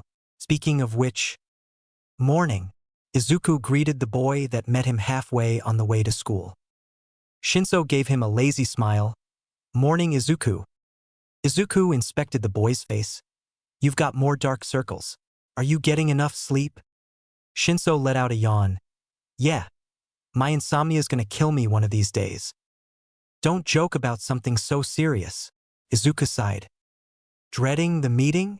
Shinso guessed. How could you tell? Izuku said dryly. Just a hunch. The brainwash Quirk user shrugged. Why do we have an early meeting anyway? Because we'll be graduating soon and need to address the students who will be leaving right along with us, Izuku stated. That also means we need to organize papers for those who will be going to certain schools. Like how we're going to U.A? Shinso said. That's right. The discipline committee did more than just keep delinquents in line. They were also responsible for letting the principal know who would be going to what school and so forth. Then there was the inauguration of the new discipline committee president. Izuku was certainly going to be busy before leaving. Already have someone in mind for the position? Shinso asked. Yep. Good. What about you? Shinso smirked. I have someone in mind.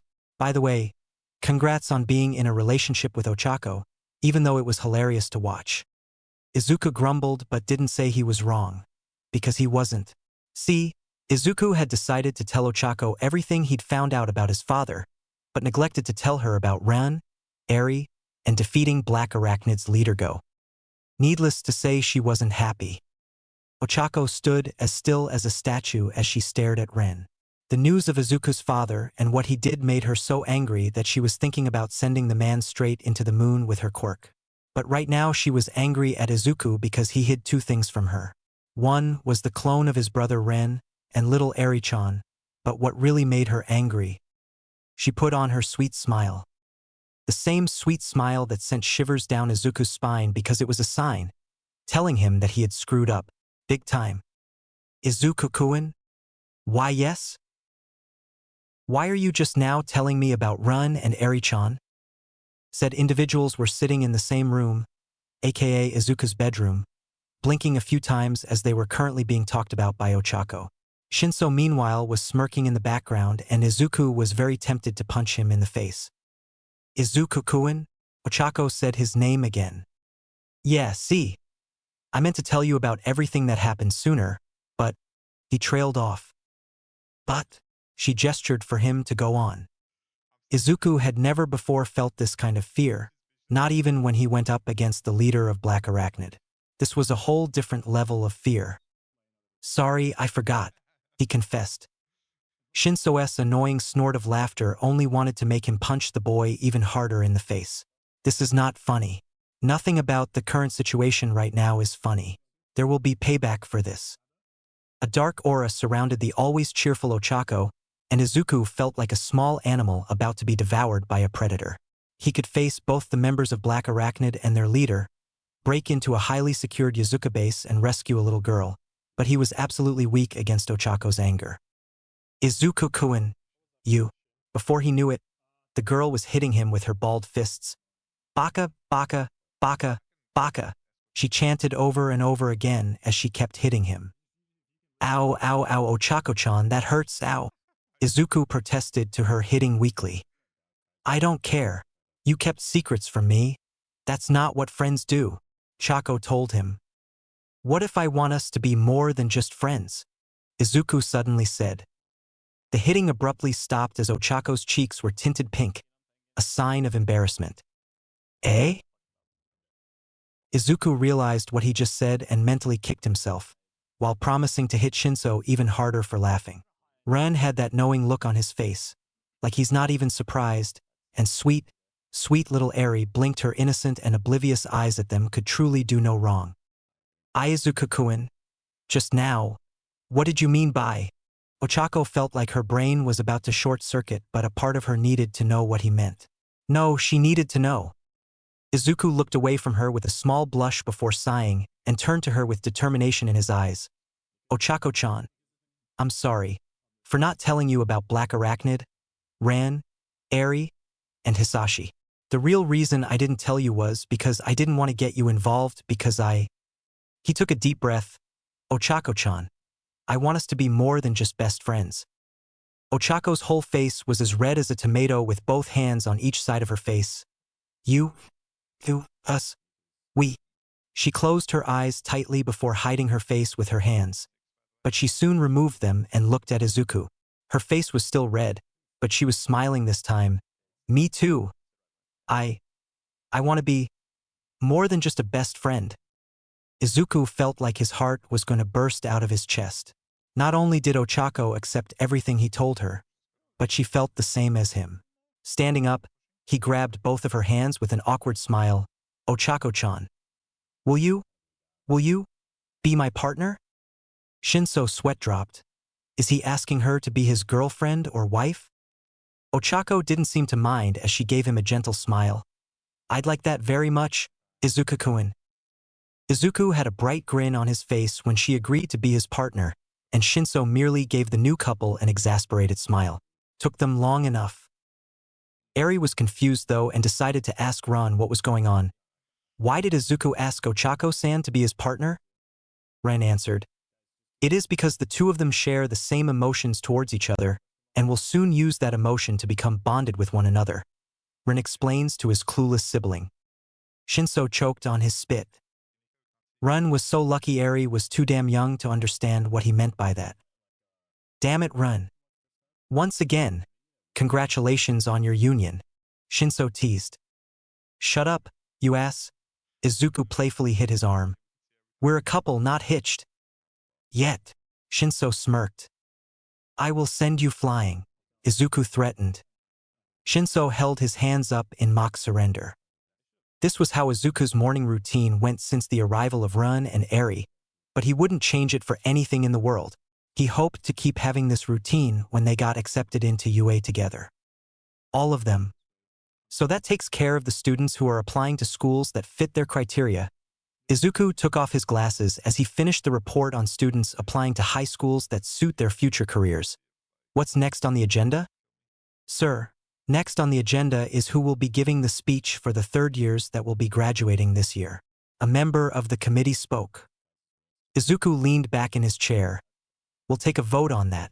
Next. A member stood up. Here's the weekly report on the troublemakers. As you expected, it's mostly Bakugo and his group. All of the other members sighed as Bakugo's arrogant behavior hadn't changed in the slightest. They're also not pleased to know that he also plans on going to UA along with Izuku and Shinso. They just couldn't get away from him, could they? Couldn't Shinso-san just use his quirk on Bakugo to make him not want to go to UA? Someone in the room voiced. Speaking of which, everyone in the committee fully accepted Shinso's quirk and would often, if not always, tell him just how much they appreciate having him here with them. Mostly because he can use his quirk on Bakugo to make him be quiet for at least 5 freaking minutes. Shinso merely rolled his eyes in amusement. Tempting, but I'd rather not waste my quirk on something like that. Shinso finally spoke. Besides, my quirk doesn't quite work that way. Ah, that's right. Sorry, I forgot. The same person apologized. It's cool. Izuku rubbed his temples. This is his last year. Just keep thinking that soon you'll never have to see him again. Except for the Ruin Ion. They all blanched. We're not exactly looking forward to that either. They all shuddered at the thought of a 5-year into the future Bakugo. Honestly terrifying. And on that note, Izuku got their attention. Meeting is adjourned. Izuku and Shinso wasted no time leaving the room and heading off to their classroom. They told the teacher they were going to be a little late because of the meeting, but he didn't seem to mind and understood. Shinso groaned, I don't want to go to class. Izuku stopped walking, making Shinso give him a confused look. Izuku! We're skipping, he declared. Shinso just stared at him before snorting, Yes, sir. Elsewhere, a certain number 1 hero was busy chasing down an E-class villain, known as the sludge villain. The crime committed wasn't that serious, just petty robbery. Just hearing that reminded him of what happened with that boy years ago when he killed 2 members of Black Arachnid after he went berserk when he saw his mother get shot. He wondered how that boy was doing, and if he'd managed to control his quirk. Spotting the villain, he wasted no time in trying to confront the E-class felon, only for him to bolt once again, much to his frustration. He really didn't have time to be playing around. He was on a time limit after all. His quirk had already decided that for him when he fought that man. No, when he fought that monster, erasing his mind of someone who he hoped was dead. He chased after the sludge villain and the chase started up once again. Izuku's frown was making Shinso wonder if the green-haired boy was doing it on purpose or not. He knew the reason for the frown though. See, earlier when they decided to skip class, Bakugo found them on the roof and demanded they stay far away from UA. Shinso just looked at him like he was stupid, which is probably was despite him being pretty smart. All three of them were going to a school that was hard to get into, and yet instead of encouraging they all do their best to get in, he was telling them to stay away. Unfreaking believable. This shouldn't be a surprise to him, and it's not, but still, he and Izuku have every right to apply to you, not just Bakugo. The green-haired boy in question had that look on his face, the same look he gave when they rescued Eri, and he was contemplating about destroying the hideout with everyone in it. Not wanting to see Izuku do something he might regret, he used his quirk on Bakugo and told him to go back to class and not bother them again. Bakugo did what he asked and left. Now here they are, at the end of the day, and they were both going home. Izuku was still frowning, and had been all day. With a sigh, he poked the boy's forehead to snap him out of it. Good thing Izuku's vector quirk wasn't on, otherwise he'd lose a finger. What? Stop frowning, you'll get wrinkles, Shinso told him. Are you my mom? Izuku shot back. If you were my son, I'd give you a spanking, but Inko-san can do that. Smartass. Thank you. As they walked to a tunnel, where there was a sewer, Izuku stopped in his tracks, which alerted Shinso. Being followed? The brainwash user got ready to bring out his explosive darts if necessary. No, but something is coming, Izuku said. Just as he said, the sludge villain appeared and spotted the two boys with a smirk. Not bad-looking bodies. Wonder which one of you will be useful against that pest? The sludge villain grinned. Shinso's eyes narrowed. This guy was on the Hero app this morning for petty robbery. Last I'd heard, All Might was chasing after him. He must be the pest then, Izuku guessed. The sludge villain's eyes landed on Izuku with a wide grin. You'll do. Sludge-like tentacles shot towards Izuku, who wasn't worried at all. Why? Simple, because his reflection ability blocked the tentacles from touching him. Annoying, Izuku sighed. Shinso, get behind me. Roger. The sludge villain blinked. What the hell? He tried again and again, but his sludge tentacles just couldn't touch Izuku no matter what he did. Your nasty tentacles won't touch me, and seriously tentacles? Are you into that hentai stuff? 'Cause I'm not. Izuku sneered at the tentacles with disgust. Shinso snorted and had to cover his mouth with his hand so he wouldn't bust out laughing. You little sure. I am. All Might bursts out from below the ground, wearing nothing but a simple white shirt and pants. Here! Finally, what took him so long? Izuku questioned. Who knows? He is the number one hero, probably had a lot of other stuff to take care of. Shinso guessed. Good point. All Might wasted no time in taking the sludge villain down before scooping him up in a clear jar. One-sided, but at least the guy was taken care of. Are you young lads all right? All Might asked. We're good. Izuku makes a great human shield, Shinso said. Whatever. Izuku rolled his eyes. All Might's eyes were on Izuku the moment the purple-haired boy said his name. This boy is... Are you Midoriya Izuku? All Might asked. Izuku raised a brow as All Might said his full name. Had he met All Might before? Like in the past, maybe? How do you my name? He was cautious as to how the number one hero in all of Japan knew him. In the back of his mind, he felt like he'd met All Might before. Question is where? Was it when? All Might gave him a small grin. You probably don't remember, but you were involved in a hostage situation along with your mother and friend years ago. Stop. Izuku cutting the man off came as a surprise to both All Might and Shinso. The memories would sometimes still come back to haunt him.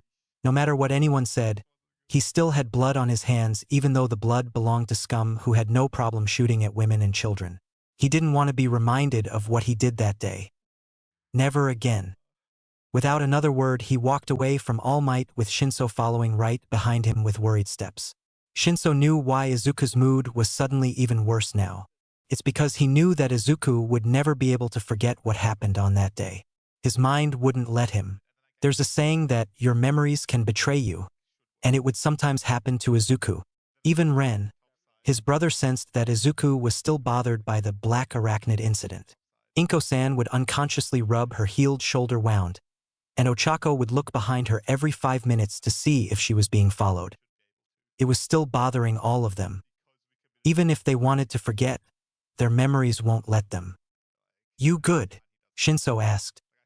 Izuku's frown slowly left his face. "Shinso, I know you don't have to tell me. I could tell for a long time now," Shinso confessed. "You could." Of course he could. "It's not just you. Inko-san and Uraraka still have scars from that day just like you," the purple-haired teen observed. A sigh escaped from Izuku's lips. "The memories will stay with me, whether I want them to or not. But I won't let them control me." "I know you won't, because you're Izuku," Shinso smirked. Izuku raised a brow. "What's that supposed to mean?" "Not telling. You're such a brat. You love me and you know it." "Humph." Boom. Hearing an explosion not too far from them, they stopped walking. That explosion sounded pretty close to where they were. The hell was that? Shinso wondered. "It's coming from over there." Izuku pointed in the direction of the explosion. Without even thinking, they ran in the direction where the explosion sound came from and finally arrived. What they saw was utter chaos. The three heroes, Empty Lady, Kamui Woods, and Death Arms, looked like headless chickens, while the only hero that was doing a decent job was Backdraft, who was trying to put the flames out. "Hey, isn't that?" Shinso started to say. "That sludge villain from earlier, but I thought All Might took care of him already." Izuku wondered just what the hell the number one was doing. Not only did the villain escape him again, but now it had a hostage. That looked very familiar. "Shinso, please tell me my eyes are deceiving me." Izuku looked so done. "Yeah, it's Bakugo." Shinso looked just as disturbed as Izuku. The way the villain had wrapped Bakugo up in its sludge-like body was disgusting. Surely Bakugo was humiliated to be used as a hostage, especially by a villain with a sludge body. Seriously disgusting. "Hey, wait, that's the villain All Might was chasing earlier, isn't it? Did he escape All Might or something? And where is All Might?" The very same man they were talking about was in the crowd, panicking about what to do. Transforming with this much people around would freak them out and find out his true identity. But if he doesn't do something, then that boy will die. "I have to do something. If I just continue to stand here, then that boy dash."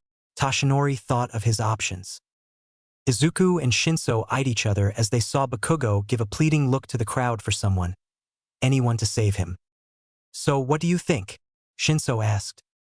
"We might as well," Izuku answered. As much as they couldn't stand Bakugo, they weren't so heartless enough to just let him die of suffocation. Ignoring the heroes and the crowd behind them, both boys walked forward without hesitation. "Shinso," Izuku said. "I already know." The villain noticed them with a grin. "Oh, it's you two again." Shinso smirked. "Hey, how does it feel to be a disgusting perverted sludge who likes to send sludge tentacles at boys?" Izuku snorted. Behind them, the crowd had various looks of disgust on their faces, even the heroes. "Wait, so the villain's a pedophile? You sicko, scumbag. Please save that boy. He could be molesting him. Burn that disgusting piece of sludge." Toshinori's sweat dropped as the crowd spewed venomous words at the sludge villain, who he noticed was appalled by the accusation. The hostage, whose face was once laced with fear of his current situation, now had a look of disgust. At least the boy managed to distract the villain, so that was a good thing. The villain didn't seem to think so, as his facial expression showed it. "I'm not a fucking pedophile, you." And just like that, his eyes became completely white and lifeless. "Now, release Bakugo and use those tentacles of yours to bring him towards the heroes," Shinso ordered. The sludge villain did just that. He freed Bakugo and moved him over to the heroes, who immediately checked on him. He actually let the kid go, Kamui Woods uttered in disbelief. Did that purple-haired boy do something to make that happen? MT Lady wondered. A brainwashing quirk? What a convenient quirk to have, Death Arms said. Shinso was ignoring them as he focused on the sludge villain. With Bakugo out of harm's way, there was no one stopping the heroes from attacking the creep. Except they still weren't moving their asses, so he and Izuku will just have to take care of this guy. Shinso, cancel your quirk. I've got this, Izuku told him. Will do. As requested, he canceled his quirk's effects on the villain and got the hell out of the way by standing near the dumbfounded heroes. He did his part, now it was Izuku's turn. The sludge villain looked confused before he realized that his hostage was over by the heroes. The hell? His eyes then landed on Izuku. You brat! An electric shock cut off his anger and rage towards Izuku, who stood there with a bored look on his face. Huh. Well, isn't that interesting? Izuku muttered out loud. So you can electrocute sludge? Good to know. Shinso rolled his eyes. Try not to kill him, even though you'd probably be doing the world a favor. Don't say that so casually, Death Arms exclaimed. Tisich? Izuku clicked his teeth. I mean, of course I wouldn't do that. I heard you click your teeth, kid, Death Arms yelled. The burnt sludge villain was still conscious. Interesting. Still conscious, are you? The villain glared. Good, 'cause I want to keep electrocuting you as payback for earlier. Izuku gave him a sweet smile. So, shall we? The villain did what his instincts told him to do, and that was run. Ah! He's running away. Izuku sighed and took out an arcade coin, making Shinso flinch. Not good. Everybody might want to take a few steps back, Shinso warned. Why? Kamui Woods asked curiously. You're about to see in a minute. Flipping the coin in the air, he lifted up his left arm. Hate to break it to you, but I can still get to you, even if you run away from me. As the coin fell back down, he uttered the words Shinso had long associated with as the final blow. Chodenjiho. Raregun, super electromagnetic cannon, railgun, firing the powerful electric cannon. He stared impassively as it tore through the sludge villain, but enough to kill. He felt bad that he tore some concrete off the road, but somebody will repair it. Putting his arm down, he saw some sludge was scattered on the streets but still twitching, so he knows the creep is still alive. He sighed. Well, that was annoying. Just as he said those words, the crowd started cheering and clapping for him. The heroes gathered were impressed with not only his quirk, but Shinso's as well. Izuku and Shinso left the area, not in the mood to deal with the police or heroes that showed up unaware of a pair of eyes on them. Toshinori watched as they left the area. He's gotten stronger, much stronger. As he stared at Izuku's back, he knew in that moment that he had found his successor. Location: Midoriya residence. Having dropped Shinso off and texting Ochako about what happened today, he finally went home. He sighed, remembering how Bakugo had caught to them and yelled at Izuku for hiding his strength. His response was that he was under no obligation to tell Bakugo anything and went on his way along with Shinso. I'm back, he announced. Man, was it good to be home. Small footsteps were running towards him before finding himself being hugged by Eri. With a smile, he rubbed her head as he was very happy to see her. Welcome home, Izuku. Eri looked up at him with a smile. I'm back, Eri. Where's Mom and Rin? They went shopping. I see. His mom had fully accepted Rin into the family and apologized to him. There really was no need for her to apologize, but knew that it was something she had decided to do and didn't try to go against it. She probably felt like she owed it to Rin. Rin, of course, simply gave her a hug as a way to ease her from any guilt she feels. He and Eri sit down on the couch and wait for the two to come home. As he turned on the TV, he saw that they were talking about the incident this afternoon. Good thing his mom was out shopping with Rin. Otherwise, she would be scolding him right now. Speaking of news, after they rescued Eri from those Yakuza scum, their name and hideout was all over the place. But the members weren't caught. Despite All Might being there along with the police force to raid the place, it was already cleaned out. Those guys were still out there though, out there looking for Eri while at the same time remaining a low profile. Leaning his head back against the couch, he let out a sigh. The world just keeps on turning. No matter what happens, the world just keeps on turning. The door opens as a familiar sweet voice announces itself. "We're back."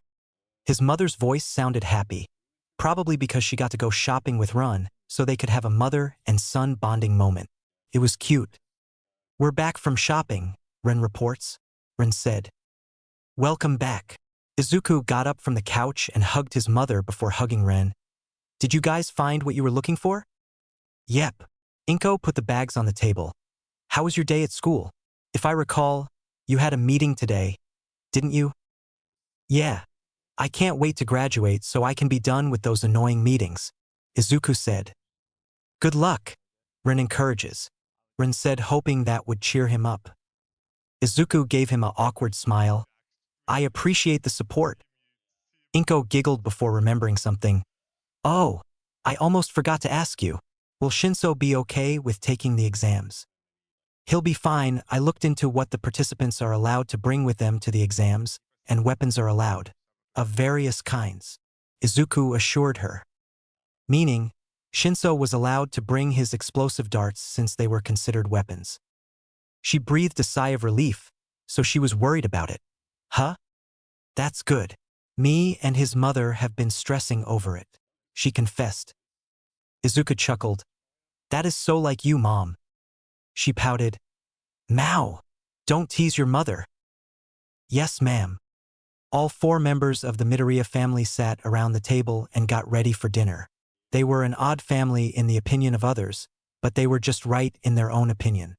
This was their family, and nothing was going to tear them apart. Night came pretty quickly as all 3 Midoriya children were in bed. Eri was asleep, of course. Being a small child, her only disadvantage is feeling really sleepy. She was already in bed with the twins, sleeping in between them, but by morning she'll have slept on either one's chest.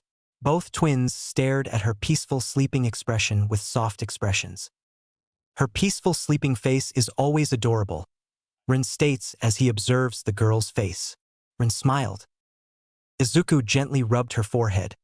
"She is cute. That'll be a problem when she gets older. Which is why we must eliminate the threats," Ren says seriously. Ren said. "Ha!" Izuku wondered if Ren was serious or not, but he did have a point. It'll be a cold day in hell before they let anyone near their precious Eri. "Are you ready for the exams?" Ren asked. "Yeah. How are you feeling about it?" Izuku questioned. "Normal." Ren gives an honest reply. "Figures." He chuckled softly before leaning down on the bed. "Let's do our best, Ran." "Understood." The day finally came as Izuku, Ran, and Shinso were just standing there, waiting on Ochako. Mei was already doing the exam for the support department, so they didn't have to wait on her. Izuku felt bad for them though, cause Mei has a habit of creating destructive inventions. "So, we're just going to wait for her here?" Shinso asked just to be sure. "Yeah, she should be here soon though," Izuku said. "I'm worried that if she does not show up soon, then she will be late," Ren says, expressing his concern. Ren said. "She'll be here, don't worry," Izuku assures him. "Get the hell out of the way, Deku." Izuku and Shinso gave each other nervous glances as they heard Bakugo's voice and steps approach them. Shit, Bakugo's the only one that doesn't know about Ren's existence. Ren looks back and gives Bakugo a blank stare, making him cease his walking. "Wah!" Bakugo said with his mouth wide open like a gaping fish. "Well, damn." Shinso gave Izuku a glance. "What do we do?" "Nothing we can do." "True." Ren was still staring at Bakugo blankly. "Two. What the fuck?" Izuku was pretty sure Bakugo's brain was malfunctioning because he was unable to make words at Ren's appearance. In this case, he couldn't really blame the guy, for he had pretty much the exact same reaction when he met Ren for the first time. "Izuku-kun. Thank God Ochako's here." "Sorry, I didn't mean to run late." "Oh." She paused when she saw Bakugo's dumbfounded expression when he spotted Ren. Izuku grabbed her hand. Time to go inside. Run, let's go. Yes, Ren said as he followed Izuku and the others inside the building, leaving a still gaping Bakugo behind. What the hell? Izuku was trying to ignore Bakugo's glare as he was sitting in between him and Shinso. Ochako and Ren were somewhere else. Unfortunately, they had to be separated because they didn't go to the same school. Well, if anything happens, Ochako will look after Ren, even though deep down he was still worried. He knew Ren could handle himself, but he can't but feel protective. A big brother's need to protect his younger sibling, perhaps? Well, whatever you would call it, the protective instincts he has for his brother will never fade. As he listened to Present Mike explain the second part of the entrance exam, I was a little worried about Bakugo's reaction to Ren. It wasn't unexpected actually, and there's also no need to explain anything to him either. He just wanted to hurry up and get this exam over with. Hopefully though, there won't be any problems. Right? Ochako was wide-eyed as she stared at the place where they were going to take the second part of the entrance exam. Izuku was a little impressed himself. UA certainly has some money in their pockets to have field like this. It looked like an ordinary city, tall buildings and all. Apparently this place is called Ground Beta and was one of the training areas the school uses. Useful. Impressed enough? He jokes. Ochako gave him a pout. I can't help it. I wasn't expecting this. That's the point, Ochako-chan. Humph. She was so cute when she pouted. Can you two stop flirting? It's killing us over here, Shinso said to them dryly. Ren just stared at them. I believe Shinso is jealous because he has yet to find a suitable partner yet, Ren theorizes. Shinso looked ready to kill Ren and Izuku snorts. Is that so? Poor you. Izuku struggled not to laugh as he said this. The hell with you both. Shinso scowls playfully. Ren pats his head. There. Ren says, trying to soothe his single friend. Izuku and Ochako's shoulders were shaking as they tried to hold in their laughter. Shinso's eyebrow was twitching uncontrollably as he was struggling not to attack Ren. Ren. Stop petting me like right now, Shinso growled. Ren tilts his head. Why? Shinso decides to turn his attention to the older sibling. Do something. Izuku managed to compose himself. The person you were trying to get into contact with is unavailable. Please try again. Ochako giggled. You damn twins.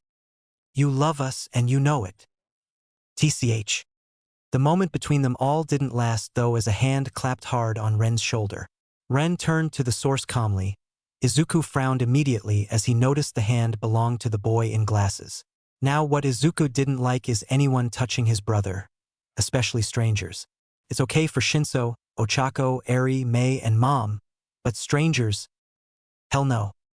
You lot are being very rowdy, the glasses-wearing boy told them. And you? His eyes were on Ren, who still gave him a blank stare. Treating a fellow examinee in such a way is disrespectful, he said to Ren, his grip on his shoulder tightening. Izuku didn't even think. In an instant, he gripped the glasses-wearing boy's wrist. Izuku was struggling not to break this guy's wrist.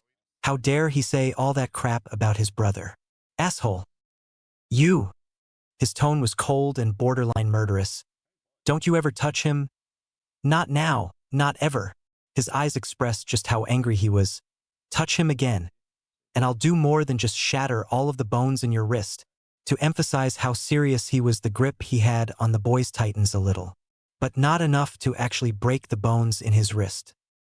Shit, Shinso cursed in the background. Everybody else watched the exchange nervously between Izuku and Glasses Guy, but the purple-haired boy was worried for a different reason. Izuku's overprotective mode. It was dangerous, very dangerous. It wasn't the first time he's gone into this mode either. He used it once when some creep was leering at Mei when they went out shopping one day. The glare Izuku gave the guy actually made him pass out. Take some serious bloodlust to pull that off. Well, compared to Izuku's other mode, this one was only dangerous if you didn't intervene, but there was no need for him to intervene though. For he had Ochako. Speaking of Ochako, she wasted no time in marching right up to him and whacking him on the back of the head, causing a yelp to escape his lips. Izuku let go to the boy's wrist and gave Ochako a look of betrayal. Ochako-chan, he whined. Don't, Ochako-chan. Me, she chided. No threatening. He looked away with a pout. I didn't threaten him. And you, Ochako pointed at the glasses-wearing boy. No being mean to people. The glasses-wearing boy couldn't say anything back at her. Shinso clapped his hands. Okay, that's enough, right, Rin? Rin nodded as he grabbed Izuku's hand. Let's keep the bloodshed to a minimum, all right? Ha ha, Izuku said sarcastically. With the hostilities over with, the four of them went up to the front of the crowd, which gave them a wide berth as they walked to the front. Not that Izuku minded, because he didn't.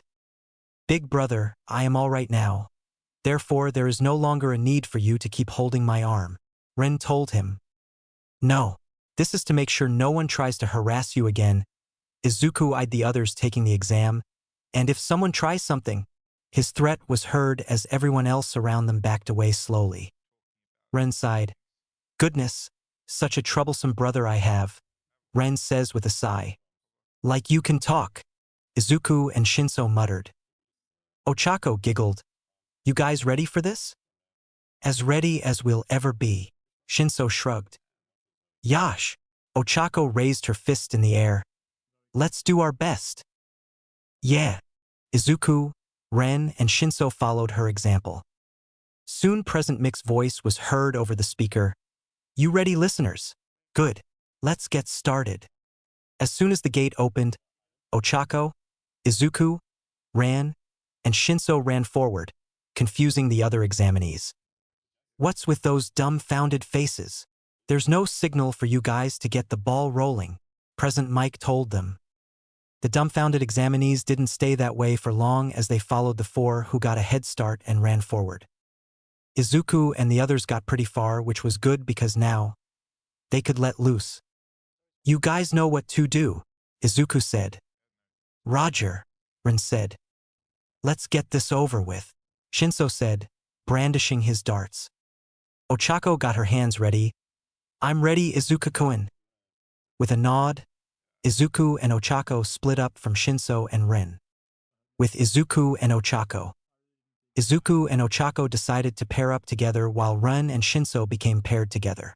As soon as the two ended up in a secluded part of the city where they were instantly surrounded by 2 and 3 pointers. Ochako wasn't worried and instead had a massive grin on her face. Let's do this, Izuku-kun. A wicked grin appeared on his face. Took the words right out of my mouth, he said as 5 2-pointers charged at him. Hoden, electric discharge. Releasing a large quantity of electricity from his body, he zapped all 5 of them in an instant. My turn.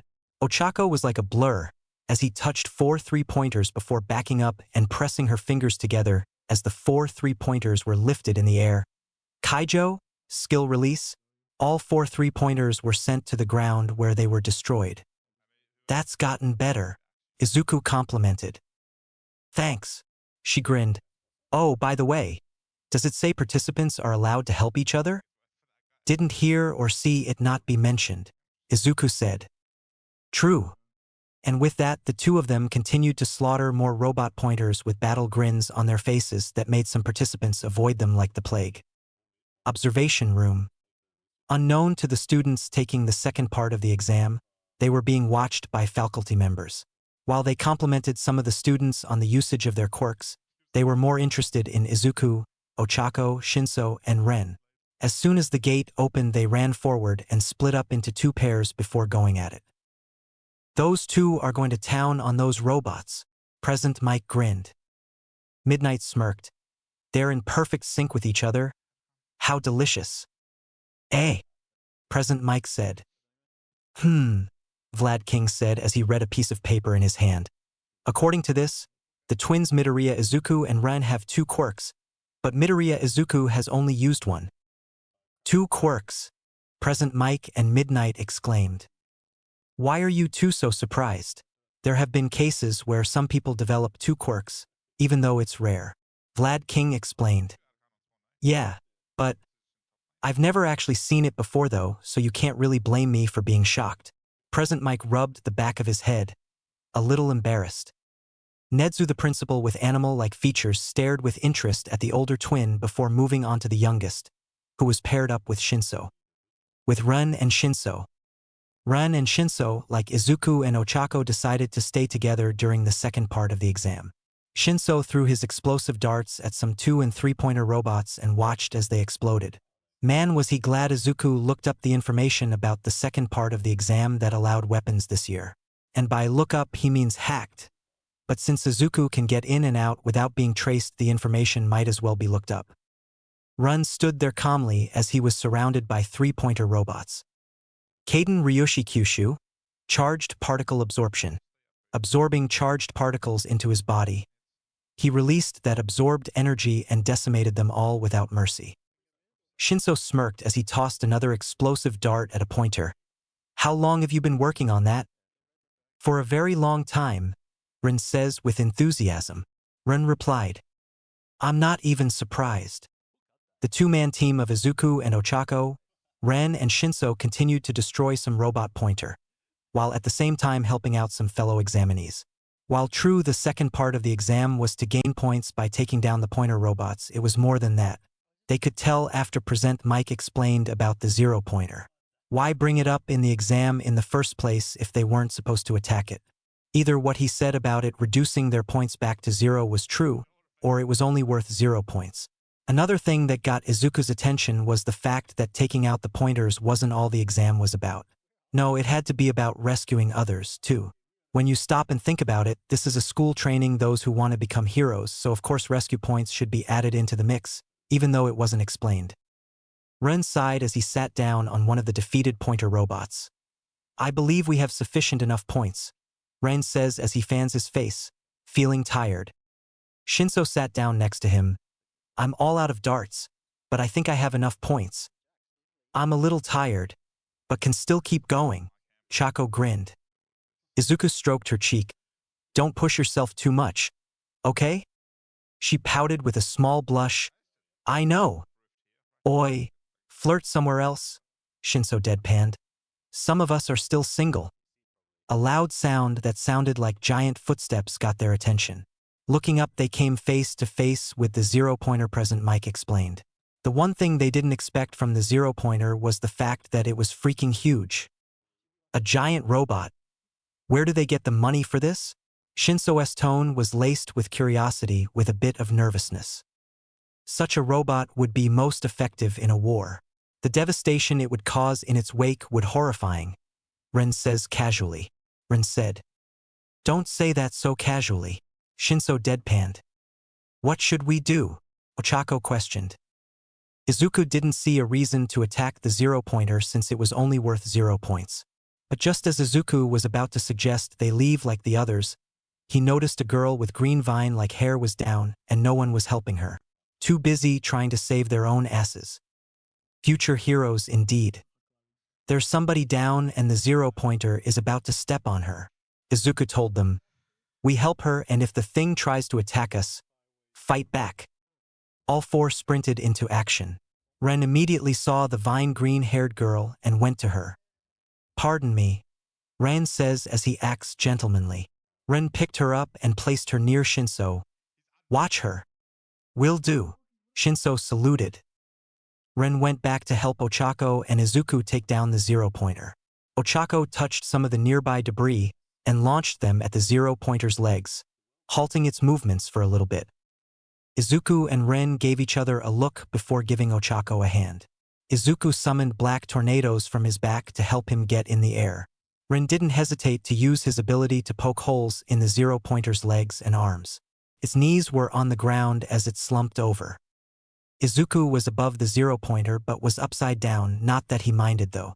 With the coin in his hand, he angled it just right before getting ready to attack. Nothing personal, but I got out of giant robots years ago. Chodenjiho, Raregun, super electromagnetic cannon, railgun. He launched the railgun at the 0-pointer, creating a massive hole in its middle. As Izuku landed safely on the ground, the defeated 0-pointer fell forward and didn't get back up. Phew, Izuku said. Ren clapped his hands. Excellent work. Ren congratulates big brother. Shinso smirked. Overkill, but whatever. Yeah, yeah. Izuku waved his hand. I wonder when the exam is going to be over? Shako wondered. Time's up. Present Mick's voice boomed. Guess that answered my question, she said. Izuku yawned. I'm sleepy. I'll take a nap on the bus on the way home. Ren will do the same. Ren yawned. Shinso chuckled. Yeah, you two are definitely brothers. Shako smiled. Observation room. That was awesome, Present Mike yelled. Shut up, a tired voice said. What an amazing final attack. And so brutal, Midnight smirked. Those twins, Vlad King said. They're not normal. Principal Nedzu smiled in good nature. All four of them were interesting. I look forward to seeing them in our school. Right? He turned to a buff and blonde-haired man. Said blonde man, Toshinori Yagi, or better known as All Might, had seen everything and was beyond impressed. Midoriya Izuku had grown leaps and bounds compared to when he last saw the boy. But what strikes him as odd was the fact that the boy had a twin brother. He doesn't remember seeing him all those years ago. Maybe he was staying with a relative at the time? Well, what's important is the fact that both of them passed along with their friend with flying colors. He looked forward to seeing him in the school. He also needed to apologize for their previous encounter. Him bringing up the robbery probably brought up some unpleasant memories, and he needed to fix that. After going through the standard ceremony for the last day of middle school and passing on the disciplinary committee job over to people Izuku and Shinso trusted, they prepared to take a nice long break. Bakugo tried to corner Izuku and demand to know about Ran, claiming that he doesn't have a brother and wants to know what the hell is going on. Shinso used his quirk on Bakugo and they left it at that. Sooner or later, though, Bakugo would keep pestering him about it again, and Aunt Mitsuki will want to know everything, too. He'll have to let his mom handle that one. Izuku spent all that time before it was time to start high school to hang out with his family, Shinso, Ochako, and Mei. Speaking of which, she caused quite the scene during the support course exam, and that was creating a laser cannon made out of a hairdryer, a bracelet that lets someone become invisible, etc. Mei was called a prodigy by one of the teachers for being able to create weapons out of normal household items and accessories. He still felt bad for the support course because they had no idea of the terror known as Meihatsum. He'll be sending silent prayers to the teacher. The acceptance letter came from UA and All Might appeared on a holographic screen. The holographic All Might explained how he passed the written portion and second part of the exam with flying colors and was placed first. He chuckled when he saw that Bakugo was placed fourth, behind Shinso. Yes, Bakugo was more focused on the villain points than rescue points, but Bakugo probably didn't know about the rescue points. Looked like all four of them got into UA. Let's see what this famous high school has to offer them. Location: UA High School. It's just this way, Izuku said, as they headed off towards where their classroom is. It was just their luck that all four of them were in the same class. That was either a coincidence or on purpose. Probably on purpose. Big brother, this is our destination. Ren says, pointing at the large door with the letter on it. Ren pointed. So it is, but why a large door? Izuku questioned. Who knows? Shinso shrugged. You guys think Bakugo and that rude kid with the glasses will be in our class? Shako asked. Izuku frowned at the mention of the two. Shinso made a mental prayer that those two won't be in the same class as them. Ren opened the door and sure enough, what they hoped for didn't happen. Remove your feet from the desk at once, the glasses-wearing boy said. Ha! Don't order me around. For eyes. Bakugo grinned. Ren turned to his brother and friends. It would appear they are in our class. Ren states the obvious. Thank you for that, Ren, Shinso said sarcastically. The boy in glasses noticed them and approached. Izuku was about to stand in front of his brother when the boy bowed. I am truly sorry for my behavior during the exam. My name is Ida Tanya and I hope we get along this year. Izuku was taken back by the sincerity in his voice, but otherwise didn't see a reason to call him out on his behavior again. You are forgiven. Ren says, forgiving the boy. Ren spoke first. Izuku sighed. If my brother forgives you, Then it's fine. Shinso rubbed the back of his head. You're not a bad person. Just a prude. Ochako giggled. Tenya stood straight.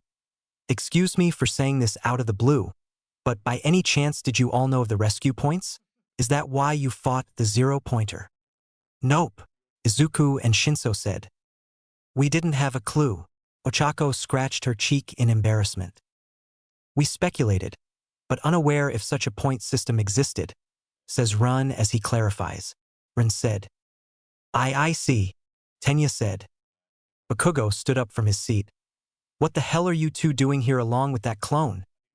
Izuku and Shinso didn't react outwardly, but inside they were panicking before realizing Bakugo probably had no idea Ren was an actual clone of Izuku's deceased younger twin brother. Run gave Bakugo a blank stare before looking down. There is an unidentified individual here in the classroom with us that has been watching us for quite some time, says Run as he stares down at the yellow sleeping bag with a person inside of it. Izuku and the rest of the class looked down and did indeed see a yellow sleeping bag with a person's face showing. The guy looked pale with wavy black hair, with lethargic eyes. Said eyes were focused on Ren as he kept staring at the man. If you brats are here to get acquainted with each other, then get out, the man said tiredly. Ren bent down. You misunderstand. We have already been acquainted and are simply talking as we waited for you, our homeroom teacher, to appear. Ren must say though, the fact that you crawled all the way here in a sleeping bag indicates that you are very tired, and if that is the case, then Ren shall escort you to the nurse's office where you can receive proper rest, says Ren as he offers the tired teacher a helping hand. Izuku sighed as Shinso and Ochako snorted, trying to hold in their laughter at Ren's response. The rest of the class gave him confused looks because of the way he talks. Ren will always be Ren, so there's no need to try and force him to change the way he speaks. Ren. I'm sure our teacher appreciates your concern, but I think he wants to hurry up and start class now, Izuku said, sounding used to this. Understood, Ren says, standing back up before bowing. Please forgive Ren for the interruption, says Ren as he apologizes. The man stared at Ren again with that expression before getting out of the sleeping bag. The man was wearing a black jumpsuit with a gray scarf around his neck. The name's Shota Aizawa and I'll be your homeroom teacher for the year. It took you brats 8 seconds to shut up, meaning you lack common sense. Izuku eyed Shinso, seeing his friend have a hidden awestruck look on his face. This guy must be Eraserhead then if he looks starstruck. Aizawa then brought out some gym clothes. Put these on and meet me outside. The location is the PE grounds. One by one, everyone in the class grabbed a blue and white uniform before leaving the classroom. The whole class stood before Aizawa, who looked like he had something planned for them. Listen up, we'll be doing a Quirk assessment test, he said. Quirk assessment test? The pink-haired girl questioned. Are we skipping the initiation ceremony? You lot plan on being heroes in the near future, right? Then you don't have time for pointless things. Aizawa told them harshly. We have an amount of freedom here at UA that I plan to use. Izuku wondered what he was planning. 50-meter dash, grip strength, standing long jump, upper body exercise, ball throw, and villain bot simulation. Some of this stuff you should know from middle school, but the villain bot combat simulation is different. For this part of the exercise you will be using your quirks on the same villain bots you faced in the entrance exams. The reason for this is to see how well you handle combat situations, he explained flatly. Izuku leaned in close to Shinso. You have them on you, right? Always. There was no reason to ask, but he wanted to make sure. Midoriya, how far could you throw in middle school? Aizawa asked. 90 meters, I think. Izuku didn't really remember because it had felt like such a long time. Shinso snorted lightly. Aizawa tossed a ball at him and Izuku caught it easily with one hand. Use your quirk to throw it as far as you can. It doesn't matter how you do it, so long as you don't leave the circle. Izuku walked inside the circle and prepared to use his lightning ability, but out of the corner of his eye, he saw Aizawa's gray scarf move. Sensei, may I ask what you're doing? Aizawa raised a brow. What are you talking about? Well, just as I was about to prepare to throw the ball, I noticed your scarf moving. Care to tell me why? Izuku asked casually. Rin also noticed and was preparing to go on the defensive should it be something that would harm Big Brother. says Ren as he watched Shota Aizawa closely. Ren kept his firm gaze on Aizawa. Oi, oi. Keep the bloodshed at 0%. Shinso said dryly. You guys are joking, right? The spiky red-haired kid spoke unsurely. Aizawa kept his gaze on Izuku. In your Quirk registration information, it says you are a dual Quirk user. What would be your point? Izuku countered. Do you plan on using both, or just half-ass it? Aizawa didn't hold back in his question.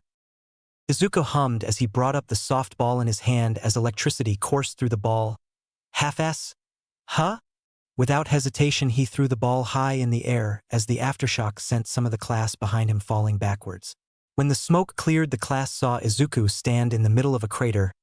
I don't think I can, he finished. What the hell? He actually made a crater. Just what are his quirks? Aizawa was dumbfounded himself as looked at the results. 2,138.9 meters. Holy, is that even accurate? The guy did create a crater, but still. Izuku walked back over to Ochako, his brother and best friend. There was no reason for him to hold back since Eraserhead gave him the okay. That actually looks like fun. The same pink-haired girl grinned. Aizawa's aura changed. Looks fun, you say? The other students felt his sudden change and gulped. You think this is some kind of game? Didn't you brats come here to be heroes, or am I wrong? Oh. Looks like he's snapped, Izuku thought. Since you feel that way, then I should tell you that whoever ranks last will be expelled, he declared. Izuku saw some students grow worried, but Shinso and Ochako were okay. But they were still a little scared by the threat.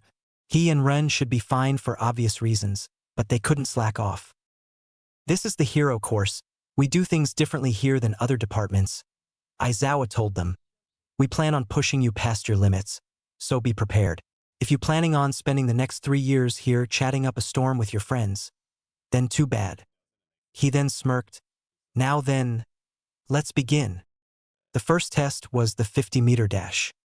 Tenya had proved that his quirk was useful when it comes to speed, clocking in at 3.04 seconds. Ochako did her best with 4.12 seconds, beating her previous score back in middle school.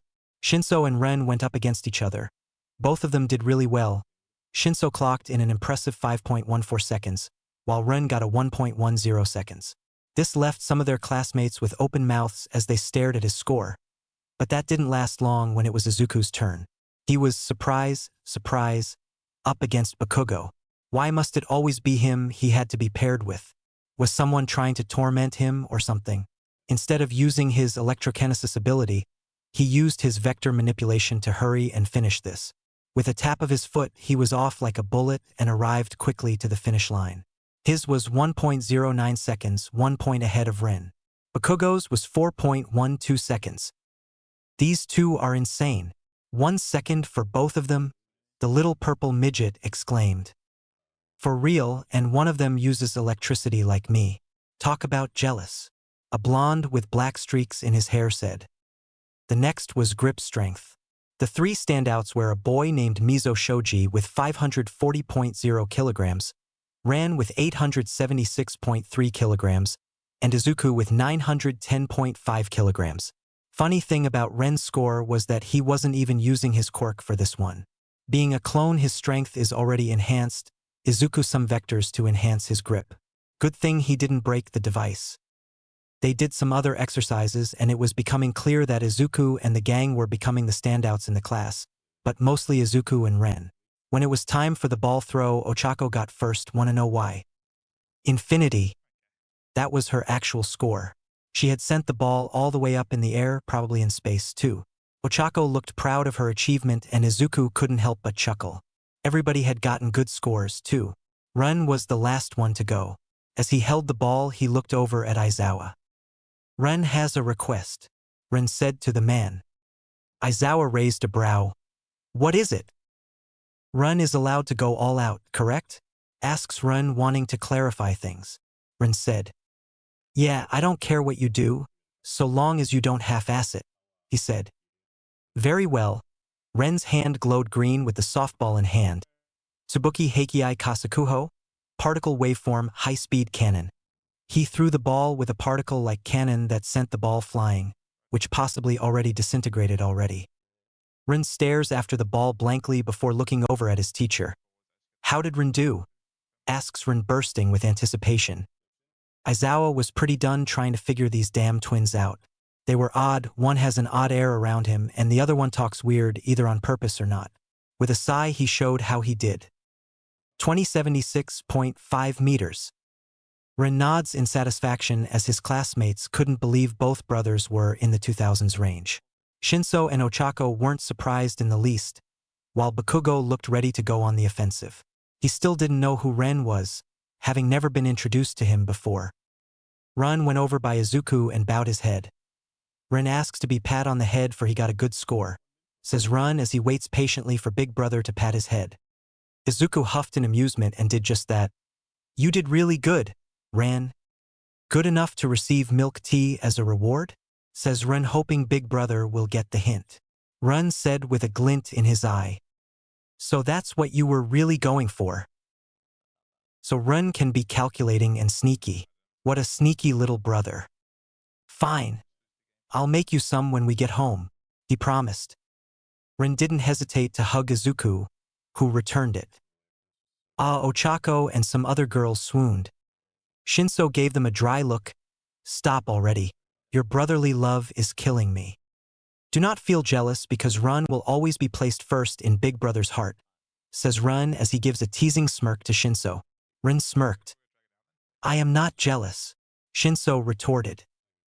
And what do you mean special place? Ochako demanded. It means you are second, Ren clarifies. Ren said. Ochako pouted. Mao, no fair. See, calm down, Uraraka-san. Tenya tried calming her down. Enough? Aizawa's sharp voice interrupted them. You brats still need to do the villain bot simulation. Follow me.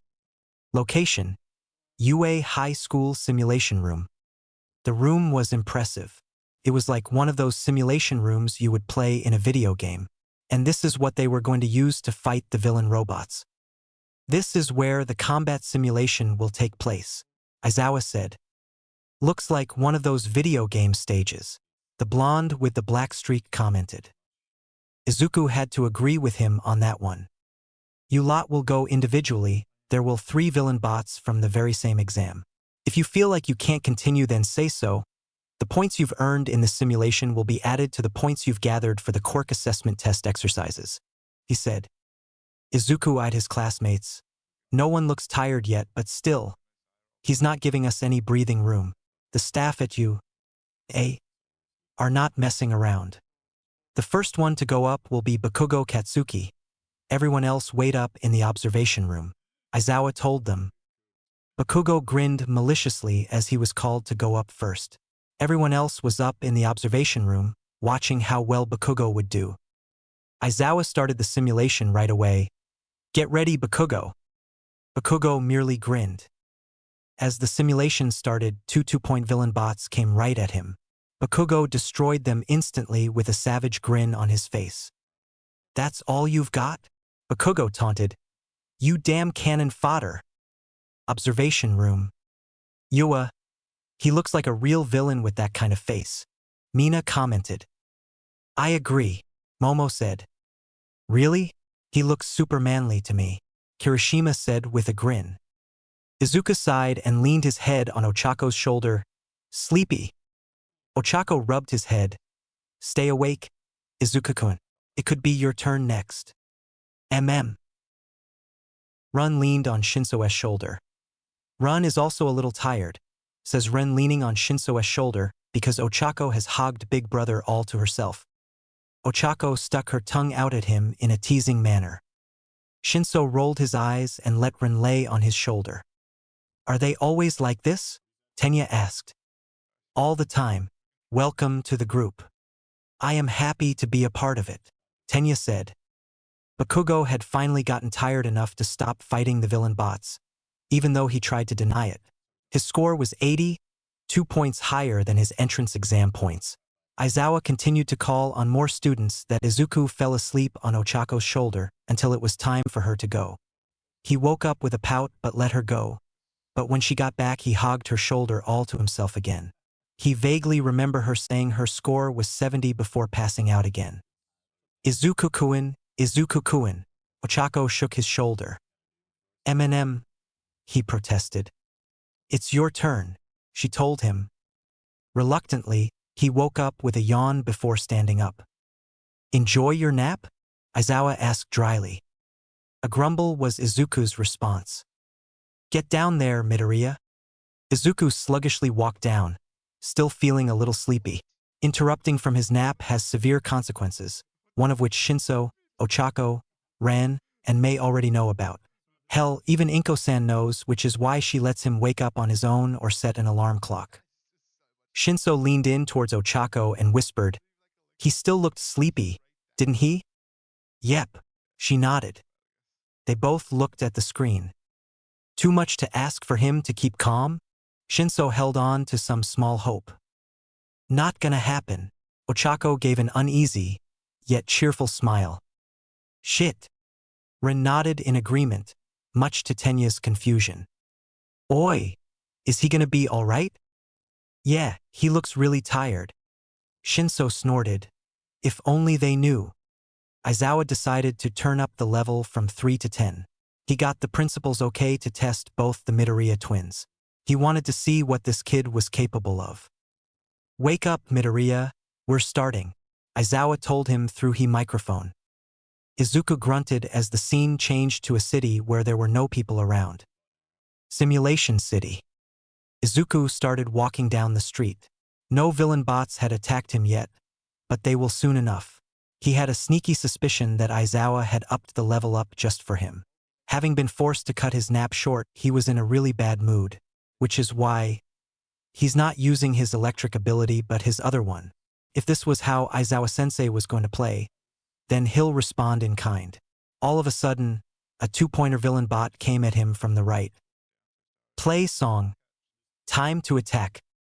Izuku stood there as the villain bot slammed into an invisible barrier that sent it flying backwards into the building, destroying it upon impact. He looked over at the defeated robot with an annoyed scowl as he saw the thing twitch a little. "So it's still kicking, is it?" Walking over to the twitching form of the robot, he stomped on its middle, making his permanently cease movement. Hearing multiple sounds coming from all around him, he noticed it was more villain bots, and simply stood there as they came at him. All at once, they were obliterated just like that. He let a small, vicious grin appear on his face. Let the hunt begin. Resuming his walk around the city, he spotted 3 more robots blocking his path in an alley. The middle one attacked him first, only to have Izuku grab its middle with one hand and dig his fingers in it, thanks to his vector ability. 3 versus -1. Not bad.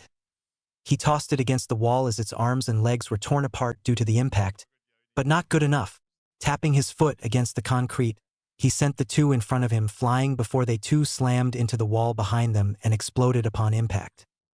Different from the ones Bakugo fought, more coordinated.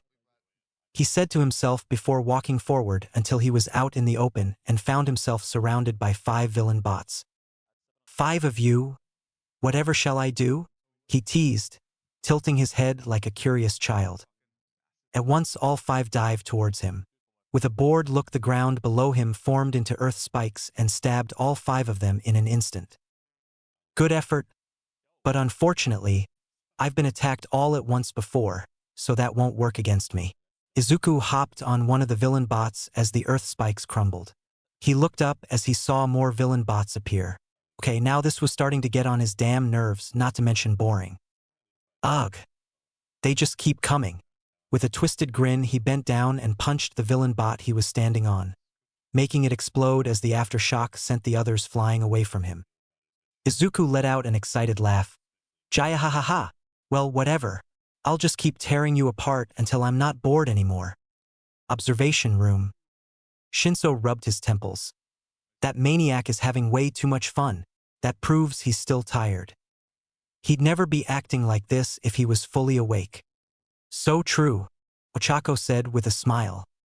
"His laughter sounds like an excited child playing with a toy for the very first time," says Run as he observes his big brother's behavior.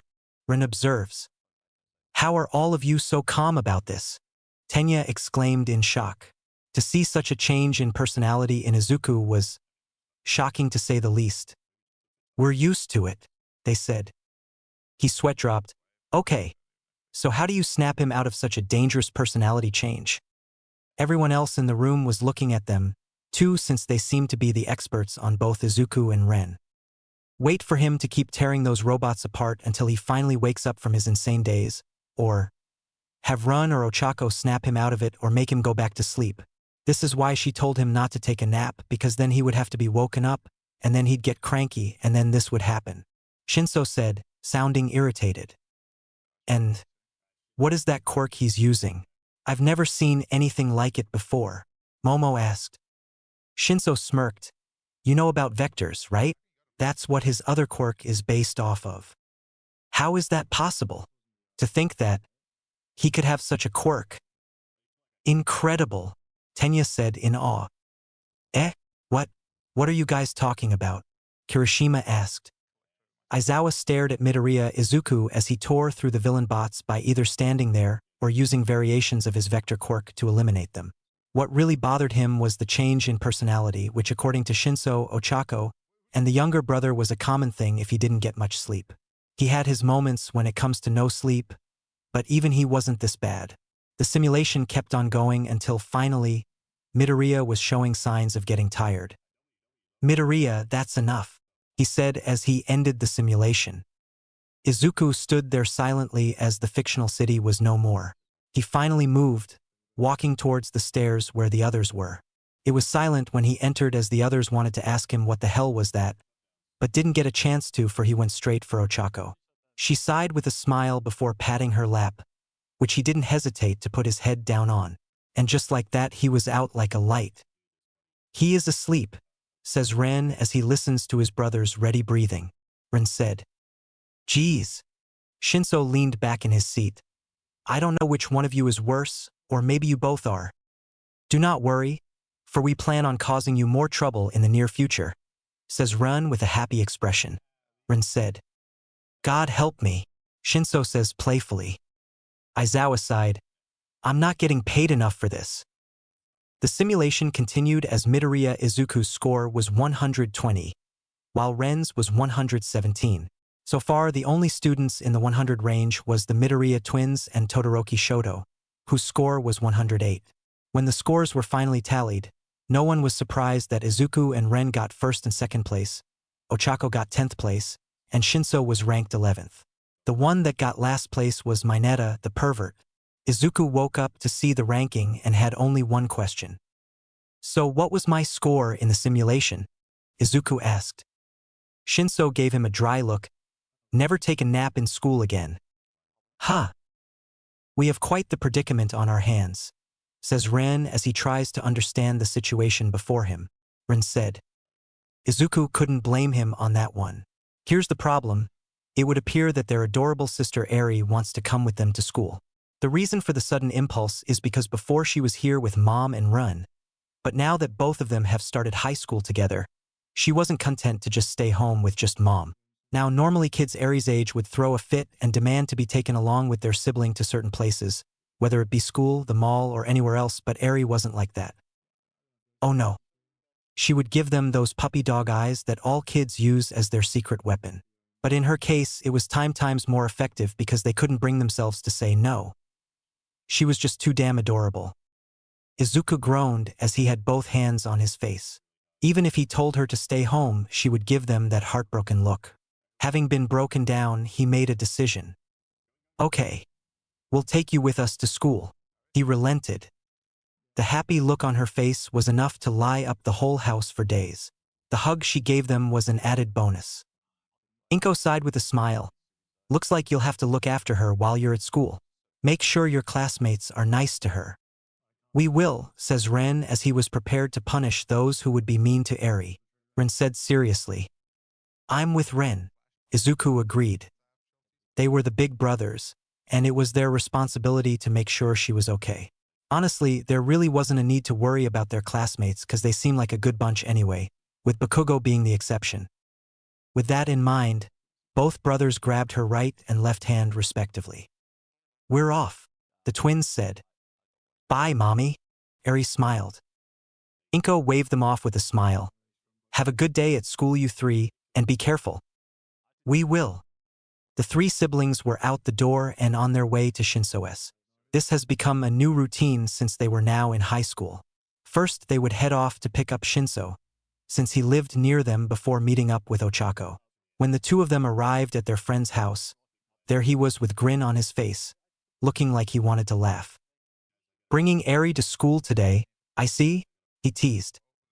"I'd shock you right now if I wasn't afraid it would scare Eri," Izuku threatened. "You won't. We have yet to see." The brainwash user crouched down to Eri's level with a smile. "Good morning, Eri. You excited about coming to school with us today?" "Aha," she nodded. He stood up. "You do realize Ochako will want to carry her around the moment we meet up with her, right?" "Too bad, because we will not allow that," says Run as he hugs Eri protectively. Rin said while hugging Eri. "Oh, God, there's two overprotective brothers." Shinso shuddered. "Get used to it. I have hard enough time with you. Now I have to worry about both of you? I'll need Ochako's help with this one."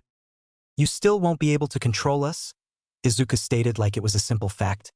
"If none of us can control Mei, what makes you think you can control us?" "She's different." "How so?" "She's borderline insane, if she hasn't passed that border already," Shinso said dryly. Izuku had no comeback for that one. Meeting with Ochako was always fun, but this time was different because, like Shinso said, the moment she saw Eri, she wanted to carry the girl. Only Izuku and Ren wouldn't allow that. The zero-gravity user pouted but relented, knowing that she would never win against Izuku and Ren when it comes to Eri. As they were on their way to U.A, they saw what appeared to be a clutter of reporters crowding the school like a swarm of locusts. Izuku picked Eri up. "We're jumping over the fence, and Ochako, please go get Tenya." The speed user was caught by the reporters and needed to be saved. "Roger." Ochako immediately ran over to the horde and slammed her way through to rescue Tenya, while Izuku, Ran, and Shinso jumped over the fence. Landing safely, they spotted Aizawa walking towards the front entrance. Ochako came over with Tenya floating along with her, as they landed next to them. "Got him," Ochako said. "Uraraka-san, did you have to run into them like that?" Tenya questioned. "Yep," she said simply. "Just like that," he exclaimed. Izuku just walked away. "Let's just get to class already." "Agreed," Rin followed. "I'm tired," Shinso yawned. "Big surprise," Izuku said dryly. Ochako and Tenya followed after the twins as their teacher handled the annoying press. Arriving to their homeroom brought another bout of excitement as they walked in with Eri. The noise in the classroom had gone silent as they blatantly stared at the red-eyed little girl, who blinked innocently as she stared at all of the unfamiliar faces. She was a little shy, but her brothers were here, so there was no reason for her to be scared. Ochako smiled as she greeted everyone. "Good morning, guys." "Yes, good morning, everyone," Tenya also greeted. Momo greeted them. "Good morning, Midoriya-san?" "Yes/what?" Izuku and Ren responded at the same time. Kaminari's sweat dropped as they both responded. I think she meant the older twin." "That'd be me," Izuku said as he put Eri down and held her hand instead. If you don't mind me asking, why have you brought in this child with you today?" Momo asked carefully. "This is Eri. She's our little sister," Izuku introduced. "Isn't she adorable?" says Run as he picks Eri up and rubs against her cheek. Run said as he rubbed his cheek against Eri's. "That is like, so cute," Mina squealed. "But why did you guys bring her here?" Kirishima questioned. Izuku answered, "She didn't want to stay at home by herself, so we brought her with us to school. She is too adorable to simply leave at home," says Ren as he puts Eri back down on the ground. Ren said. Kaminari grinned down at Eri. "She is adorable. Wonder what she'll look like when she's older?" Mineta had a lecherous grin on his face with some drool on the side of his face. "Slender figure, Slim legs, big BO. A bolt of green lighting cut him off mercilessly, as his body convulsed before falling to the ground, his skin brown and black smoke coming out of his mouth. Standing before the perverted boy with their arms crossed were Izuku and Ren, both of whom were very eager to punish the boy some more. Warning, unearthly desires targeted towards younger sibling detected, Ren said coldly as he got ready to shoot a green beam of energy at Mineta, requesting termination of the threat. Request accepted. Izuku granted permission as he got ready to shock Mineta some more. Tenya, Kaminari, Shiro, and Kirishima tried to calm the two of them down. "See, calm down, you two," Kirishima tells them as he held onto Izuku's left arm. "There is no need to attack a fellow student, even if he does deserve to be punished to some degree," Tenya added as he held onto Ren's shoulders. Shiro and Kaminari gave him a look. "In other words, you're okay with him getting electrocuted sometimes, but only if you think so?" Ochako pressed her fingers together as she glared at Mineta's twitching form. "Maybe I should send him out into space." "Wait, let me stick these up his hole first." Shinso already had his darts out and ready to use. "You guys are just as worse," Shiro and Kaminari exclaimed. The door opened and in came their teacher. Everyone in the room automatically sat down in their seats as the familiar form of Aizawa walked in. "You brats sure do talk too much," he commented before zeroing his eyes on Eri, who was positioned in Izuku's lap. "Midoriya, kidnapping is a crime." Izuku gave him an unimpressed look. "You're quite the comedian sensei. If I was going to kidnap a child, I would have them in a safe location where no one would be able to track them down by erasing every surveillance camera's footage within the area in where the abduction took place and bring them to the secret hideout, not bring them here." Everyone in the class stared at him. "Karo, that was very specific," Azui commented. Izuku casually shrugged. "I've been kidnapped before." "Same here," Shinso added. "It is not very pleasant," says Ren as he remembers the individual who kidnapped them. Ren shuddered. "Wait, really?" Kaminari exclaimed. Tenya stood up abruptly. "Why did you three not tell us this before? Did the individual who kidnapped you do anything to you?" Izuku, Shinso, and Ren eyed each other before looking at him. "She refused to let us leave until we tried out her babies," they said in unison. The person they were referring to was none other than Hatsum Mei. Ochako had on a scary smile.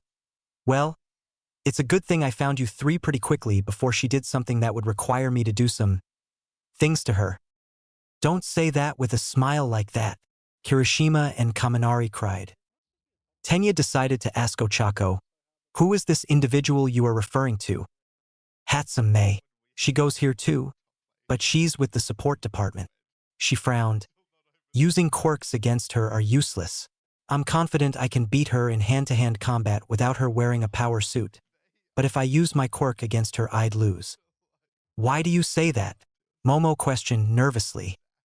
Izuku covered Eri's ears as Shinso was about to answer her question. "Because she's batshit insane.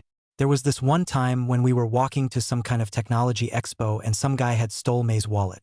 Before he could try to get away with his quirk, she whipped out a stun gun that almost killed him." "You're kidding," Shiro exclaimed. "Like hell I am." Izuku added some more information. She said that it was a prototype stun gun she had created and hadn't tested it yet. So when she saw an opportunity to use someone as a guinea pig to test out its capabilities, she took it. "That's horrible," Tenya said. "Yeah. This is Mei we're talking about here, so she doesn't really care. But it's what she said about the incident afterwards that literally made me question her sanity." Izuku continued. "HM? Oh, see, villains are very useful to society because they make the best test subjects for my babies. Heroes do too, don't get me wrong. But villains are the best because they always use their quirks. And I need them to do that so my babies can be used to their full potential." "What the hell is wrong with her?" Kirishima, Kaminari, and Shiro exclaimed. "We don't know. We figured she might have been cooped up in her shop for too long and inhaled something she shouldn't have." Shinso shrugged. "There was also the time she kidnapped Shinso to test out new headphones she had just created," says Ran as he remembered the time Shinso was strapped to a chair and forced to be her new test subject. Ren recalled. She strapped you to a chair, like something out of a classic torture scene, Mina exclaimed. Shinso ignored her.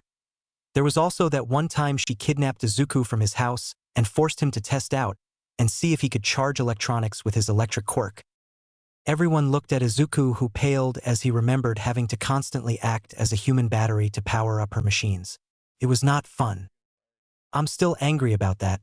Should have just blown up those machines of hers, or at least placed a virus on her computer, he commented, still sounding angry about it. She actually made him be her human battery? Kaminari was almost afraid to ask. There was also the time she kidnapped Ren. Ochako trailed off. Shinso paled as looked away. Izuku clicked his tongue. Ren closed his eyes. What? What is it? What did she do? Siro was curious to know, as was the rest of the class. Izuku gave them all a grim look. Run. What? Tenya questioned as to why he would suggest that. If she sees your quirk and asks you to try out my new baby, you run. Run and never look back. Izuku warned them, sounding serious. Run for your lives while you still have them, Shinso told them. Run away, Ren pleaded. Please run, Chako begged. Stop. You guys are scaring us, Mina cried. Aizawa groaned as he felt a headache come. Midoriya, just explain why you have a child with you. Izuku removed his hands from Eri's ears. This is our little sister. We refused to leave her at home, so we brought her here. Aizawa gave him a dry look. You! Sensei, surely you are not suggesting we cannot have our precious sister here with us, are you? How can you ignore such an innocent and adorable face? Says Ren as he tries to make their sensei feel bad. Ren said. Aizawa rubbed his temples. These two brats. He wondered if it was too late to have them transferred to Class 1B. Fine, she can stay. Ren give Izuku the peace sign. Victory. In our favor, Izuku smirked. Shinso clicked his tongue. Sneaky twins. Chako giggled. Today you'll be doing something different than what you did yesterday. Aizawa's tone sounded serious as everyone in the class tensed. What you'll be doing today is nominating a class rep and vice class rep, he revealed, no longer sounding serious and dramatic. That's so normal. Everyone except Shinso, Ochako, Izuku, and Ren cried. Of course it's normal, they are in high school. Hero school or not, high schoolers do stuff like this in their schools too. Izuku didn't care who they picked so long as it wasn't him or Shinso. They've had enough of organizing meetings and other stuff back in middle school. Those days were over and done with. I want to be the class rep. Pick me. Mina was the first one out of her chair. Sounds interesting. I'm in too. Kaminari nominated himself. Pick me. Hagakure waved her invisible hand. Izuku rolled his eyes. Fools. They have no idea the true purpose of the class rep and vice rep. Shinso was having similar thoughts as Izuku. These guys are morons. Tenya stood up abruptly. Enough! We will settle this by voting for the two who we believe are the most suited for the positions. But that makes things more difficult because everyone will just vote for themselves. Azui voiced her opinion. Izuku and Shinso turned to each other and had one thought. So long as they don't pick them, then they could care less who gets picked. Results. Midoriya Izuku, 5. Shinso Hitoshi, 4. Midoriya Ren, 2. Yaoyorozu Momo, 3. Ida Tenya, 2. What the hell? Congrats you guys. Looks like we know who the class rep and vice rep are. Kirishima grinned at Izuku and Shinso, who didn't look too happy. Oh hell no. Izuku and Shinso stood up from their seats, grabbing both Tenya and Momo and dragging them to the front of the classroom. They faced the two. Ida Tenya, Izuku said. Yaoyorozu Momo, Shinso said. Yes, Tenya blinked. Why yes, Momo said unsurely. Izuku addressed Tenya first. Do you swear to uphold your position as the class rep and punish the fools who are out of line, including a certain ash-haired blonde? You got something so say, DKU? Bakugo yelled. Tenya still had no idea what was going on but nodded slowly. I do. Shinso went next. And do you swear to not tolerate morons doing as they please and are willing to discipline them whenever they get out of line, including a certain ash-haired blonde? You two want to get blown up? Bakugo yelled again. Kirishima's sweat dropped. You do realize you're only proving their point, right? Yes, I do, Momo said. Izuku and Shinso spoke in unison this time. Then by the power invested within us, we of the former discipline committee hereby honor you both as the class rep and vice rep. The two went back to their seats as the whole class gave them bewildered stares. What was all that about?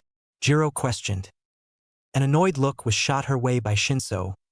We've been part of the disciplinary committee back at our middle school. We're not doing that again. Izuku nodded in agreement. And I've had just about enough of having to deal with Bakugo while being in charge. He's too much of a handful. Ha! Bakugo yelled. The whole class looked at Bakugo and saw Izuku's point. They haven't even known Bakugo for very long and could already tell he was a handful to deal with. Aizawa yawned. Well, looks like you've figured everything out for yourselves. Let's begin the lesson already. You were the one who wanted to elect someone in the first place. The class thought in unison. For the rest of the day, lessons went on until it was time for lunch where Izuku was drooling and devouring his favorite meal, katsudon. Ren was having some milk tea, which Lunch Rush just so happened to have in stock. It was then that the twins were asked questions by their curious classmates about their abilities. Ren blinked up at Shoji. You are curious as to know about my ability, Ren questions the tall boy. Shoji nodded with a hum. Rikido popped the question. So how come you always talk like that? Ren does not talk like this because he likes it, but because Ren has no choice. Ren explains the reason for his odd way of talking. Ren explained. Oh, my bad. Rikido apologized. It's fine, says Ren to assure the boy that he was not offended. Ren assured his fears. I have two quirks like Big Brother. One of my quirks is electron manipulation. He opened his palm as green energy appeared. I can control electrons and create a particle wave. My other quirk is dark matter. It allows me to create and control an unknown material that's theorized to make up most of the universe. Whoa, those sound like cool quirks. You must have been training crazy hard, Kaminari commented. Ren turned to him. Ren was repeatedly forced to train his quirks to the point where he could no longer move by our sperm donor, says Ren as he recalls the times he had to be carried to his room by one of the assistants. The whole table went silent at the revelation, and Todoroki Shoto eyed him and Izuku at the same time. By sperm donor? You mean your father? Todoroki carefully asked, his face showing no emotion but the tone of his voice expressed enough emotion. That parasite will never be our father, Izuku said venomously. Izuku-kun. Ochako grabbed his hand from under the table. Bakugo was listening and didn't say a word. He remembered the hag saying how Inko-san had divorced Hisashi because of something he did. But why wasn't he told about the nerd having a twin brother? Kirishima, noticing the now tense atmosphere, spoke this time. So Midoriya, were you given the same treatment? Izuku shook his head. No, our mom had already divorced him when we were still young. I stayed with mom in Japan while Ren stayed with that parasite in Germany. Ren left the country to come stay with us without that parasite knowing, which brought a smile to my face. This was the story they decided to come up with, in case people began asking about Ren's existence. A separation, Momo said sadly. But, you left your mean stern donor and came here to see your bother. Mina grinned. Ren nodded. I wanted to see him, Ren says as he explains his reason for leaving Germany. But, still, your father decided to separate you too. That's just cruel. Mashareo frowned. Does he know you came here? Fumikage asked. Ren believes so. He is also the reason as to why Ren speaks this way, Ren said. Geez. Your father sounds like a real creep, Jiro scowled. The rest of the class agreed. But, Inko-san is a really sweet woman, Ochako smiled. She would let me spend the night all the time. Same here, Shinso smiled. I already have a mom, but with her, it felt like I had two moms. Momo smiled. She sounds like a really sweet woman. Yeah. Can't believe she married a guy like your sperm donor, Mina said, crossing her arms with a thoughtful look on her face. Honestly, the only good thing about the relationship is that you two were born, Tenya added. Izuku snorted at that, earning him confused looks. You! Just now, you sounded like grandma. He did, says Ren as he agrees. Ren agreed. Oh, what's your grandma like? Zero asked. Shinso shuddered. That old woman is not to be messed with. She's amazing. Izuku-kun and Ren are a mixture of her. Ochako smiled. But Izuku-kun is the scary twin, while Ran is the nice one. Izuku pouted. I am not the mean one. Yes, you are, Shinso and Ochako said in unison. Ren agrees. Ren sided with Ochako and Shinso. Izuku gives him a glare. Traitor. I am merely stating an obvious observation, says Ren calmly. Ren said. Izuku stared at him before feeding Eri. Eri doesn't think I'm scary, do you, Eri? Eri shook her head. Nichan is nice and strong. Izuku hugged the little girl. Eri, you're the only sibling I have now. Ren's eyebrow twitched. Ran will take that as a challenge, says Ran as he now sees his younger sibling as a potential rival for big brother's affection. Kaminari and Kirishima sweat dropped. A classic sibling rivalry? That was how the rest of the lunch period went. The class of 1A getting to know more about the twins and their friends. While the two of them may have their moments, both twins have already become a part of the Class 1A family. Back in Class 1A, everyone was waiting for their next teacher to come in, and it was someone they never thought would be teaching them. I am. Everyone, but Izuku. Ran and Shinso tensed when a familiar voice opened the door. Coming through the front door normally, in came the number 1 pro hero All Might. There were rumors of him teaching U.A, but they were now confirmed right before the eyes of the students. That outfit? It's from the Silver Age, Kirishima grinned. Holy crap, All Might is actually teaching our class. Mineta was freaking out. Izuku stared at the number 1 hero. The last time they met, it was when Izuku had basically told the man to shut up about what happened in the past. He figured he should say something, but he doesn't know what he should say. All Might's ever-present grin was on his face as he spoke. Today, for this period, you will all be doing a standard exercise of you, call it a trial or training, but pay attention for this is very important. The class quieted down as they waited eagerly to know what they will be doing. What all of you will be doing today. A piece of paper appeared out of nowhere with bold red letters written on it. Getting right into it, we will be doing the battle trial. Izuku sighed inwardly. It would be that. Well, I need to hold back, but depending who my opponent will be, there might be no need. For the battle trial, you will be allowed to use your hero gear.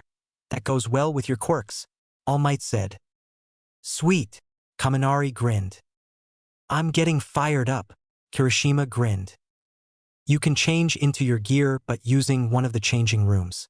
We will meet at Ground Beta, the same location as you used during the second part of the entrance exams. Remember this well. For as of today, you are now official heroes, All Might declared with a pose. Location: UA High School Ground Beta. Having arrived at Ground Beta, the students all gathered around All Might, as they've already changed into their hero gear.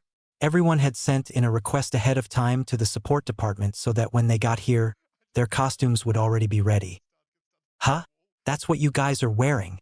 Kirishima questioned Izuku and the others. Izuku was wearing a simple dark green winter coat, the same Accelerator wears during the WWII arc, with special properties, according to May, along with white pants and shoes. Shinso's gear consisted of a black and white tracksuit. In addition to this, he also wears a detachable mask-like device over his mouth, which aids him in the use of his quirk, and a binding cloth, which looks the same as Aizawa Shoyuta, but May added something special to it. He also had his special darts hidden from view. Run wears a dark blue power suit that comes with a mask that he had on the side of his face. Mei said this power suit may not look like much to others, but it packs a punch. Mei made our hero gear, Izuku said as though it explained everything. So we're not all that worried. As for my hero gear, well, let's just say it helps amplify my natural defense. What do you mean? Zero questioned curiously. Izuku shrugged. You'll see. Ochako then ran up to him. Izuku-kun, what do you think of my costume? She twirled around so he could get a better look. Izuku wasted no time blushing at the sight as he noticed her curves. How could he not? You look really good, he admitted. She hugged him with a happy smile. You're so sweet. A familiar, disgusting presence oozed out and made itself known. The presence was Mineta. As he drooled over the girls and their hero gear, he wasn't even trying to hide it. The hero course. Mineta started as he stared at Ochako's curves with a sickening, perverted grin on his face. Is the absolute best. With a twitch of his eyebrow, Izuku released a bolt of thunder at the sick little freak and didn't feel bad about it one bit. He blatantly ignored the boy's burnt and charred body, turning his focus back on All Might. All Might's sweat dropped, but didn't comment on it. Coughing into his fist, he explained how things were going to go down. For this lesson, the battle trial will take place indoors, unlike with your entrance exams, which took place outdoors.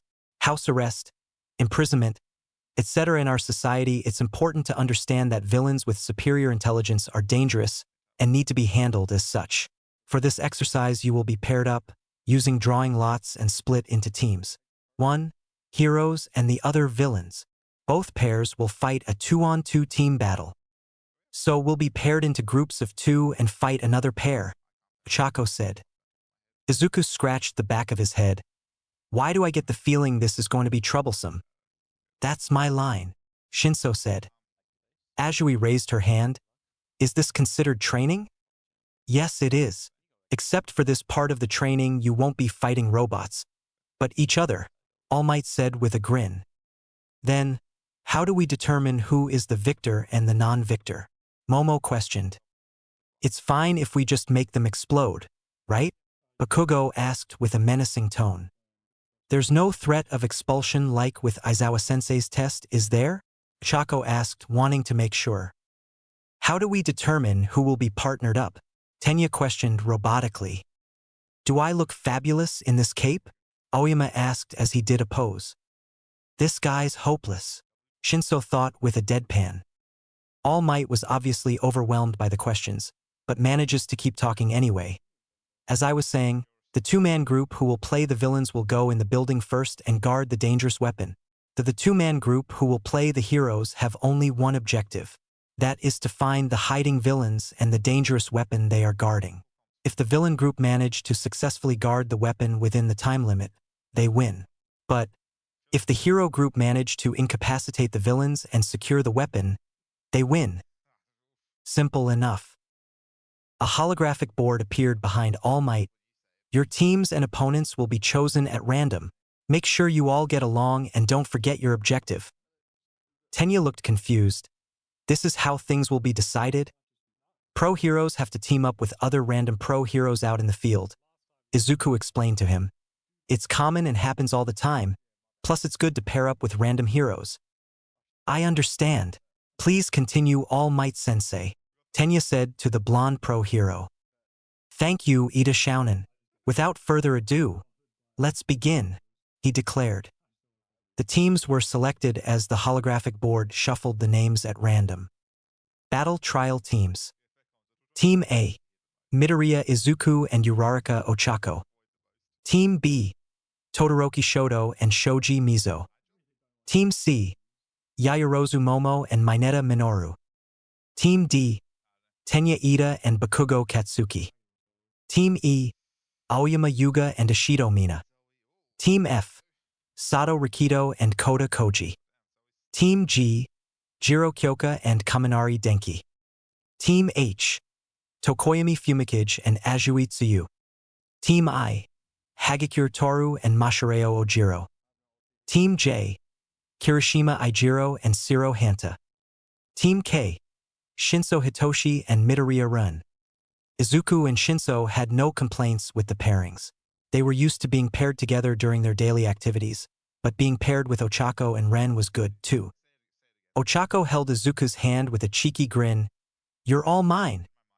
He squeezed her hand with a grin of his own. "Sure you didn't plan this?"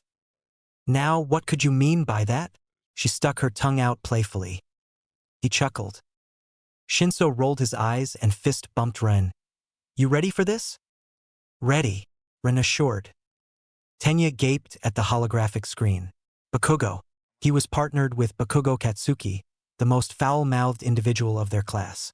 "This will not be easy." All Might looked at the screen again as the names shuffled. The pairings chosen to do combat first are Team A, who will be the heroes, and Team D, who will play the villains. Izuku gave Ochako a side-eyed look. "Looks like they'll be going up against Tenya and Bakugo. We can't go easy on them, especially because it's Tenya. Also, try not cause Bakugo any bodily harm, no matter how much you want to," Izuku told her. Ochako gave him one of those smiles, a smile that had no intention of doing what he requested. "Why, Izuku-kun, whatever do you mean?" Ochako smiled innocently. That smile of hers was not very reassuring. Team D will be the first ones to enter the building, and after 5 minutes have passed, the hero team will go in after they have finished strategizing. The rest of us will watch out here, and remember, while this may be a simple training exercise, it is accepted to go all out if you must. All Might gave both Team A and B maps and earplugs. This is a layout of the building, and these earplugs will help you keep in contact with your partner. Now then, let the battle trial begin. Tenya and Bakugo decided to locate the weapon on 4th floor of the building. The speed quirk user had no interaction with Bakugo, but didn't need to because he already knew the boy's personality. Vicious, vulgar, and arrogant. Almost like a... He shook his head. Bakugo may be all those things he just listed off, but the boy was no villain, even if sometimes he acts like one. "Bakugo, I think we should..." "Shut up, Four Eyes." Bakugo cut him off harshly. "Wah? Did he just call him Four Eyes?" He'd never been called such a thing by anyone in his entire life. "You stay up here and just stay the hell out of the way," Bakugo told him as he headed toward the door. "I'll be the one to destroy Deku, and if Round Face gets in the way, then I'll destroy her, too." With those parting words, he left Tenya there, gaping like a fish. He changed his mind. He and Bakugo will never get along, nor understand each other. Izuku just got done memorizing the map. It wasn't all that hard for him because he had to think a lot with his vector ability. Using calculations may seem tedious, but it means a lot to him. Manipulating vectors isn't as easy as it looks, and thanks to him constantly training and calculation prowess, he has firm control over it. And memorizing things has come naturally to him, so memorizing the layout of the whole map was like child's play to him. "All done?" Ochako asked. "I've memorized the map. Now all we have to do now is wait for All Might to give us the all-clear to start," Izuku said. Ochako pounded her fist into the palm of her other hand. "I'm ready, Izuku-kun." "I can see that," he said. "Time is up. Team A may now enter the building." All Might's booming voice sounded. Like a switch had been flipped, Izuku and Ochako both sported looks on their faces that told just how dangerous these two are as a pair. Shinso leaned forward with a smirk. "This is going to be good." "Agreed," says Ren as he watches the screen intently. Ren also leaned forward. Kirishima gave them a confused look, but was also worried. "Are Midoriya and Uraraka that good as a pair?" "They are. Me and Izuku have been paired before and are pretty good, but it's different with him and Uraraka. Those two are not to be messed with," the brainwash user revealed. Mina was radiating excitement. "You guys are getting me all excited." "Me too. I can't wait to see what these guys are gonna do." Kaminari was just as excited as Mina. All Might watched as Izuku and Ochako entered the building with interest. He was interested in Midoriya Izuku's progress with his quirks. Also, he still needed to apologize for their last encounter. "It's not just Midoriya Shounen that has piqued my curiosity, but his brother is another interesting one, I'm told." He remembered Aizawa described the two twins as being troublesome, but acknowledged they have control over their quirks.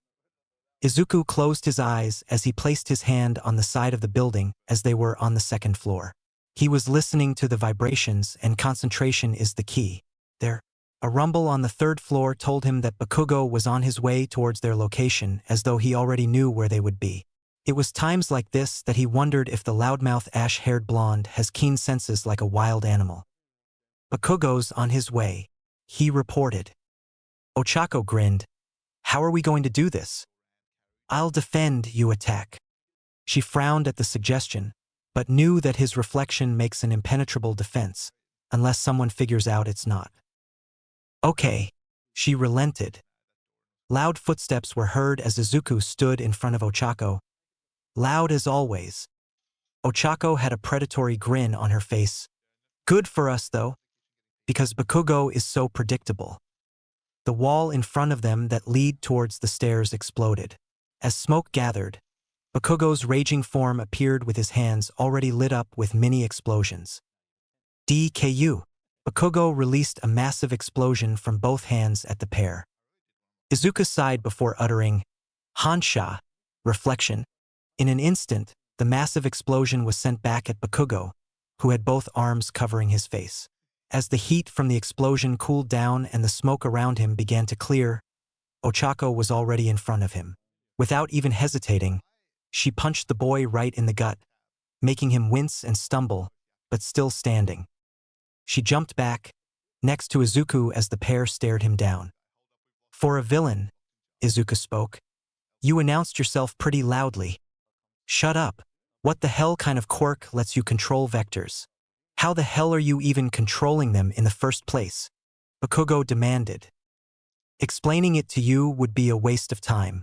You lack patience and understanding. I would say brains, but can't because while you may have a brain, you don't fully utilize it like you should. Izuku replied. Bakugo's anger rises even more. I'll kill you. He came at the pair once more. As Izuku grabbed Ochako's arm and dragged her behind him, he used his reflection to block Bakugo's explosive punch, almost breaking the boy's wrist as a result. With a howl, the explosive boy jumped back, glaring at him hatefully. But after being used to it for so long, Izuku stopped caring a long time ago. Does the term, use your brain, not mean anything to you? Izuku said to him in a dry tone. What the hell does using your brain have to do with anything, shitty Deku? Bakugo yelled. Ochako frowned. I hope Rin covers Eri-chan's ears. Something tells me he has. Anyway, we've wasted enough time. Izuku lifted his hand towards the window next to him and Ochako. Black iron gathered in his palm as he kept his gaze on Bakugo. Bakugo's eyes widened at the display. What the hell is that? Shinso tensed as he saw the black iron gather in Izuku's hand. Looks like things are about to get serious. Big Brother's patience has been tested to its limits, it seems. Run had Eri in his lap as they watched the battle. What is that? Azui questioned. Iron sand. Rin answered. Momo turned to him sharply. I'm sorry, but did you just say, iron sand? He can control iron sand. Yeah, and let me tell you, him using that in this battle can mean many different things. Shinso's tone sounded grim. Either he's about to end this quickly or end this quickly and painfully. Rin finished for him. It's that strong. And what is iron sand anyway? Kaminari questioned. Iron sand is controlled through magnetism. Shinso started to explain. It's 10 times stronger than a chainsaw. What he's doing is controlling it through magnetism. He rarely uses it, but I guess Bakugo's really gotten on his nerves. Momo looked back at the screen. Amazing. And he has such control. Midoriya really is manly. Kirishima was getting more pumped up as the gathered up iron sand split into several hundred iron sand balls that surrounded him. All Might was speechless. Such control. He must be a hidden prodigy. Bakugo stared at the several hundred iron sand balls that gathered around Izuku with hidden nervousness and fear. He made no movement as balls spread around their small area before dividing into smaller balls. They then started emitting greenish sparks, and the next thing Bakugo knew, he was inside an iron cage. It was something that he was not expecting. Izuku stared at him with neutral expression. Denki Keiji? Electric cage. He called out the name of the attack calmly. Deku, you little... Bakugo grabbed one of the iron bars and received a painful shock that sent him backwards. Twitching a little, he sat up and noticed the greenish sparks pulsing through the iron bars. He has the electricity around the bars so that I can't touch them. And if I use my quirk... A bead of sweat fell from the side of his face at the thought of what would happen if he had used his quirk instead of grabbing onto one of the bars. Judging by your facial expression, you know what will happen if you try to use your quirk, right? Izuku said. "Ku," was Bakugo's response. Izuku walked past him as they headed up the stairs to where Tenya was. Before descending up the stairs, he stopped suddenly, but didn't turn to face Bakugo. "There's something about you that I've just now noticed," Izuku spoke in a solemn tone. Bakugo said nothing, and neither did Ochako. "You've got raw power, speed, and strength, but there's something heroes like All Might have that you don't, protecting something precious to you." He went up the stairs with Ochako as he left Bakugo there in the cage to either stew in his defeat or think about what Izuku said. In the observation room, everyone was quiet as they sat there and processed Izuku's words. The tone in his voice expressed something traumatic happened to him in the past for him to say such words, as though he knows from first-hand experience. Shinso said nothing as he closed his eyes, knowing that both Bakugo and Tenya have already lost. Ren was also quiet as he stared at his brother. "Big brother." Izuku and Ochako spotted Tenya inside the same room with the weapon. The boy was trying to get into in the villain role, which was hilarious, but it was time to end this. With Ochako giving him the okay to do his thing by manipulating some wind, he used it to pin Tenya to the wall, who had realized they were right in front of him too late. Tenya stared at the visible wind that pinned him down. He can manipulate wind. Is this part of his vector quirk? No, the fact that he and Uraraka-san are here means that Bakugo lost. Ochako walked over by the weapon and touched it with a cheeky grin on her face. "Hero team wins," All Might's voice boomed. Izuku released Tenya, who crouched down as he almost lost his balance. "Sorry about that, Tenya. You okay?" he asked. Tenya nodded as stood up slowly, using the wall to help keep himself up. "I'm fine. I had no idea you could something like that, Midoriya-kun." The boy in question shrugged. "I've got a lot of tricks up my sleeve." Leaving the room, they headed back down to the second floor where Bakugo was still being held. As they approached, Izuku felt something different in Bakugo, but didn't comment on it as he released him from his prison. All four went back to the observation room, with Bakugo being silent the whole time. Arriving in the room where everyone else was, All Might stood before them as the rest of the class were still seated. "Now that the first pair have finished, can anyone tell me who the VIPs are?" he asked. Momo raised her hand. "They are Izuku-san and Ochako-san. The reason is that they acted as a team when they went up against Bakugo. Izuku-san was on defense while Ochako-san was on offense. After successfully incapacitating Bakugo, they proceeded towards Ida-san's location and defeated him quickly and swiftly." All Might was flabbergasted by the detailed explanation but kept grinning. "That is correct. Both Midoriya Shounen and Uraraka Shoujo proved to be a deadly pair." Izuku and Ochako smiled at each other. Tenya stood up straight. "I will do my best next time." Bakugo meanwhile remained silent. All Might nodded. "Now for the next pair." Izuku and Ochako sat next to each other. Tenya sat on Ochako's other side, while Bakugo leaned against a wall. The next pair was Todoroki and Shoji. Todoroki displayed just how strong he was with his quirk when he froze the whole freaking building all by himself. It was an impressive display of one's quirk, but Izuku could have sworn he saw a flicker of flame from his other side. He must be a dual quirk user, but if that's the case then he must not like using his other side. Having named Todoroki the VIP, the others' pairs went on until finally it was Run and Shinso's turn. They were up against Mineta and Yaoyorozu. Run and Shinso were to play the villains, while Mineta and Yaoyorozu played the heroes. Kirishima's team went again because the boy was still fired up. They lost their second time, but Kirishima was grinning the whole time. Run and Shinso decided to place the fake weapon on the very top floor. "So, how do you want to do this?" Shinso asked. Run sported his usual blank look. Rin suggests you be the one to engage them first, and should they get past you then don't worry. For Run will prevent them from getting closer to the weapon. Shinso sweated a little.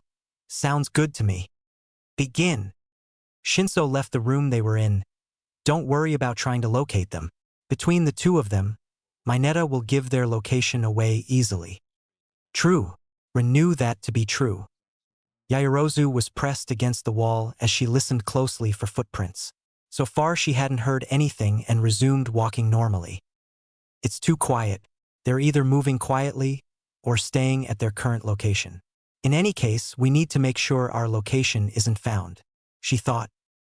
But unfortunately, that would not be the case, for Mineta was panting like a dog as he stared at Momo's bottom with drool falling from his mouth.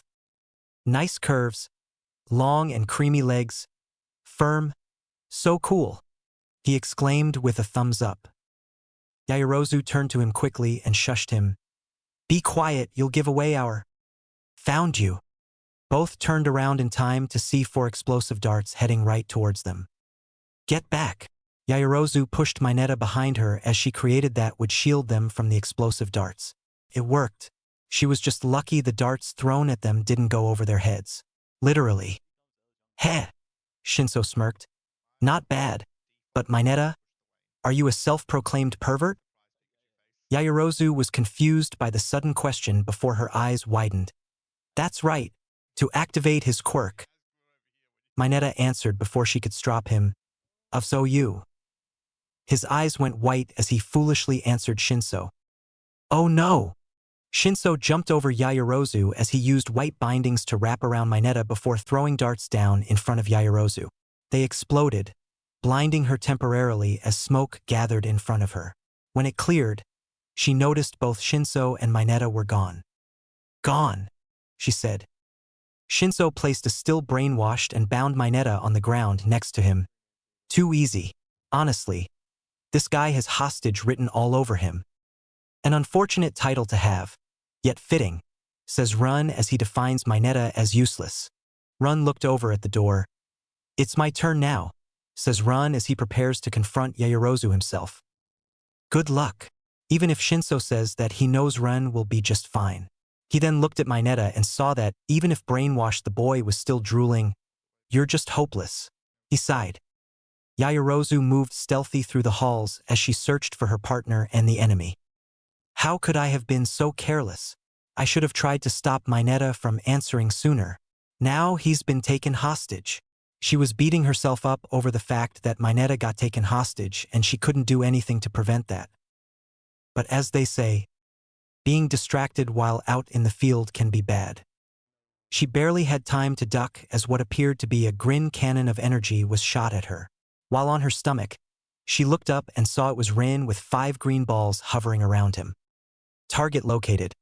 Ren's robotic, monotone voice sent a cold chill down her spine. Proceeding with mission. Capture or eliminate. Yaoyorozu did the first thing that came to mind. She got up as fast as she could and ran. The green balls of energy floating around Ren shot at her, aiming at the floor underneath her feet and sending her falling down to the 3rd floor of the building. Luckily, the rubble didn't fall on her and just around her. As she rubbed her lower back and about to try and run again so she could figure out how to take Run by surprise, he was already behind her. Slowly, she turned around and saw 5 green balls of energy all directed at her, and Ren's cold eyes. Fear gripped her heart as she stared into those cold eyes that promised her death if she didn't comply with his silent request. Yield or die. Lowering her head, she spoke as her voice shook. I yield. Villain team wins. Run dispersed the green orbs and held out his hand. Rin apologizes for getting too into character, says Run as she sees his classmate trembling out of fear. Yaoyorozu gave him a shaky smile and grabbed his hand. It's okay. This just means I'm not at the proper level I should be just yet, she said as he helped her on her feet. That is not true. There is no need to compare yourself to others. You are fine as you are, says Run as he tries to cheer you up, Rin said. Yaoyorozu gave him a grateful smile. Yes. Ren and Shinso were named the VIPs obviously. Mineta's performance was so poor that no one wanted to comment on it. Like at all. Bakugo took off before anyone, primarily All Might, could try to talk to him. He was headed home and didn't feel like talking to anyone and just wanted to be alone. Bakugo was a prideful individual and saw himself as the best of the best, so getting defeated so easily was a hard pill to swallow. And to make things worse, there were other strong people, aside from Deku and his clone, that made him feel inferior. But what probably hurt him the most, even though he won't admit it, were Deku's words. You've got raw power, speed, and strength, but there's something heroes like All Might have that you don't, protecting something precious to you. He clicked his teeth. Shit! As he kept walking, little feet pattered closely behind him, but he was so deep in thought that he didn't notice. The little feet kept on following him as a black blanket and hoodie covered the person's face and body. The small person had been trying to get his attention and even went as far as to walk on each side of him. Took a while, but Bakugo finally noticed someone was following him. What the hell? I'm being followed by a walking tiny blanket, he thought, looking behind him. Wow, for you to be completely unresponsive must mean that you must either be an airhead or a space cadet, Izuku says, staring up at the silent boy in wonder. The little person talked. Annoying little brat, he muttered. The little one kept talking. Izuku had been trying to get your attention for the longest time now, and you ignoring me has made Izuku very angry. What? Bakugo stopped dead in his tracks. Hold on. Did you just say, Izuku? Oh. Izuku's existence has finally been acknowledged. Yay. Izuku bounces on his feet with happiness. The little one said cheerfully. Brat, Bakugo said in a low, menacing tone, making the little one stop moving. Take off that blanket, I want to see your face, he demanded.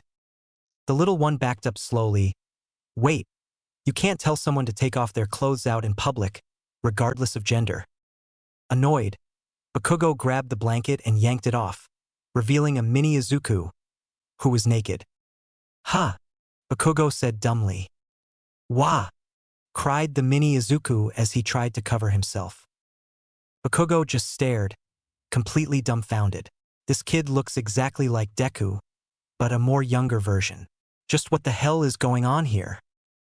The two of them walked down the street, with mini Izuku having gotten his black blanket wrapped back around him as he walked next to Bakugo. Izuku's serial number is 20,000, and was built as the final unit of the brothers, but his code name is Last Unit. Last Unit explained. What do you mean? Bakugo demanded. Last Unit was created for the experiment involving both Midoriya, Izuku, and Ren. Like the other brothers, Last Unit is the final stage in Project Dioscuri. Last Unit explained. Project Dioscuri? And what the hell is Ren? A clone? Bakugo questioned. Last Unit nodded his head. It's supposed to be a secret, but the real Midoriya Ren has already died, and so the Midoriya Ren that exists right now is merely a clone of the original. Izuku says, placing a finger to his mouth, hoping you'll keep what he told you a secret. Bakugo's eyes widened as he was given such information before looking ahead. Experiment? Human cloning? He eyed Last Unit. Who the hell? Oi! Who the hell created you and that fake Ren? Bakugo demanded. Last Unit looked down sadly. Last Unit wants to tell you, but can't because you need password confirmation, Izuku says sadly. Password? So whoever made this brat and that fake set it up so no outsider can know about it. But more importantly, stop calling yourself Izuku. It's creepy, he said. Last Unit pouted. Izuku can't help it because he doesn't have a name. Izuku yells. Like I care. Call yourself something else. Bakugo shrugged. Last Unit was still pouting. Then you give Izuku a name, says Izuku with a now smug expression. Huh? Why the hell should I? Bakugo growled. Because you suggested it, Izuku said, still sounding smug. Last Unit said, looking smug. Little brat. Bakugo's eyebrow twitched. Fine, Denji. Last Unit gave him a surprised look before grinning happily. Yay! Denji is now my name. Denji says, hugging your arm in happiness. Bakugo had never been more confused. Why the hell was this brat so damn happy that he gave him a name that was on the top of his head? Besides, Denji isn't all of an impressive name as it means one with electromagnetic powers. Ironically, he was thinking of Deku when he thought of it. More importantly, why the hell are you hanging on to me and following me? He finally asked. Denji goes quiet, much to his surprise. Because Denji really wants to meet the original, but at the same time he wanted to meet you too. Meet him? What the hell for? Why? Bakugo asks, honestly wanting to know the reason why. Why not go and see Deku like he originally wanted to? Denji didn't answer at first, only squeezed the grip on his arm. Denji doesn't know the reason. He just wanted to. Bakugo stared down at the kid. Something in his chest tightened as saw the confused and heart-wrenching look on the kid's face. Just like Deku used to have when they were little. Have you eaten anything? He asks out of the blue. Denji looked up at him before responding. Not lately, Denji admits. Bakugo sighed. Probably haven't bathed in a while either, he says to himself. No, Denji admitted again, shyly. Bakugo said nothing as he let Denji keep holding onto his arm as they walked all the way to his house. Explaining this to his folks was going to be a pain in the ass. They arrived at their destination, but his folks weren't home. Good. Let's go. Bakugo practically dragged Denji towards the bathroom and ran a bath. Mixing some bubbles in, he yanked the dirty blanket off again, ignoring Denji's protests before placing the brat in the tub. While the brat washed his own body, Bakugo washed his hair. Drying the brat's hair and body off, he went in his closet, bringing out some old clothes of his that should fit the brat. Denji was now wearing his old pajamas, which was an all-white shirt with long sleeves and dark blue pants. The little brat seemed to really like the clothes. With that out of the way, he made the brat something to eat. It was still creepy to see a younger Deku eating food in his house with a happy smile when in the past that happy smile had disappeared from his view. He frowned, looking away. There was a stabbing feeling in his chest that he didn't like. Denji yawned, suddenly getting his attention. Go to bed, brat. Instead of doing what he was told, the little brat got out of the chair and stood before him. Bakugo was confused as to what the brat wanted and was even more confused when the brat lifted his arms up. What? Up, Denji said. Say what? Bakugo looked like he'd rather vomit than pick this Deku look-alike up, but those big green eyes won over his own willpower. Clicking his tongue, he picked up the whiny little brat and nearly froze in place as small arms wrapped around his neck and a nose pressed into his neck. What is this feeling? Placing the brat in his bed, he simply stood there and watched the kid sleep. He sat on the floor, leaning his back against the bed as he stared up at the ceiling. Experiments, that fake twin, and now... He turned his head slightly to look over at the sleeping mini-cloned Deku. This little brat. The next day, Aizawa told them what their individual scores were for the battle trial. He scolded Bakugo for letting his temper get the better of him. Surprisingly, Bakugo merely nodded his head. He then went on to scold Mineta harshly. Lunch soon rolled around and Bakugo had been quiet, something that was scaring Izuku and Shinso. What the hell is going with him? Shinso wondered. Izuku shrugged. Maybe he finally got some sense knocked into him. Ren was staring at Bakugo before looking at Izuku. Probability, 45%. Tenya nodded in agreement. I am willing to believe that percentage. It is nice to have him quiet for once. Ochako smiled happily.